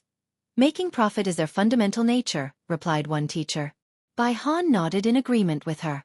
Then he said, our third step is to counterattack. Since the Dao opening sect can use public opinions to attack us, we can do the same to deal with them. Of course, Bai Han knew that this particular endeavor would probably be useless. With Wang Wei's cunningness, he should have anticipated such a response and prepared beforehand for it. Nevertheless, the academy still has to try to show its stands that it is willing to fight for its honor and glory. Lastly, we need to do whatever it takes to prevent Wang Wei from gaining access to the 3,000 Dao tablets. According to my analysis, since his fate puppeteer physique is a brand new one, he does not have a cultivation technique perfectly suited to him that allows him to play all the advantages of his physique. Hence the reason that he wants access to the tablets. So we must stop him by all means. How do we do that, headmaster? First, we must prevent Li Jun from entering the top 30 of this tournament. With his strength, it is only a matter of time before he acquires a spot in the top 30. As long as he gets a token, he will not hesitate to hand it over to Wang Wei. So we must deal with this situation first. All the teachers had pensive looks on their faces, then one person said, Couldn't we just make a rule that the person who got the token can only use it for themselves? Another teacher shook his head before saying, that will not work. Everybody knows that the rule previously stated that a person can do whatever they want with a token. There have been many precedents of people using their tokens for someone else. So, if we rashly change the rules again, adding to the previous debacle of the professional championship, the people of the Dao opening sect can use this as another way to attack our reputation again. Not to mention that they could use this event to start an Emperor Dao war with us, added one teacher. Then, the faces of all the other people in the room became ugly. Many of them are aware that if they ever started an Emperor Dao war with the Dao opening sect, their chances of being the winner are quite slim. The truth of the matter, this is one of the reasons that the Dao opening sect is so feared by many other factions of this world. Their foundations were too deep. Not only did they have the most great emperors in this world, they are one of the oldest factions of this world. So, no one knows how many secrets that they are hiding in there. Bai Han coughed lightly to wake up everyone from their dread, then he said, we do not need to change the rules, just make sure that he is disqualified with a publicly believable method. Headmaster, are you asking us to cheat? Isn't this going too far? Asked one teacher with a timid voice. Bai Han looked directly at the person who spoke. Do you want to allow the person who walked all over the face of our academy to benefit from us without suffering any consequences? All the other teachers, including the one who asked that question, lowered their heads and did not say anything else. Thinking about what Wang Wei did to them, he really should not be allowed to get any benefit from them. Bai Han secretly nodded before continuing. Plus, we will not be cheating, just giving Li Jun's opponent a little advantage, that's all. Although many teachers did not like such behavior, they knew that this was for the greater good of the academy, so they did not say anything.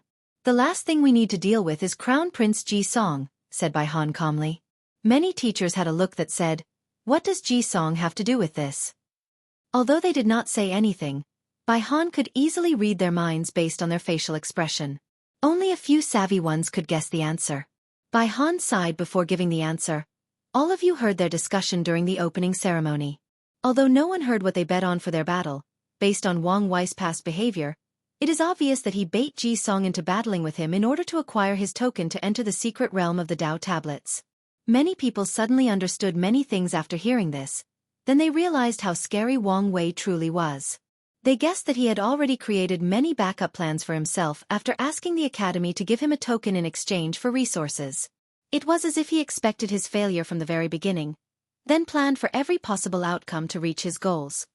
What's next, Headmaster? In all honesty, I do not see a scenario where Ji Song becomes victorious in this battle. This Wang Wei seemed like a very scary person. I cannot believe that he is a member of the younger generation. From his actions, he seems like an old fox that has lived for many years. Well, given who his mother is, it is not that surprising that he is so cunning, replied another teacher. Many teachers winced after hearing those words, including Headmaster Bai Han. It seemed that many of them had suffered at the hands of Yu Yan during their generation. Bai Han took a deep breath to calm himself down and removed some terrible memories from his mind that he would rather forget. Then he said calmly, we need to give Ji Song some help. We will give him the Demon God Bone. Chapter 234. Headmaster, you cannot, responded one teacher, and this time many other people agreed with him. The Devil God Bone was reserved for Lin Fan to temper his body.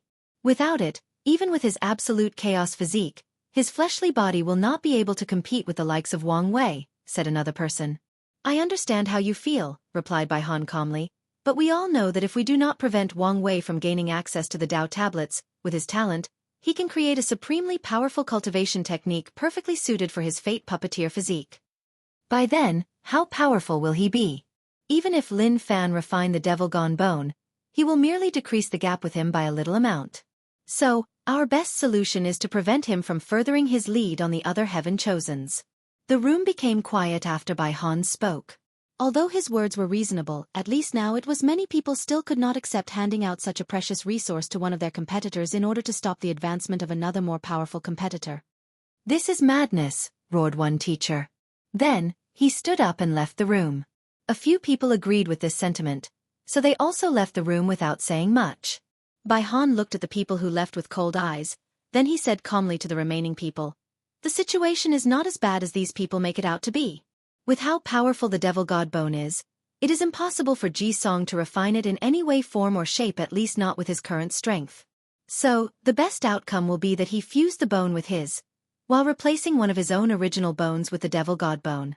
So, as long as Lin Fan can defeat him in a battle in the future, he can still recapture it for his own use. This is a good way, thought many of the remaining teachers. It is proven that Ji Song is the kind of person that is easily provoked. As long as Lin Fan uses the same method as Wang Wei, he could probably get him to fight with him with the bone as a bet. Of course, some of the more wise teachers in the academy knew that things would not be so simple, but they did not say anything. Only the future can tell who is right and wrong in this situation. Dao Opening Sect, Tianwei Peak, inside a secret room. Sect Master Wang Tian was sitting cross-legged with a formation in front of him. In this formation, countless people were shown sitting cross-legged. These people ranged from young women to old one, from middle-aged men to young people in their 20s, to old men that looked like they were about to die. Nevertheless, despite the different appearance of these people, they were all from the same generation and were similar in ages. However, the physical appearance of these people does not really matter. What's important is the status or identity of these people. In this meeting was the leader of all the professional associations in the southern Vermilion Bird continent, the sect master of the Eternal Dream sect, which was one of the young beautiful women. From the eastern Azure Dragon continent, there was Jian Yi, the sword sage of the sword-casting villa and Jian Wushuang's master. There was also the previous generation saintess of the Yin Moon Palace who was the master of Su Ya. Finally was the worshipping Dao Academy.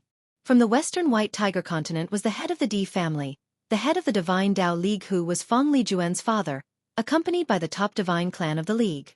From the central Qilin continent was sect master Wang Tian, Sovereign Ji Wen, the father of Crown Prince Ji Song.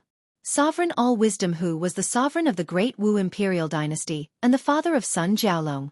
Finally, the Herd Master of Herd Raising Valley, the Celestial Master of the Tai Profound Gate and the Dao Priest of the Five-Element Palace. The Five-Element Palace has 6 great emperors and is the sect that the number 6 physique, the 5 elements balance physique, Zhan Biyu belongs to. Technically speaking, the Five-Element Palace is located in the eastern continent. However, they used to live in the central continent, but left after losing a dispute with the Tai Profound Gate. Back to this meeting that took place, all the factions mentioned were just the most powerful ones. Other emperor lineages with 1 or 2 great emperors were also present. For example, Wang Wei's mother, Yu Yan, represented the Yu family. Unfortunately, these factions were too weak to have any true representation in this meeting. Nevertheless, without counting the northern Black Tortoise continent, the people in this meeting control more than 78 to 80% of the myriad emperor world. Is everyone here? Asked Wang Tian with a majestic voice, thus starting this meeting. Once everybody nodded, he continued. So, have all of you reached an agreement after so many years? 10 years is not a very long time, said Sovereign All Wisdom. That may be true, but we are running out of time. We need to come to an agreement as soon as possible in order for our plans to have the best effect, replied Wang Tian. Everybody nodded as this was indeed the truth. We have come to an agreement, but there are some concerns that I have, replied Su Ya's master. Me too, added the leader of the Refiner Association leader who was an old man with white hair and beard. You can bring them up, as long as it does not involve my Dao Opening Sect's 20% of the benefit, replied Wang Tian calmly. Many people twitched the corner of their mouth after hearing this. Many people felt that this number was too high. However, given that this plan was created by the Dao Opening Sect and nothing can be done without them, no one said anything. Nevertheless, many people felt that the percentage that they received was too low, but after arguing for so many years, they still came to a final decision. I still think that this is a bad idea. What we are doing is to subvert the status quo of this world for countless millennia. We are essentially trampling on the wisdom of our ancestors, spitting on the face of the sages of the past, said the old refiner with passion. TSK, you just want to keep these mortals as ignorant as possible in order to keep exploiting them without them even being aware of it. If you do not want to participate, say so and we will find other people, replied the All-Wisdom Sovereign with a sneering smirk. The Refiner Association leader gave him a deep look, then did not say anything further. Although he firmly believes in his previously spoken words, when it comes to the benefit he will soon receive, he can forsake his ideas and beliefs. Everyone became silent after this brief confrontation. Then someone finally spoke after a few seconds. My problem with this agreement is with the Yu family, continued the Moon Saintess, while giving Yu Yan a fierce stare filled with killing intent. Since she already belongs to the Dao opening sect, why is she accepting benefits from the Yu family? Yu Yan was calm despite being attacked, as she was not that surprised. The two of them have been fighting for more than one generation now. First it was for the heaven will, then it was because of Wang Tian. Yes, the Moon Saintess loved sect master Wang Tian and pursued him during their generation. As a matter of fact, many women pursued him as he was the most handsome, most suave and powerful heaven chosen of his generation. Unfortunately, the strict sect rules of the Moon Palace prevented her from even having a remote chance. The Yu family is different from the Dao opening sect, and this should be obvious. By this logic, since your sister married into the sword-casting villa, shouldn't your share be counted to them as well? Replied Yu Yan calmly. The truth of the matter is that the percentage that their Yu family will receive is less than 1%. Nevertheless, this amount is enough to help heal her father that has been gravely injured for many years. It's true that her husband would be more than happy to use some of the benefits of the Dao opening sect to help her father, but since she can solve the problem herself, why seek help? Do not mention this traitor to me, hissed the Moon Saintess after hearing Yu Yan's comeback. According to the rule of the Moon Palace, their disciples are allowed to marry, but all their marriage partners have to marry into the palace. So, it is forbidden for them to marry into other sections. The culture of this world dictates that a woman must marry into her husband's family, but the Moon Palace's law is the opposite. Despite this, many men still rush to marry any of the women from the palace. After all, this is a sect full of only beautiful women. After the Moon Saintess had a fit, she did not say anything anymore, only staring at Yu Yan. As for Jian Yi from the sword-casting villa, he pretended that he did not hear anything. After all, this scandal was the fault of their villa, and resulted in further increase the animosity between them and the Moon Palace, which are two most powerful factions in the eastern continent. As for sect master Wang Tian, he remains calm on the surface despite secretly cursing inside. He knew his wife the best, so he can predict that she will blame him for what happened today despite not doing anything. I guess I will be sleeping in my own cultivation room in the next few days, or months. Maybe Wire can help me. I'm crazy for thinking this brat would help me. It would be a miracle if he did not add more chaos to the situation, secretly thought Wang Tian to himself. Well, since everybody has agreed, then we can sign the contract. Following which, the highest binding contract of this world was signed between all these powerful factions. After the meeting was over, Wang Tian contacted his son, who was still deep underwater. How was everything? Asked Wang Wei. Everything went according to your plan, replied Wang Tian with a smile on his face. Chapter 235. Emperor Enlightening Academy, inside the D-Clan floating booth. D. Tian has spent the past decade watching the entire tournament without missing a single bit, all because he wanted to assess the potential threat that each participant was to his future path of emperor. Although he strongly believes that he will be the final winner, that even Wang Wei was not that much of a threat to him, he still wanted to make sure that he did not overlook anyone. D. Tian was very patient as he watched everybody with meticulous eye, even if he thought that the majority of these people were weak. Suddenly, he received a communication talisman. After activating it, a holographic image of his father appeared in front of him. What is? Asked D. Tian, still with the indifferent look on his face. As for his father, he responded with similar calmness. The meeting led by the Dao opening sect has just ended. Then, he proceeded to explain what actually occurred and the agreement signed by all these emperor factions. What do you think of the situation? Asked the D family patriarch. After pondering for a few seconds, D. Tian answered. The recent events have proven to the world not only the power of rumors and reputation, but also the power that mortals have over cultivators. To some people, the threat that mortals are to cultivators. As for this grand plan against the academy, it is both important and unimportant to our D clan. In the western White Tiger continent, the power of reputations has no use, as all these devil cultivators always treat mortals' life worse than street dogs. Their lives are even worse than the humans still living in the territory of the demon race in the north. As for our D family, since the mortals living in the domains controlled by us have been well protected, our reputation is very good. However, even if someone were to spread rumors about our family, the mortals will not care, as they know that without our protection, then they will be exposed to the cruelty and savage nature of the devil cultivators. The D-Clan patriarch nodded calmly as he also came to a similar conclusion. Then he asked, according to our analysis, this plan was probably created by Wang Wei. With his intelligence, He has proven to be a bigger threat than anticipated. Do you have a plan to deal with him? Di Tian frowned after hearing this, then started thinking to himself. This Wang Wei reminds me of some people throughout history. Although these people were not sons of destiny, their luck was similar to them. It was almost like they were the protagonist of a novel, making them extremely difficult to kill. I originally thought that Heavenly Dao would deal with him given his outlaw status, and I would just make sure that nothing unexpected happened during the process. But now, it seems that I have to be more proactive. With his intelligence, it is not too far-fetched to find a way to survive. So, I have to help Heavenly Dao and ensure that he is completely annihilated without any chance of surviving. After a few minutes of silence, Di Tian said, I have a plan. Do you need the Di clan to intervene? If so, how severe do you expect things to be? Asked the Di clan patriarch. Yes, the clan will need to intervene. As for how severe the situation will be? Well, best case scenario, we might have to mobilize a few if not all our supreme elders. Worst case scenario, the sleeping ancestors might have to intervene, thus breaking the Immortal Avenue Pact. The patriarch nodded calmly before saying, You do not need to worry about the pact. Since the Dao opening sect broke the pact 100 years ago, we can use that to justify our actions. After that, he directly cut off the communication. As for Di Tian, with the same cold and indifferent face, he did not have any change in his expression. After the communication ended, Di Tian looked into the sky.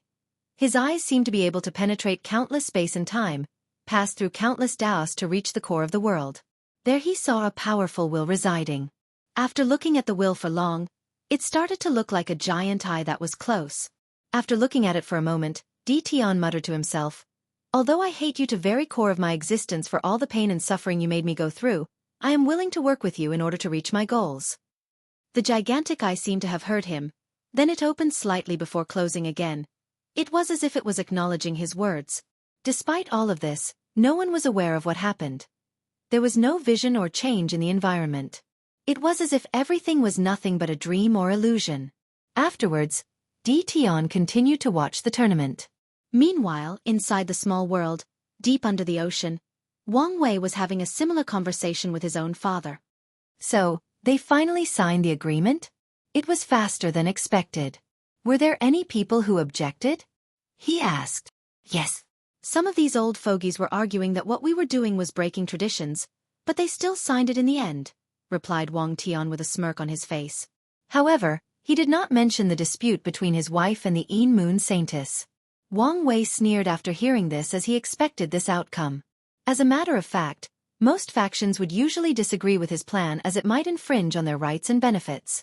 However, Wang Wei knew these emperor lineages the best, so he used even better benefits for them to agree with this plan. He simply offered them something irresistible, so they rapidly changed their minds. The previous meeting might look like one designed to attack the Emperor in Lightning Academy, but it was not. It was a way for all these factions to divide unimaginable benefits. Many of these factions were happy that the Dao opening sect was forced to hand over so much profit to them because their aid was necessary to accomplish this plan, but none of them actually knows that this plan was never just about doing massive damage to the Emperor in Lightning Academy. Wang Wei's real goal was to lay a foundation for his future plans after becoming a great emperor. Only the supreme realm powerhouses and the head of the 3 families of the Dao opening sect were aware of the larger plan at large. Even the sectarian faction did not know about this, as they could not be totally trusted after Long Boss' recent betrayal. So, while all these emperor lineages were celebrating the benefit that they would receive, they did not know that Wang Wei was playing them in the palm of his hand. Once they realized this, it would be too late. Wire, when do you want to execute the plan? Asked Wang Tian with a little excitement in his voice. After pondering for a while, Wang Wei replied, Wait for a while, I want to see how the academy responds to our recent attacks. Well, they have started using similar attacks on our reputation, but we were prepared, so their attacks failed. We also received news that the person in charge of the formation had her soul searched, thus turning her into brain dead. The academy would never expect our sect to develop something as heaven-defying as a ray virus. After saying that, Wang Tian sighed deeply as he remembered a century ago, before his son started cultivating, he once introduced the concept of a ray virus to the upper echelon of the sect. He remembers how he stood in front of all the professionals of the sect, then described the idea to them. The concept of array virus was actually based on Wang Wei's past life. When he was studying array or formation, He discovered that runes were similar to computer code which could be used to code reality itself. After making this observation, he wondered whether he could use the concept of a virus to infect a formation, then taking control over said formation. If his idea was successful, Wang Wei knew that the Dao opening sect could actually remotely take control over other sect formation or array. After introducing this idea to the sect, many people first thought that he was crazy, and he was just speaking nonsense. However, on the count that he was the sect master's son, they let him use the resources to try his idea. After the first prototype of array virus was created, it could only take control of a low-level profound array, and it was barely able to do so. Nevertheless, this discovery was truly an unimaginable one for the people of the sect. This discovery was essentially creating a brand new Dao or path for array professionals all over the world.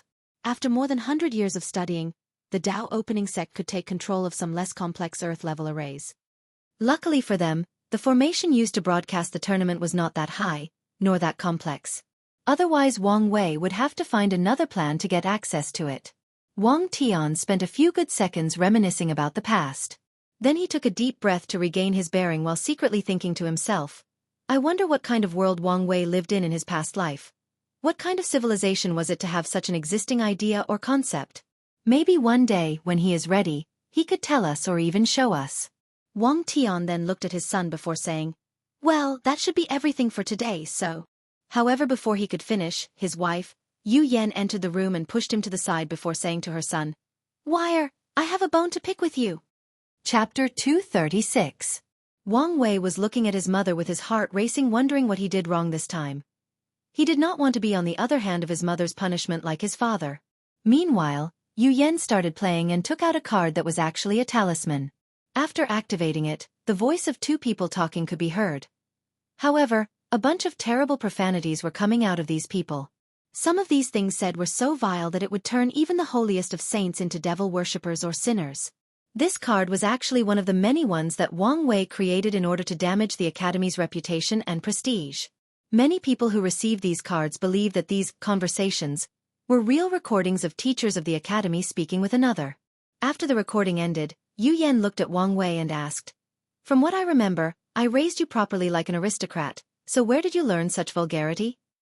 Sweat started falling down Wang Wei's back despite the fact that he was a couple 100,000 meters deep under the ocean as he pondered what to say in this situation. He could not tell her that he was raised in online culture in his life, and that compared to the foul things people in modern day say on the web, these conversations were actually nothing, especially compared to the more conservative values and ideas of this world. Knowing that he might get in trouble, Wang Wei's mind ran very fast as he thought on how to explain this situation. Finally, he said with a calm face, Mother, this has nothing to do with me. It was all Li Jun. He told me that he spent a lot of time around the sect's disciples and learned many foul things, so I consulted him when it was time to make the cards. And it was not just him. There was also Tai Gang. He told me before he became a king in the lower realm. He was in a gang and was once a bandit, so I consulted him on the issue. Yu Yan crossed her arms in front of her as she pondered these words. Meanwhile, Wang Tian was looking at his son with strange eyes. It was obvious that he was the one who wrote these things by himself. Why was he blaming others now? However, when he wanted to say something, he saw a deep, ferocious look in his son's eyes. He knew that if he said something, then Wang Wei could just blame it on him. No matter whether his wife believed it, he would still be in trouble. So, he just nodded in agreement. Meanwhile, after a few seconds of pondering, Yu Yan nodded before muttering to herself, It seems that I have to talk to little Li Jun's mother about who he is hanging with. As for Tai Gang, I will warn him not to bring these things around my son. No matter how intelligent Yu Yan was, she was still a mother, and thus very biased against her own son. She did not want to believe that he was capable of such a thing, so she totally believed his lie that was full of loopholes. After that, Yu Yan looked at Wang Wei before saying, Well, be careful who you hang out with in the future. I do not want them to influence you. Having a pure and peaceful mind is very beneficial to your path of cultivation. I know, mother, replied Wang Wei with a look of innocence in his face. Yu Yan nodded before looking at her husband. You can look for your own accommodation for the next 2 weeks, sect master. Now, I am off to a tea meeting with my future daughter-in-law. Then she left with a happy smile on her face, while Wang Tian's mouth kept twitching non-stop. Nevertheless, he was happy that it was just for 2 weeks and not longer. As for Wang Wei, He was just relieved that his mother bought his lie. As for throwing Li Jun under the bus, well, he has been doing this ever since they were young. By now, Li Jun was not only used to it, but knows how to cooperate to take the blame. Anyways, this guy has used him as a shield countless times as well. Every time he becomes a womanizer, he will use his name to justify his action to Yan Liling, and Wang Wei always covers for him. After seeing the defeated look on his father's face, Wang Wei said, "Since you cover for me so well, I will talk to her for you, but I can probably reduce your sentence by only a week." Wang Tian's eyes lit up after hearing this. Things are always better when his son intervened for him despite the fact that this rarely occurs. After that, the two talked about their life and joked around for a bit before disconnecting. Wang Wei sighed as he pondered all that happened in the past decade. More importantly, the close friendship that Wu Hong had with his mother. The truth of the matter, he was worried that his mother would not like her, given how overprotective she can be at times. Personally, he did not want to live through the family drama of mother versus daughter-in-law, as he would be the one in the middle. Luckily for him, he did not have to. Nevertheless, he was still wondering how his mother accepted Wu Hong so quickly, so he asked her. The answer he got was that she was worried about him. According to Yu Yan, her son was a very strict and disciplined person who rarely messed with other women. On top of that, she realized that he was too focused on cultivation and feared that he would become one of those cultivators who did not want to have families, especially when Wang Wei told her that he would only have children after his cultivation was truly successful. Adding to his ridiculous standards for a companion, she feared that he would be alone forever. So, she was very excited when Wu Hong came into his life. After hearing this, Wang Wei started to remember the only time that he and his mother had a fight. When he turned 14 years old, according to his aristocratic training, he was supposed to sleep with one of the maids. This was a way for children from prominent families to get used to the pleasure of the flesh so that they are not easily tempted during their cultivation journey. Of course, Wang Wei refused as he did not want to sleep with anyone, especially since he did not feel like it. Not to mention that he had already passed the lust trial from the pagoda, so this held no meaning to him. Unfortunately, his mother insisted that he had sexual intercourse with one of them. After asking his father, he realized that his mother was worried about his sexual orientation. It was then that Wang Wei realized that this world's culture and society was very conservative in many ways compared to modern society. As such, homosexual relationships are frowned upon. Although as long as you are strong enough, no one will publicly criticize your lifestyle and choices. In general, homosexual relationship of any gender is still frowned upon by society. Even if there have been many great emperors who openly admitted their sexual orientation, this did not change much. After knowing the situation, he tried to talk to his mother and explained that he just did not feel like it. As a person who pursues to be free and unfettered, this was reason enough for him to make a decision about anything. Nevertheless, Yu Yan was not relieved in the slightest. So Wang Wei was forced to go against his wishes or desires and slept with one of the maids he chose for himself. Well, he did not complain as he did enjoy himself. Nevertheless, he found the experience pointless as sleeping with a woman was not an indication of anyone's sexual orientation. However, since it meant so much to his mother, he did it anyway. After that experience, Wang Wei planned to one day make the cultivators in this world more open-minded. After all, as people who study the ways of heaven and earth, they should be more accepting of all its laws. After taking a brief journey through memory lane, Wang Wei took out another recording from his space ring. This one was sent by Wang Ju and contained everything that happened in the Heaven-Chosen selection trial, the past decade. Without much hesitation, he rushed through the recordings of the first few months. As this was the first round and mostly involved these participants being massacred by hordes of devil beasts, there was not much information to gather. Especially given that the truly powerful candidates were hiding their strength. In the second rounds, Wang Wei immediately took notice of when Mo Xingyun killed the 9-yin physique girl from the lower realm. Chapter 237. Wang Wei watched how easily Mo Xingyun easily defeated the 9-yin physique. Then he saw how she swallowed her opponent's body. However, what he focused more on was what happened afterwards. Someone intervened and placed a formation that isolated the viewer's eye, and it seemed that Mo Xingyun had a conversation with someone. Any information on who she was talking to? Asked Wang Wei.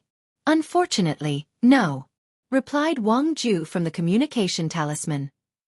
Any movement from the Mo family in the west after this incident?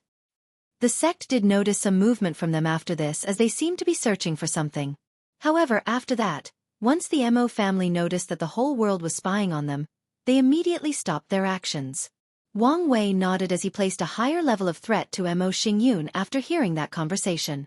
So, he focused on her actions during this trial. Wang Wei watched as she killed and swallowed the number 9 Origin Spirit Physique and the number 10 Star Monarch Physique.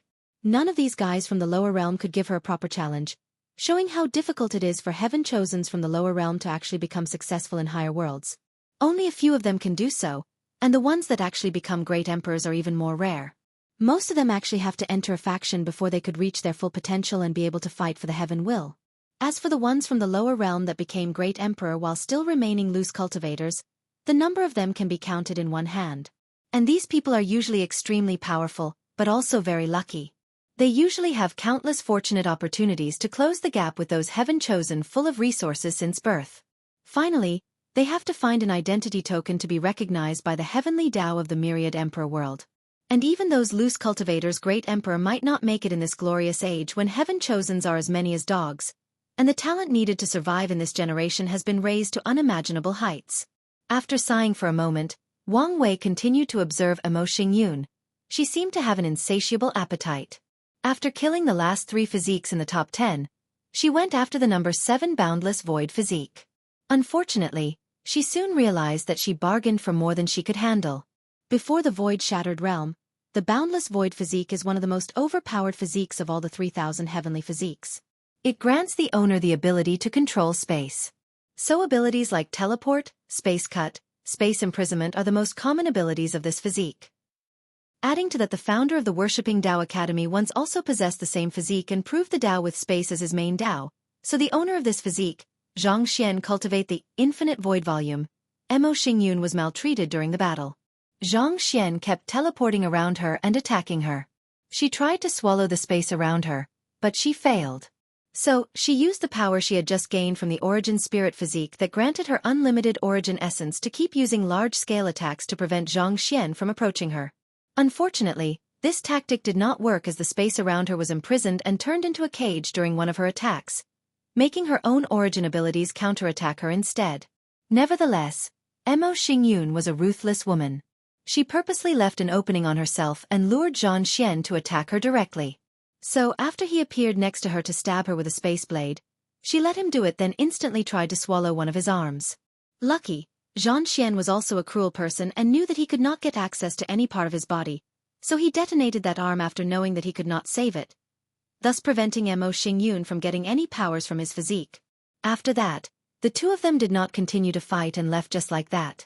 Wang Wei watched that battle over and over, and he discovered that one of the main reasons that Mo Xingyun lost was because she could not fully utilize the power of the other physique. It was as if she could not fully digest what she swallowed. Wang Wei then remembered that the Heaven-Devouring Emperor not only created the Heaven-Devour physique, but also a powerful cultivation technique to go with it. It seemed that Mo Xingyun did have such a thing, thus explaining the reason for the inability to properly swallow these physiques. Wait, could she have discovered the technique left over by the Heaven-Devour Emperor? Hence the reason that the Mo family was searching for something? However, this does not make sense, as according to the Heaven-Devour Emperor's personality and attitude towards his own family, it is very unlikely that he would leave behind an inheritance unless it was someone else's inheritance, muttered Wang Wei to himself. After that, he looked back at Wang Ju before ordering, "Go over all the people throughout history that have cultivated a technique about swallowing or devouring and see if you can find anything. You can ask my father's shadow to help you review the sect's secret archive and see if they can discover anything else." "As you wish, young master." Afterwards, he re-watched the battle between these two, this time focusing on Zhang Xian's ability and how he would defeat him in a battle. Before cultivators enter the Void-Shattered Realm and can use the power of space, this physique is indeed a cheat.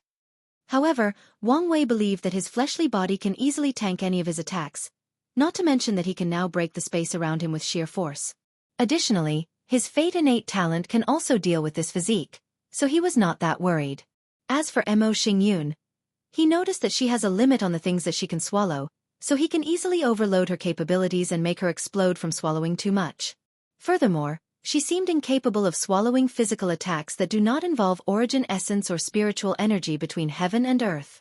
With so many restrictions, he has many ways to deal with her. However, if she finds a way to fix her flaws, her level of threat will exponentially increase.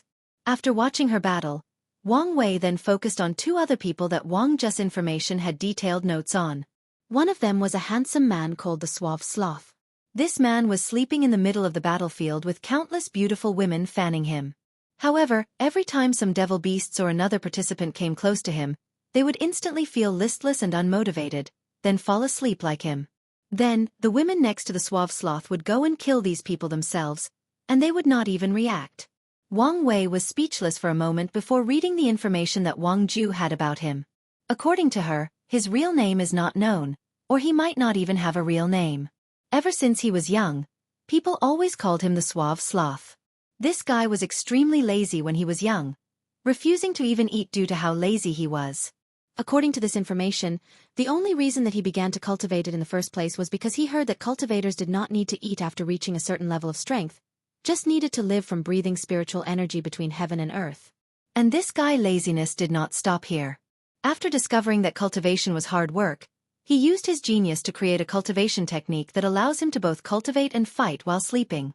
This technique even allowed him to create a pseudo-domain around him that placed anyone near him into a state of utmost laziness or sloth. As for the women next to him, they were here to ensure that he could sleep peacefully, and if he ever decides to wake up, that they will take care of his daily needs. What made Wang Wei speechless was a very particular detailed information that he did not want to know how Wang Ju got. According to this information, the reason that these women liked Suave Sloth so much was not because of his handsome face or because of any benefit, but because he was too lazy during sex that he allowed them to be on top and do most if not all the work. In this very patriarchal society, these women find this experience very liberating and free. They feel powerful and in control even more than having a high cultivation level. So, they are drawn to him like metal to magnet. After sighing how wonderful and weird the cultivation world can be, he focused on the last person named Fanli. This person actually received the inheritance of the Nether Emperor, or as he is more known for, the Een Soul Emperor. This emperor is a very interesting one as he suffered a terrible humiliation just after proving the Tao. Right after becoming a great emperor, he took the name Nether Emperor. However, some powerful being in the Nether Hell Forbidden Land did not like that he used that name. Then, a gigantic palm came from there and patted the Nether Emperor like a fly, almost killing him. The palm left the words, "Are you worthy of that name?" before leaving. After that, he was forced to change his name to Een Soul Emperor. As for Fan Li's ability, it involves controlling Een energy in the surrounding environment to create zombies, spirits, ghosts, and the soul. It is rumored that this technique can even allow a cultivator to bring back the dead to life when one reaches the highest level. Unfortunately, this rumor has not been verified. Nevertheless, many people are interested in acquiring it. Given that this Fan Li is nothing but a lucky loose cultivator, many factions have started to eye his inheritance for their own. By the time Wang Wei had finished reviewing all this information, the third round of the tournament had begun, and all the seeded players had begun to take part in this trial. Chapter 238. After reading and reviewing all the information about the candidates that he needed to pay attention to, Wang Wei asked Wang Ju, "What's the situation with Fan Li?" Many people or factions are paying attention to him and his inheritance. After all, most cultivators have lost a loved one during their journey, and the possibility of losing one is very high. So, with this inheritance, it is the perfect chance for them to make up for their regrets.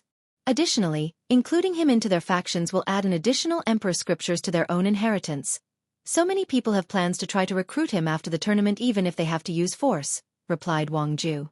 Wang Wei then nodded as he could guess that the Tao opening sect had similar strategy. Then, he dismissed her by ending the communication talisman. Then, he started to check his cultivation. Inside his divine sea, he saw 17 origin patterns in his ancient lamp and he nodded in satisfaction while thinking to himself. One origin pattern per year is considered a fast cultivation process, so in another 33 years, I should reach the total 50 origin patterns needed before breaking through the divine body realm. However, given the fact that I have a transcendent Tao foundation and in order to increase the power of my true will, I will need to have more than 50 origin patterns. Meaning, while I cultivate the 51st origin pattern and up, most of my competitors will have reached the stage of breaking through higher realm. So, I need a little help to speed up the process.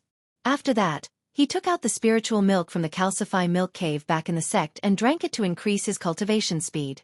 However, Wang Wei did not enter retreat this time, but focused on the third round that was taking place. In the secret realm of the tournament, while all these world-changing events were taking place, the seeded players were in their own residence. After the number of participants reached 100,000 from 500 million in the past 10 years, they received notifications that the third round would begin. Inside Li Jun residence, he suddenly opened his eyes from his state of meditation after receiving a talisman warning him of the beginning of the third round. After getting up, he put on his armor and held his spear in his hand. While doing some basic stretches, Li Jun suddenly sneezed twice. After frowning, he muttered to himself, "Who's talking bad things about me now? Could it be my linger? No, I have not done anything bad in the past decade. So, is it Big Brother Wang Wei? Is he blaming me for something again?" After that, he walked in front of an array that would teleport him to a certain part of the Secrum realm. While waiting, Li Jun started thinking about the rules of this round and the challenges he will face. According to the Academy's rule, the tournament is divided into 30 sectors, with each seeded players in charge of a sector. In the third round, these seeded players have to participate in eliminating as many people as possible until the number of participants is reduced from 100,000 to only 1,000 people. This round is important because this is the time that these seeded players have to show the reason they were chosen as such. So, throughout history, the third round has always been a cruel one as most participants usually banded together to fight and kill these seeded players. So, if the seeded players are not strong enough or vigilant enough, they might be killed during this round, or forced to run for their lives and be humiliated in front of trillions of people. Be that as it may, this generation's heaven-chosen selection trial is different as many of the seeded players did not participate.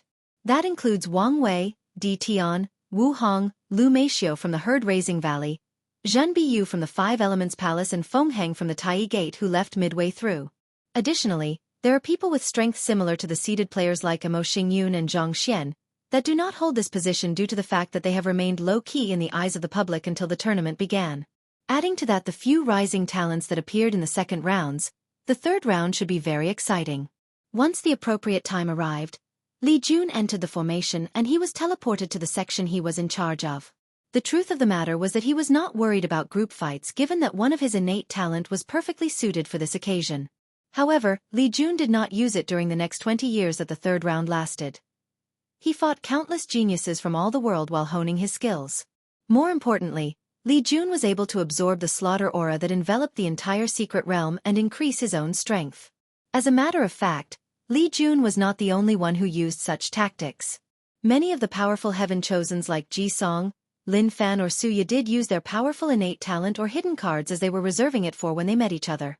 Unfortunately for these heaven-chosens, things were not as simple as they first imagined. Due to the fact that many of the sections did not have a seeded player, the Emperor Enlightening Academy allowed the people in these sections to travel freely to other sections based on their choices. As a result of this, Heaven-chosens in the top 10 lists created by the Heaven Mystery Pavilion discovered that instead of having to fight thousands of people, some of them had to fight 5 to 7 times that number. Adding to the limitations of having to hide their hidden cards, this proved to be a harder task to accomplish. Hence also the reason that this round took so long before finishing. Of course, this was not the main reason that these people were hiding their strength, to the point of going to the extreme in order to do so. The real reason being that they received news from their factions or sects about the ongoing battle between the Tao Opening Sect and the Emperor Enlightening Academy, and the fact that one of their competitors has orchestrated the entire thing. Knowing the general situation, many of them felt like participating in this tournament was kind of beneath them or, to be precise, it should be. While they were fighting for the so-called glory of being the #1 heaven-chosen, Wang Wei, who was in the same generation as them, was doing things that influenced the world in an unimaginable scale. As absurd as it might sound, many of them felt like they were the younger generation, while people like Wang Wei, Di Tian, and Wu Hong were of the older generation that considered tournaments like this to be an excellent way for the younger generation to show their progress to them. To many, this absurd feeling was unacceptable, especially given the culture of this world involving respecting the superior and elders, which has been deeply ingrained in the cultivating world society. Adding to that the fact that these seeded players who did not participate in the tournament can watch on the sideline and peek at their hidden cards, strengths and abilities without revealing their own. These heaven-chosen know the advantage a person can have over another during battle due to information. Additionally, Feng Heng's news that he has awakened the yin-yang eyes has already spread throughout the entire myriad emperor world. As a result of this, his level of threat has been elevated from the middle or bottom of the heaven-chosen list to the level of Lin Fan, Su Ya and Jian Wushuang. Although the absolute beginning Tao art is not that famous due to the few people who managed to cultivate it. All these emperor lineages know that the ones that succeeded in doing so were extremely powerful and extraordinary. So, by the time that the final round arrived, the mentality of many of these heaven-chosens had greatly shifted. If it was not the fact that they all wanted access to the 3,000 Dao tablets, many of them would have forfeited the tournament midway through just like Feng Hang. Nevertheless, the majority of them have decided that they will keep their true strengths as hidden as possible. As for the spots for the tablets, as long as they acquire a spot in the top 30, it did not matter to them. Although the higher the ranking the more time a participant can spend enlightening in front of the tablets, no one actually cared about this. These prideful heaven-chosens all had confidence in themselves that no matter how little time they have to spend inside, it will be more than enough. They believe that since people like Wang Wei, Di Tian, and Wu Hong can give up access to the Dao tablets, they can spend a little less time than necessary to still achieve their goals, as they do not believe that they are in any way inferior to these three. Of course, not everyone felt this way. For example, Lin Fan. He wanted to show the world that his low background did not matter by taking the first place of this tournament. As for the Dao tablets, as the true disciple of the Emperor Enlightening Academy, he had access to them any time he wanted, so he did not really care. So when the final round began, many odd behaviors were noticed by the viewers. Chapter 239. Wang Wei experienced many things during the 2 decades that the third round took place. For once, he learned a great deal about his fellow competitors. Although these people decided no to use all their strengths, Wang Wei still learned a great deal about them, like their response time. Are they more efficient in close combat or using spells from afar, and their preferences during certain situations. All this information is useful to determine a battle at peak level. Another thing he discovered was the fact that hiding their strengths actually helped these people a great deal during the past 10 years. With the constant fighting while placing limitations on themselves, many of them like Ji Song, Su Ya, Jian Wushuang and Lin Fan honed their skills to perfection amidst the constant slaughter and ambush. Moreover, their cultivation speed did not decrease as the constant fighting was perfect for breaking through in battle, as well as the fact that the secret realm is designed to help the participants cultivate faster. Adding to that, all of them experienced a fortunate encounter, as the secret realm of the trial was full of other secret realms with inheritance or lucky chances inside. Unfortunately, the tournament did broadcast the specific of these fortunate encounters, so he did not know what benefits these people received. Nevertheless, he did notice that Ji Song was very strange after one of his encounters, so he took note of it. Meanwhile, on the world level, the war between the Dao Opening Sect and the Emperor Enlightening Academy has not stopped for even a moment. Although the public opinion battle was not as intense as before, these two factions keep trying to ruin the other's reputation and prestige. Unfortunately, the mortals that were usually ignored by cultivators, unless it was time to recruit disciples, became the main target of these groups. Although, at first the mortals felt that it was nice to finally feel valuable to the cultivating world, soon things reached the point that they realized that they were just being used for some purpose by these cultivators. Of course, these thoughts were only realized by the noble or scholar of the mortal world that have access to knowledge, as the majority of them spend all of their lives in a farm, trying to survive one winter after another. As for the cultivating world, many people felt that something big was about to happen, and these past 20 years were nothing but the calm before the storm. On a personal level, Wang Wei has made tremendous progress in his strength.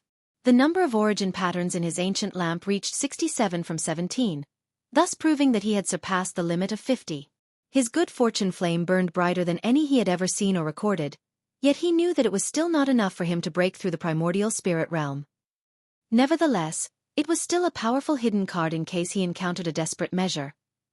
He would not hesitate to use his flame. As a result of this limit breakthrough, he felt that the power of his true will had dramatically increased. Nevertheless, he always had a feeling that there was more to this true will ability, that he did not know how to properly use it, or use to the fullest of its potential. He wanted to ask Wu Hong, but he did not want her to get in trouble again. Plus, he enjoyed the process of slowly figuring it out, as it made it easier for him to control and use. Of course, the greatest progress that he made was his fleshly body. With a constant tempering from the divine punishment thunder, his muscles were finally tempered to great perfection and beyond, and he awakened a new ability. His new ability was not that impressive, to be precise. It was a common one, the ability to break through space and teleport. Once a cultivator reaches the Void Shadow realm, they can use the power of law to do the same thing, so it was a very common thing. Of course, based on the strength, talent, and law cultivated, the distance and amount of space that they can control will vary. Now, his fleshly body granted him these powers in advance, along with the ability to survive in empty space without any need for origin essence or spiritual energy. Additionally, all his other fleshly body abilities also evolved, his raw strength increasing to a few trillion tons. After reaching that level of strength, Xueqi side from his past life got the best of him, so he wanted to try something. It was something he saw in a Superman comic when he was young. So, he asked True Monarch Yen Chen to create a few planets for him. Then with a massive chain, he started to carry them around and lifted weights with them, recreating that panel in the comic. After seeing this, True Monarch Yen Chen commented that this was a good way for body refiners to train themselves, complimenting Wang Wei on his ingenuity, which made him embarrassed as he just wanted to look cool. So, he played it calmly and pretended that the purpose of him doing this in the first place was to properly train himself. Of course, the reason that Wang Wei's strength grew so rapidly was not because he just tempered his muscle to great perfection, but also because he finally tempered his internal organs and absorbed the materials needed for them during these past 30 years. In order to accelerate the rate of tempering and refinement, he did not listen to Wu Hong and allowed the divine punishment thunder to enter and ravage his internal organs. Then, he swallowed saint pills like heart growth pill, lung regeneration pill, and other pill-specific pills that helped regrow internal organs like they were candy. Thus, using his old method of destruction and rebirth, he greatly accelerated the process. Of course, Wu Hong discovered this, and she was not that surprised as she knew him better than himself. Not long after he started doing so, she showed up and helped him. She sealed up and removed all the hidden injuries such extreme level of cultivation left behind inside his body, of course. Although she did not say anything about him breaking his words, she displayed the fact that she was not happy by not talking to him for 6 months. Beside helping him with his injury, she never said a single word to him even during the process. Even using his shameless tactic did not work this time. Then at some point she said to him while directly looking through his eyes, his soul, "I understand that you are under a lot of pressure, but you have to understand that you still have a lot of time and room to grow. There is no need to push yourselves to this extreme, otherwise it will be counterproductive." After hearing this, Wang Wei finally understood that his behavior was a little too extreme, and out of character for him that likes to be cautious and well-prepared for doing things. After doing a self-reflection, he realized that the reason he was rushing to increase his strength so much was because of his encounter with Di Tian. Ever since he met that guy, his intuition has been acting intensely, always warning him of the upcoming danger. More importantly, no matter how much his strength increased, his intuition as a warrior kept telling him that this guy was more powerful than him. So he pushed himself beyond his limits, but that feeling never left him. However, after hearing Wu Hong's words, he realized that had been too focused behind the strongest heaven chosen. At this point of time, beyond the strongest did not mean anything, as all of them were just weak cultivators in the supernatural realm. Even if some of them could fight many realms above their stage, it did change the fact that they were still in the 4th stage of cultivation, thus having plenty room for growth and development. So it did not truly matter who was the strongest at this stage. The title of the strongest only mattered during the heaven will battle, as that person will be the one to sit on that throne. After coming to this realization, Wang Wei's state of mind sublimated. Then he reigned in his extreme cultivation method after thanking Wu Hong. His parents and elders in the sect had said similar things to him, but somehow he never listened to their words. However, Wu Hong seemed to have a way to get through his stubborn personality, an ability which greatly upset his mother, Yu Yan, for not having. Wang Wei even heard that she was very unhappy at the fact that her son listened to his companion, but did not listen to her. Wang Wei asked her why she was upset with him instead of Wu Hong, and Yu Yan replied that he could not compare to her. He then realized that his place as the favorite of the family was slowly being replaced by Wu Hong, and he was not happy about it. Nevertheless, despite all the family, he still managed to temper 3 of his organs and absorb the materials necessary. Chapter 240. The 3 organs that Wang Wei tempered with and absorbed the necessary material are the liver, kidney, and lung. As for the materials needed, they are based on the 5 elements. The lung represents metal, the kidney stands for water, and the liver for wood. According to the 5 elements theory, metal, lung, promotes water, kidney. Water promotes wood, liver. The process will continue until a cycle of promoting and restraining occur to achieve a state of balance. Unfortunately, Wang Wei does not have the remaining 2 materials yet. The reason being that his requirements or the sect's requirements were very high. In order to give Wang Wei the best possible advantage, the Tao opening sect chose innate treasures of heaven and earth to allow him to refine his fleshly body. Innate treasures are a very special type or quality of material. In some ways, they are even more powerful and rare than emperor-level materials. According to the little information that cultivators have in the first few eras that existed in the myriad emperor world, during the Chaos era, The world was just formed and thus inhabitable by any kind of living beings, whether living or non-living, both organic and non-organic. However, back then, the world did not have spiritual energy between heaven and earth, but chaos chi, which is a vastly superior form of energy. After the world was completed and heavenly Tao perfected the fundamental laws of heaven and earth, the primordial era began. In that era, chaos chi was degraded into innate chi. Although chaos chi still existed in the environment, compared to the unlimited amount that existed in the previous era, it was nothing.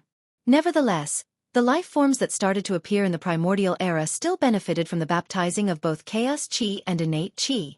As a result of this, the majority of life born in that period were referred to as primordial gods or innate demons, and they were extremely powerful. Their fleshly bodies were extremely powerful, to the point of using stars as snacks and worlds as balls to play games with. They were born with extremely terrifying bloodlines, granting them unimaginable divine abilities, two things that cultivators of modern time know for sure about these beings. They were extremely large in size and they were all born with a very high cultivation realm. The weakest of them had the strength of void-shattered realm, while the strongest of them reached the level of great emperors, and that was at birth. Many cultivators theorized that the cultivation system of these beings was extremely different from modern times. Due to the fact that the majority of them were born so powerful, they did not need to breathe chi from heaven and earth. All they had to do was understand the laws of heaven and earth in order to reach a higher level of strength. Another speculation of modern cultivators is the fact that since these powerful beings were born with different levels of strength, their society was strictly hierarchical, even worse than modern time. The higher the strength one of these gods were born with, the higher their talents, status, and opportunity to grow and develop.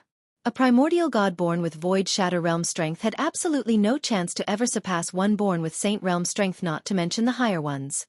Of course, there are many things that still puzzled cultivators through this time regarding those eras. There is sufficient evidence to prove that humans existed in the primordial era.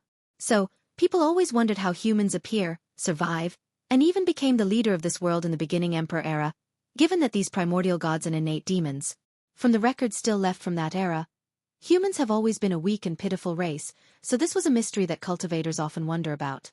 Many people theorize that humans were the descendants of primordial gods, while demons were the descendants of innate demons, given that these primordial gods looked exactly like them, and the innate demons also looked like the demon race. As for the rise of the human race, many people attributed it to the first great emperor of the myriad emperor world, the heaven-opening emperor. The truth of the matter is that many of the theories or conjectures of modern cultivators are correct, while a few were wrong. The truth of the matter is that these primordial gods and innate demons were indeed born extremely large, extremely powerful. Their society was indeed strictly hierarchical, as the oldest of them were usually the most powerful and have the highest status. One ability that these creatures had was the fact that they were all immortals. With the constant bathing in both chaos chi and innate chi, none of them had to worry about their lifespans, so they mostly focused on cultivating. Additionally, as creatures born from heaven and earth, meaning they were not created through procreation, they were considered perfect beings. So, unlike humans and even demons, the concept of conflict and fighting was a very rare thing in their society or civilization. Despite the strict hierarchy, no one actually complained or became envious, as they understood that they were the children of heaven and earth, and that their strengths and talents were granted to them, so they should just be happy or content for what they were given. And if someone wanted to change his or her status, all they had to do was work hard on enlightening the laws between heaven and earth and increase their strengths. Unfortunately, such peaceful and quiet civilizations did not last long. With the passage of time, these primordial gods and innate demons discovered that the chaos chi and innate chi were slowly decreasing. By the middle of the primordial era, the number of chaos chi existing was so rare that it could be counted in two hands. As for the innate chi, it was slowly degrading. As such, the members of their races became very difficult to be born naturally. And the ones that were created were extremely weak, as they did not even have the power of law at birth. In other words, primordial gods with strength lower than the void shatter realm were starting to be born.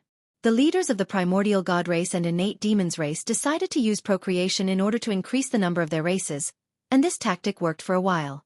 By strictly controlling who the members of their races can have as partners, for example, a primordial god born with supreme realm strength can only mate with someone of similar status or birth their races strived for a period of time. Unfortunately, this measure could not save these powerful races. Although their offspring were unimaginably powerful and gifted, it was still very difficult for them to reproduce due to their strength. The laws of heaven and earth do now allow powerful beings to mate as easily as weak ones. Otherwise, the balance of nature would be broken. So, by the end of the primordial era, the innate chi between heaven and earth has turned into acquired chi or spiritual chi that is present in modern time. Of course, the quantity back then could not even be fathomed by current cultivators. A genius like Wang Wei has to spend 5 years to reach the 12th layer of body refining realm. But back in the primordial era, a normal person with average talent would only take 10 months. A genius would take a month, and a heaven-defying genius like Wang Wei would take 3 to 4 days. Nevertheless, spiritual chi was an abomination for these primordial gods and innate demons. Forget the fact that it could not give birth to their races. Now, many of them discovered that they had to start worrying about lifespan. This was horrible news for them. But good news for the human race. After the first ray of acquired chi appeared between heaven and earth, a new race was created. The human race. After these primordial races discovered humans, they marveled at how weak they were compared to them. They did have any form of cultivation, they were tiny and died after only 300 years. Even the aura leaked out of their weakest member could easily annihilate these humans. The majority of them left humans alone, while others decided to keep them as pets or study them, especially their rapid reproductive abilities. The human race's life back then was neither good nor bad. It was basically based on the personality of the races that took them.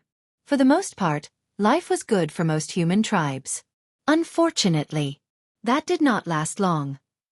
After calculating the secrets of heaven and earth, the leaders of the primordial gods and innate demons calculated the eventual destruction of their races and the rise of the human race.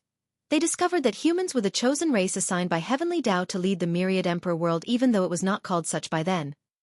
Chapter 241. Obviously, the leaders of these powerful races would never allow such a tragedy to happen. So despite their peaceful nature, they decided to annihilate the human races and prevent their rise.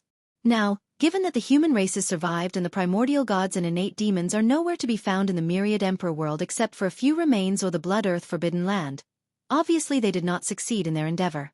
As for what truly occurred, that is something that Wang Wei will discover for himself one day in the distant future. Back to the present. The reason that innate treasures were mentioned was because they are treasures born from heaven and earth back in the primordial era through the baptism of chaos chi and innate chi. Only a few of them remained in the world, and only a few of the very ancient sects that existed back in the ancient emperor era still have some of them available in their reserves.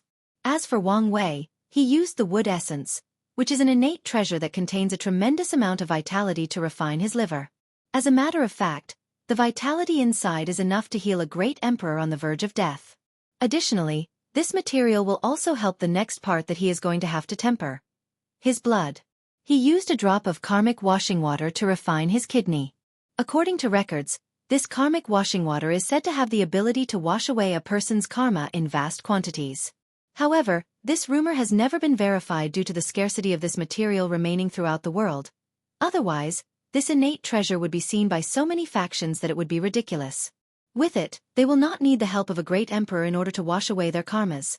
Their disciples will not have to seal themselves for countless generations to be eligible to fight for the next heaven will battle after one failure, or being born at the wrong time. These two innate materials were the only ones that the Tao opening sect had in their possession relating to the 5 elements. As for the third one that Wang Wei used, it was traded by the great Zhou imperial dynasty in exchange for Ji Song to enter the pagoda trials. It was called the root metal chi, and as the name implies, this chi is considered by all cultivators as the source or origin of all metal, both normal and spiritual, in the myriad emperor world. Wang Wei remembered that after he received that material, his father had a very long and deep envious look on his face. The reason being that this innate chi was the perfect material to create a sword. According to him, this thing was the dream material of every swordsman, as they could create the ultimate sword with it. It took Wang Tian a great deal of effort not to secretly steal that material and not tell his son of its existence in the first place. As for the remaining 2 materials that he needed, he had to search for them himself. However, he was not worried that he would not find any innate treasure, as he knew that some still existed in secret realms that had not been discovered. As long as he activates his ability to become a son of destiny, he believes that he will find 2 innate materials related to earth and fire. However, he really does not want to use this ability. From his knowledge, he knew that Sons of Destiny was essentially granted by the will of the world, or to be specific, Heavenly Tao. The reason is always because the world is facing some kind of danger, and Heavenly Tao needed someone to save it. Laws of heaven and earth are fair and absolute, so no one, including a Son of Destiny, can escape the restraints of karma. So, although their title as Son of Destiny grants them heaven-defying luck or fortune, they are also required to pay a certain price for it. Furthermore, after these sons of destiny repay their karma and save the world that granted them such a position, usually they will be rewarded with tremendous luck for their future, then have their title taken away from them. Meaning that being a son of destiny is nothing but a temporary job with great benefit. However, this is not always the case. Sometimes the person chosen as son of destiny does not agree very well with heavenly Tao.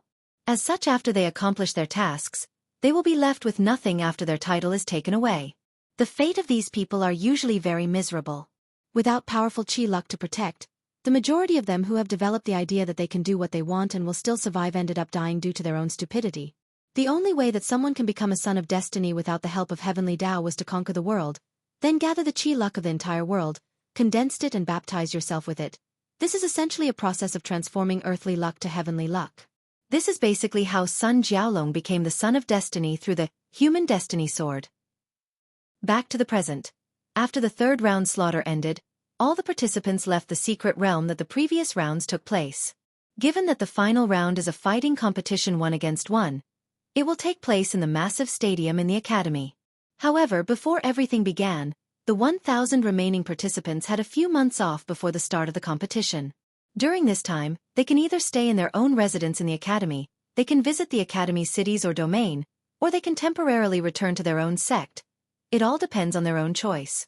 Inside one of the academy's residences, all the formation were activated, and Fanli was walking side to side while muttering to himself, "I will be safe for a while inside the academy while everyone is looking for me. After the tournament, as long as I get one of the top 30 spots and place my name on the Heavenly Tao Protection Book, I will not be able to be killed until the primordial spirit realm. Mei Ming, I have a few thousand years of safety. The problem now is what I should do after that? Should I just join one of these factions? If so, which one? Damn these emperor lineages. When I had nothing, none of them wanted to accept me due to my low talent. Now that I have an emperor scripture of my own, suddenly I turn into the most delicious piece of meat. So, curse those hypocrites. No, I should curse myself for being so stupid. I should have known that showing that I had the Een Soul Emperor's inheritance would bring me so much trouble. After all, the rumors that his scripture can bring the dead back to life has been circulating around the world for countless millennia. Then, Fanli started to walk faster. The more he thought about the situation, the more anxious he became. Sweat started appearing in his forehead despite the fact that such physiological function should not appear on a cultivator in the supernatural realm, and one that cultivates an emperor-grade technique. Maybe I should find a way to secretly leave the myriad emperor world after entering the primordial spirit realm and lay low until the heaven will battle. However, where can a loose cultivator like me have the ability to travel to other planes? Maybe I should contact the people of the Loose Cultivator Alliance. No, these people are the same as those emperor lineage hypocrites. They will still ask me to hand over my inheritance. Curse you, Een Soul Emperor. Why couldn't you leave me other resources to cultivate? Why leave me just an inheritance? What's with all this bullshit about not relying on others, about being self-sufficient? Have you seen any of these heaven-chosens not relying on their background to acquire and utilize massive resources? Have you seen any of them being self-reliant and self-sufficient? As a loose cultivator who became a great emperor, you should be aware of the struggle and discrimination that we have to suffer through in this world. So, why couldn't you just leave plenty of resources for me to cultivate? Fanli started to pull his hair and he screamed out loud. His footsteps echoed in the room as he paced back and forth, worries oozing out his pores. What to do, what to do, what to do? He muttered non-stop to himself as if some magical answer would appear to him. Well, it did. You can hand over the scripture in your possession, or I can take it from the cold hand of your core, said another cold and indifferent voice from inside of the heavily protected room. Chapter 242. Fanli turned his head with great shock in his face when he saw a young man with white hair and cold and ruthless eyes staring at him like a predator on the hunt. He looked around and discovered that all the formations in his residence were still working properly. So he wondered how this person entered his room. After taking a brief moment to calm himself down, he realized who was standing in front of him, so he stuttered, D. Tian? The two most famous heaven-chosens of this generation are Wang Wei and D. Tian, and both of them have very distinct and recognizable features. One had gray hair, while the other had white hair. How did you enter my room? Asked Fanli while pretending to be calm and collected. This is the site of the Emperor Enlightening Academy. If you do not want your D family to have any conflict with the academy, please leave my room as soon as possible and I will pretend that nothing happened here. However, D Tion still had a cold and ruthless look on his face. Then, a powerful killing intent enveloped the room, making Fan Li breathless. There is no need to use these low-level threats against me, nor is it useful for you to stall for time. I can also tell you no matter what happens inside this room, no one will be the wiser. So, either hand over the Een Soul Scripture, voluntarily and you may have a chance to survive, or suffer the consequences. Fan Li's face became very ugly after hearing this, so he thought about the situation for a moment, then he made his decision. With a wave of his hand, a gigantic ghost appeared in front of him. The ghost had bronze skin, was more than 6 meters tall and had ox for a head and very muscular human body. Then, Fan Li fused with the ghost general that he summoned. However, this was not the end. A powerful Een energy suddenly appeared inside the room and fused with Fan Li's new form. His skin then turned pale and his height grew by another 4 meters. An army composed of countless ghosts appeared behind him. These ghosts looked very creepy as most of them were pale in complexion, and had some sort of animal for a head. Unfortunately for Fan Li, due to the limitation of space, the amount of ghosts he could summon was somewhat limited. However, he had another way to get around this problem. Without hesitation, he activated his innate talent, ghost swallowing. After opening his mouth, Fan Li started to eat these ghosts like they were a delicious snack from a well-known restaurant. More importantly, these ghosts did not resist. On the contrary, they seemed to be excited to be a part of Fan Li. It was like they were sailors lost at sea for countless years and were excited to return to land, to return to their home. As Fan Li swallowed ghosts, his body size continued to increase. From the origin's 10 meters, it quickly rose to 15 meters, only stopping once he reached a height of 25 meters. Be that as it may, during the entire process, D Tion still had the cold look in his face like the whole world owed him a large sum of money. He did not stop Fan Li's action as if it was inconsequential to him. The Een Soul Scripture can indeed create a small world full of Een energy, and it seemed to be connected directly to Samsara. Maybe, this trip will be rewarding, thought D Tion to himself. D Tion, today your arrogance will make you suffer. You should have never allowed me to reach my final form. Now go die! Roared Fan Li as he threw a powerful punch. Boom! The entire room trembled, seeming as if it was about to be destroyed. The shockwave created by the attack started to spread from the room to the entire manor. Fortunately, all the formations activated themselves and reinforced everything and even prevented the outside from noticing what was happening inside. After that powerful attack, Fan Li had a horrified look on his face as he watched his punch hit D Tion, but not a single scratch appeared on him. Not even his clothes were damaged. What made Fan Li more scared was the fact that he did not sense any spiritual chi or origin essence used. How could your fleshly body be so powerful? Asked Fan Li while trembling and with a shaking voice. However, D Tion ignored his question. Is that it? Now it's my turn. Then, he randomly threw a normal punch. Boom. Fan Li's left arm was completely annihilated. Boom. Fan Li's right arm was also destroyed. Boom. Boom. Fan Li's remaining limbs were crushed. He then laid on the ground with only his upper torso left intact. Blood was scattered all over the room, and Fan Li was whining in pain on the floor. He felt painful and humiliated. His opponent just used a few random punches and his most powerful form was completely annihilated. He did not expect that D Tion's fleshly body was so powerful. According to the information he knows, only Wang Wei had such a powerful fleshly body amongst all the top heaven chosens. Even Ji Song, who had the heavy axe physique, which was a physique known for the strength of its fleshly body, could barely compete with Wang Wei. And that information was outdated. As a matter of fact, Fan Li battled with Ji Song during the 3rd round of the tournament. Using this form, he was able to give the Heaven Chosen a fair fight solely based on his fleshly body. Of course, after Ji Song had some kind of fortunate encounter, he lost easily when he fought him again. However, he never felt such despair when facing another member of his peers. Who are you? Asked Fan Li. In his mind, he could not imagine not a member of the younger generation would be so powerful. While Fan Li was waiting for the answer, the ghosts inside his body started to regenerate all his limbs, bones, and muscles. According to his calculation, he will need at least 3 hours to be back to normal. However, as long as he regained a certain level of battle strength, He could escape this room through the Een world that his cultivation technique granted him. Unfortunately for Fan Li, Di Tian did not talk any nonsense to him.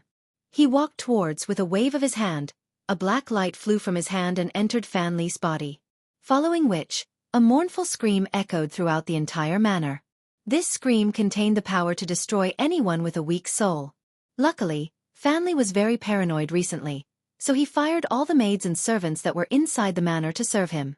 After the scream, all the ghosts inside Fan Li's body felt a terrible fear deep in their souls. So, without hesitation, they left his body and returned to the underworld. The only left was the ghost general. Di Tian then placed his hand on top of Fan Li's head, grabbed his soul and removed it from his body. His soul looked exactly like the ghost general. Without pause, Di Tian ripped the soul into two. However, it was not to destroy it, but to separate them.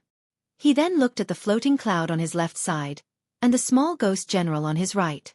With a fierce look, the ghost general disappeared, leaving Fan Li's soul to fend for himself. He then looked at Fan Li's soul remaining in his hand. He mobilized his terrifying divine sense and started searching Fan Li's memories. Although the latter tried to resist, his soul strength was nothing compared to Di Tian. To be honest, it was not even close to comparison. It was like comparing a flame on a candle to a quasar, the brightest thing in the universe. Well, to mortal scientists. After a few seconds of searching, Di Tian had a frown on his face as he discovered a powerful seal in Fan Li's memory regarding the knowledge about the Een soul scripture. Furthermore, the level of the seal reached the Great Emperor level. Although with a certain amount of time, Di Tian knew that he could break that seal, but he could guess that it would instantly destroy Fan Li's soul before he could get what he wanted. You could either write the scripture down and hand over to me, or you can experience the pain of your soul burning for eternity. After saying that, a strange silver-white flame appeared in his hand, right under Fan Li's soul. Soon afterward, a scream could be heard coming from the latter. Less than an hour afterwards, Di Tian had a scripture in his hand and read it, while Fan Li's soul had returned to his body. However, without the ghosts to heal him, he was on the verge of dying. "I have given you what you want, please let me live," said Fan Li with a pleading look on his face. However, Di Tian ignored him as he continued to read the scripture. At first he had a gleam of joy deep in his eyes, however as time passed, a deep frown suddenly appeared on his face. Then, a black and white light appeared from his hand, shattering the scripture into countless tiny pieces smaller than sand. "Damn, it's useless," cursed Di Tian out loud. He then looked at Fan Li, his eyes turning deep black. Fan Li opened his mouth to say something, but his head suddenly exploded before he could say anything. Even his soul was completely annihilated, preventing him from entering reincarnation. As for Di Tian, he took a deep breath to calm himself down. A half-arc pendant suddenly appeared in his hand, and he caressed it with the utmost affection while looking at it. "I should have known things would not be that simple. However, Ninger, you do not need to worry. This time, I will be successful. We will finally be reunited." Plus. Chapter 243. After Di Tian calmed himself down, he slowly walked out of Fan Li's residence while thinking to himself. Although this Een soul scripture can truly bring the dead back to life from the cycle of samsara, it is no help to me to revive Ninger. Meaning, I still have to continue with my original plan. However, this scripture can help me greatly increase my 9 samsara fist, thus increase my strength and ensure that my plans go smoothly. After walking out of the residence, no one actually discovered him, so he walked in the direction of a hidden corner. There, someone with a hood was waiting for him. As soon as the hooded figure saw Di Tian, he knelt on the floor before saying, "Sleeper code name White Wolf, has seen the Lord. It is an honor to be able to serve you again in this reincarnation." "White Wolf," said Di Tian. "I remember you and your son have served as sleepers for many years. He was very talented, so how is he doing?" "My lord, unfortunately, he reached his limit in the last reincarnation, so his soul was annihilated. However, he was glad to serve you for so long." Di Tian sighed, then he said after a brief moment of pause, "I am afraid only a few of the original members still exist to this day. Well, I can't blame them. Even I am starting to reach my limit." "My lord, there is no need to say such ill-fated words. I believe that you will succeed in this generation. We all believe in you." "Okay, this is not the time to be sentimental," replied Di Tian. "There will be no problem on the Emperor Enlightening Academy side, right?" "No worry, my lord. I have garnered the trust of Headmaster Bai Han and belong to the faction that absolutely supports him. Additionally, I have made sure that all clues lead to another teacher, so there will be no problem. That's good. Now, you can return to your position in the academy. The next day, a maid came to Fan Li's residence to give him his resources. Although he was recently very paranoid, Fan Li did not completely cut out access to the outside world. As an outer member of the academy and one as talented as him, he will receive a certain amount of resources to aid in his cultivation every week. After the maid arrived in front of his residence, she waited for him to open the formation and send the resources inside like usual, but nothing happened. After waiting for the entire day with no response, the maid left and reported the situation to the higher-ups of the academy. However, given the recent pressure on Fan Li due to so many people eyeing his inheritance, the academy figured that he might be hiding for a while, so they visited him personally to reassure him, and used the precious resources to lure him on their side. Nevertheless, there was no response. Thinking that Fan Li did not accept their solicitation, the academy did not say anything but kept sending one teacher to try to contact him daily. However, 3 weeks passed by and Fan Li never came out of his residence. It was then that the teacher in charge of the situation finally felt that something was wrong. It was one thing for Fan Li to reject their solicitation, but to just himself inside the room just like this without interacting with others, something must be wrong. If it was any other time, the teacher might have thought that he was deep in mediation and was cultivating, but the tournament was a few days away, but there was no news from him. So on a whim, the teacher went to check Fan Li's soul lamp as he had one like many of the outer members of the academy. This was a symbolic act to show that the outer members were truly part of the academy despite the wanton discrimination they faced daily. After checking the soul lamp, the teacher discovered to his surprise and horror that Fan Li was dead. So, he immediately went to report to Bai Han, who gave a secret order to forcefully open the formations in the residence. Unfortunately for him, Fan Li was secretly being watched by so many spy agencies that the academy's actions were instantly discovered. As such, news of Fan Li's death soon traveled throughout the entire Myriad Emperor world. Cultivators from different factions started to wonder how he died, who killed him, and more importantly, who had the Een Soul Scripture in their hands now. Then, all eyes were on the Emperor Enlightening Academy. Since Fan Li died inside one of their residences, under their protection, the greatest suspicions fell on them. After all, they are the only people capable of entering Fan Li's residence without anyone noticing.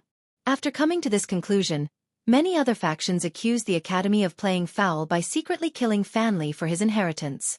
In their statement, they argued that it was all right if Fan Li chose to join the Academy on his own accord, but secretly killing him to take the inheritance is a vile move condemned by all the other factions. As such, the Academy should give a proper explanation to the world. Dao opening sex residence in the Academy. Wang Wei, who had left his cultivation retreat to watch the final round of the tournament, was sitting inside a room with Li Jun, Yan Liling, and Wang Ju. After reading the information handed to him regarding Fan Li's fate, he said, "So, someone got there before us?" "I am afraid that is correct, young master," replied Wang Ju. Wang Wei then frowned as he thought about the situation. According to his original plan, he was going to use the array virus to secretly enter Fan Li's residence and acquire the Een Soul Scripture. He was very interested in this kind of powerful technique, especially with the ability to bring the dead back to life. Although Wang Wei did not have a person who he needed to bring back to death, it would be better to prepare just in case something bad happened in the future. Not to mention the fact that even if he did not have any use for the scripture, his family might need it, especially his grandfather, Wang Chong. Although his grandfather never mentioned his grandmother, Wang Wei could tell that he sometimes missed her greatly. Maybe he would want to revive her. Unfortunately for Wang Wei, the array virus was still in the early stage of development, so it still had many defects and limitations. For one, it could not work on heaven-grade formations, which was exactly the grade of the formations in Fan Li's residence. Knowing the situation, Wang Wei planned to use the array virus to temporarily stop the formation for a brief moment, then taking the opportunity to enter. Unfortunately, before the virus was developed to the point of executing his plan, someone got inside before him. "Big brother, do you think that the Emperor Enlightening Academy is the one that killed him, just like the rumors said?" asked Li Jun. "Not likely," replied Yan Liling instead.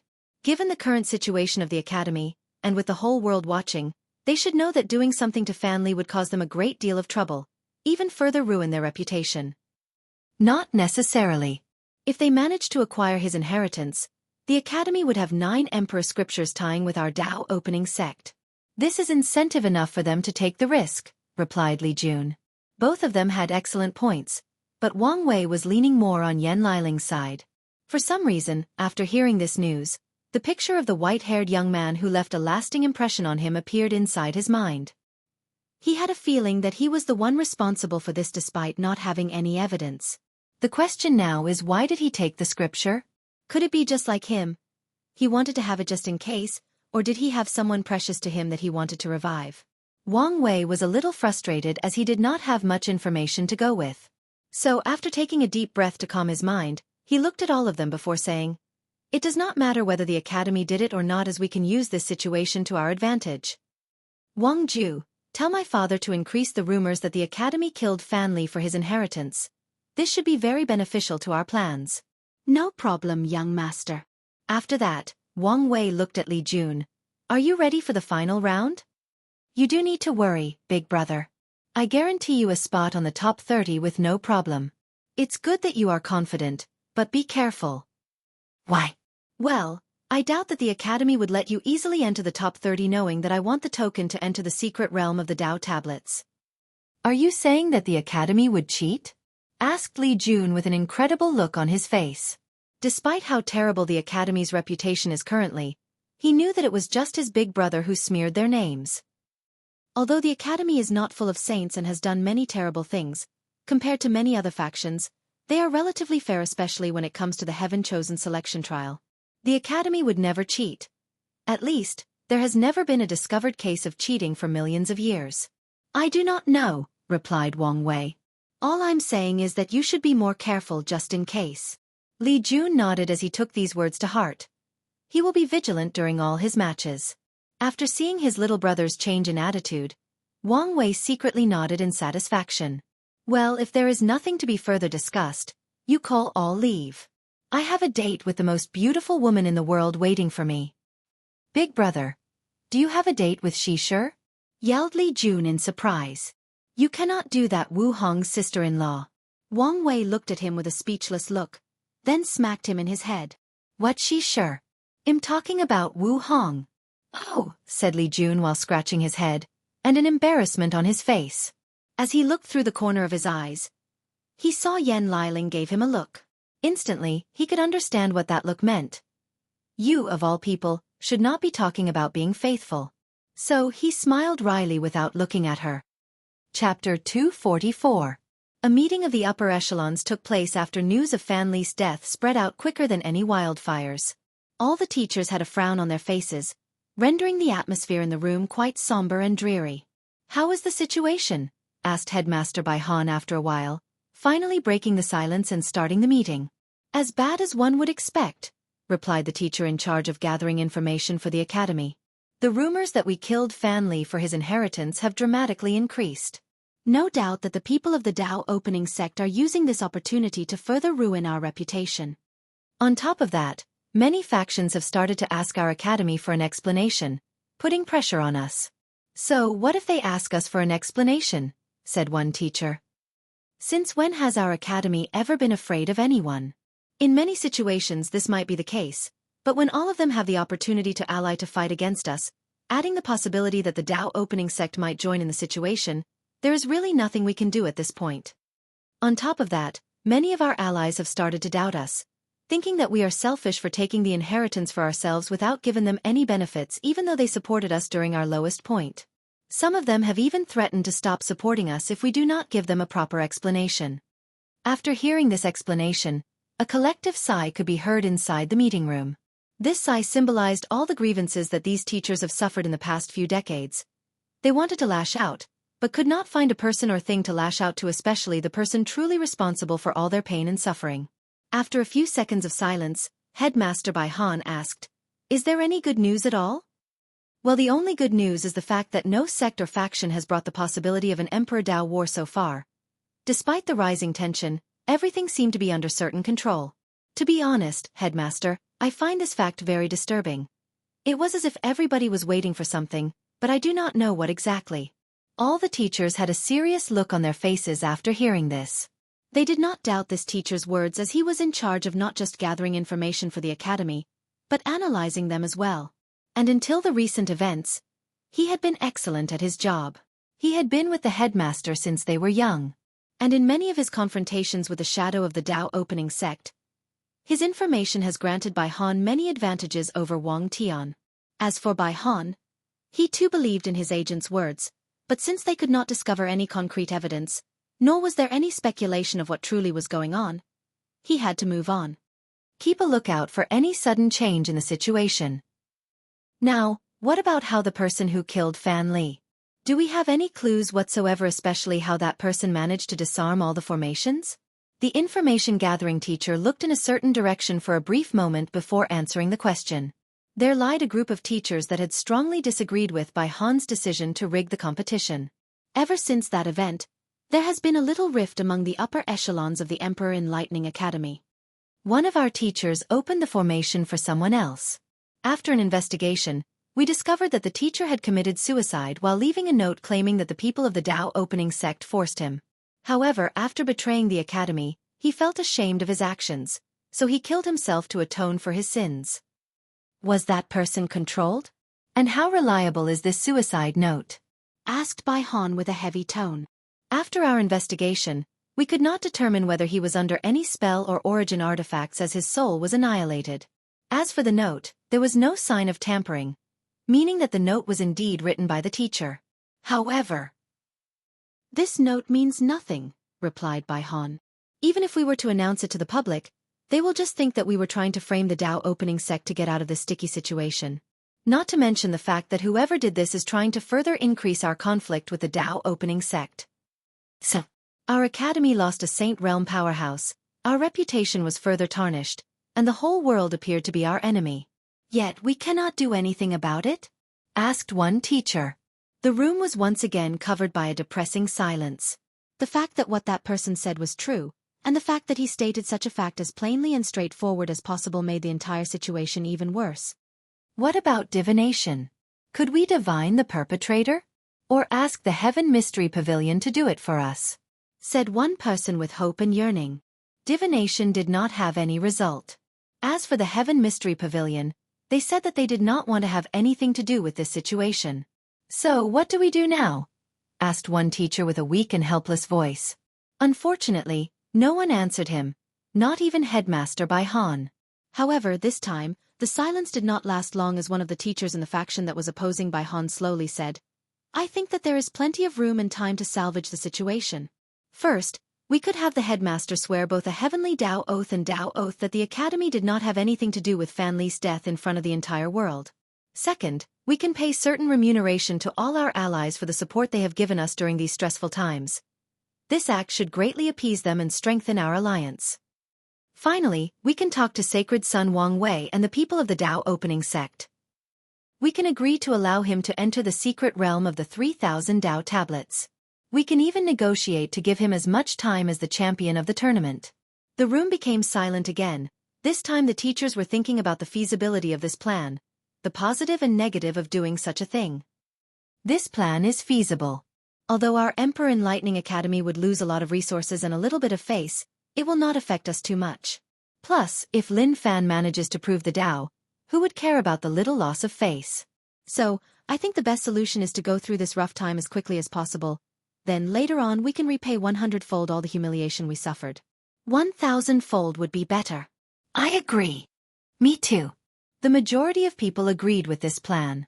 To be precise, the majority of people in the opposite faction agreed with this plan, especially since one of their own came up with it.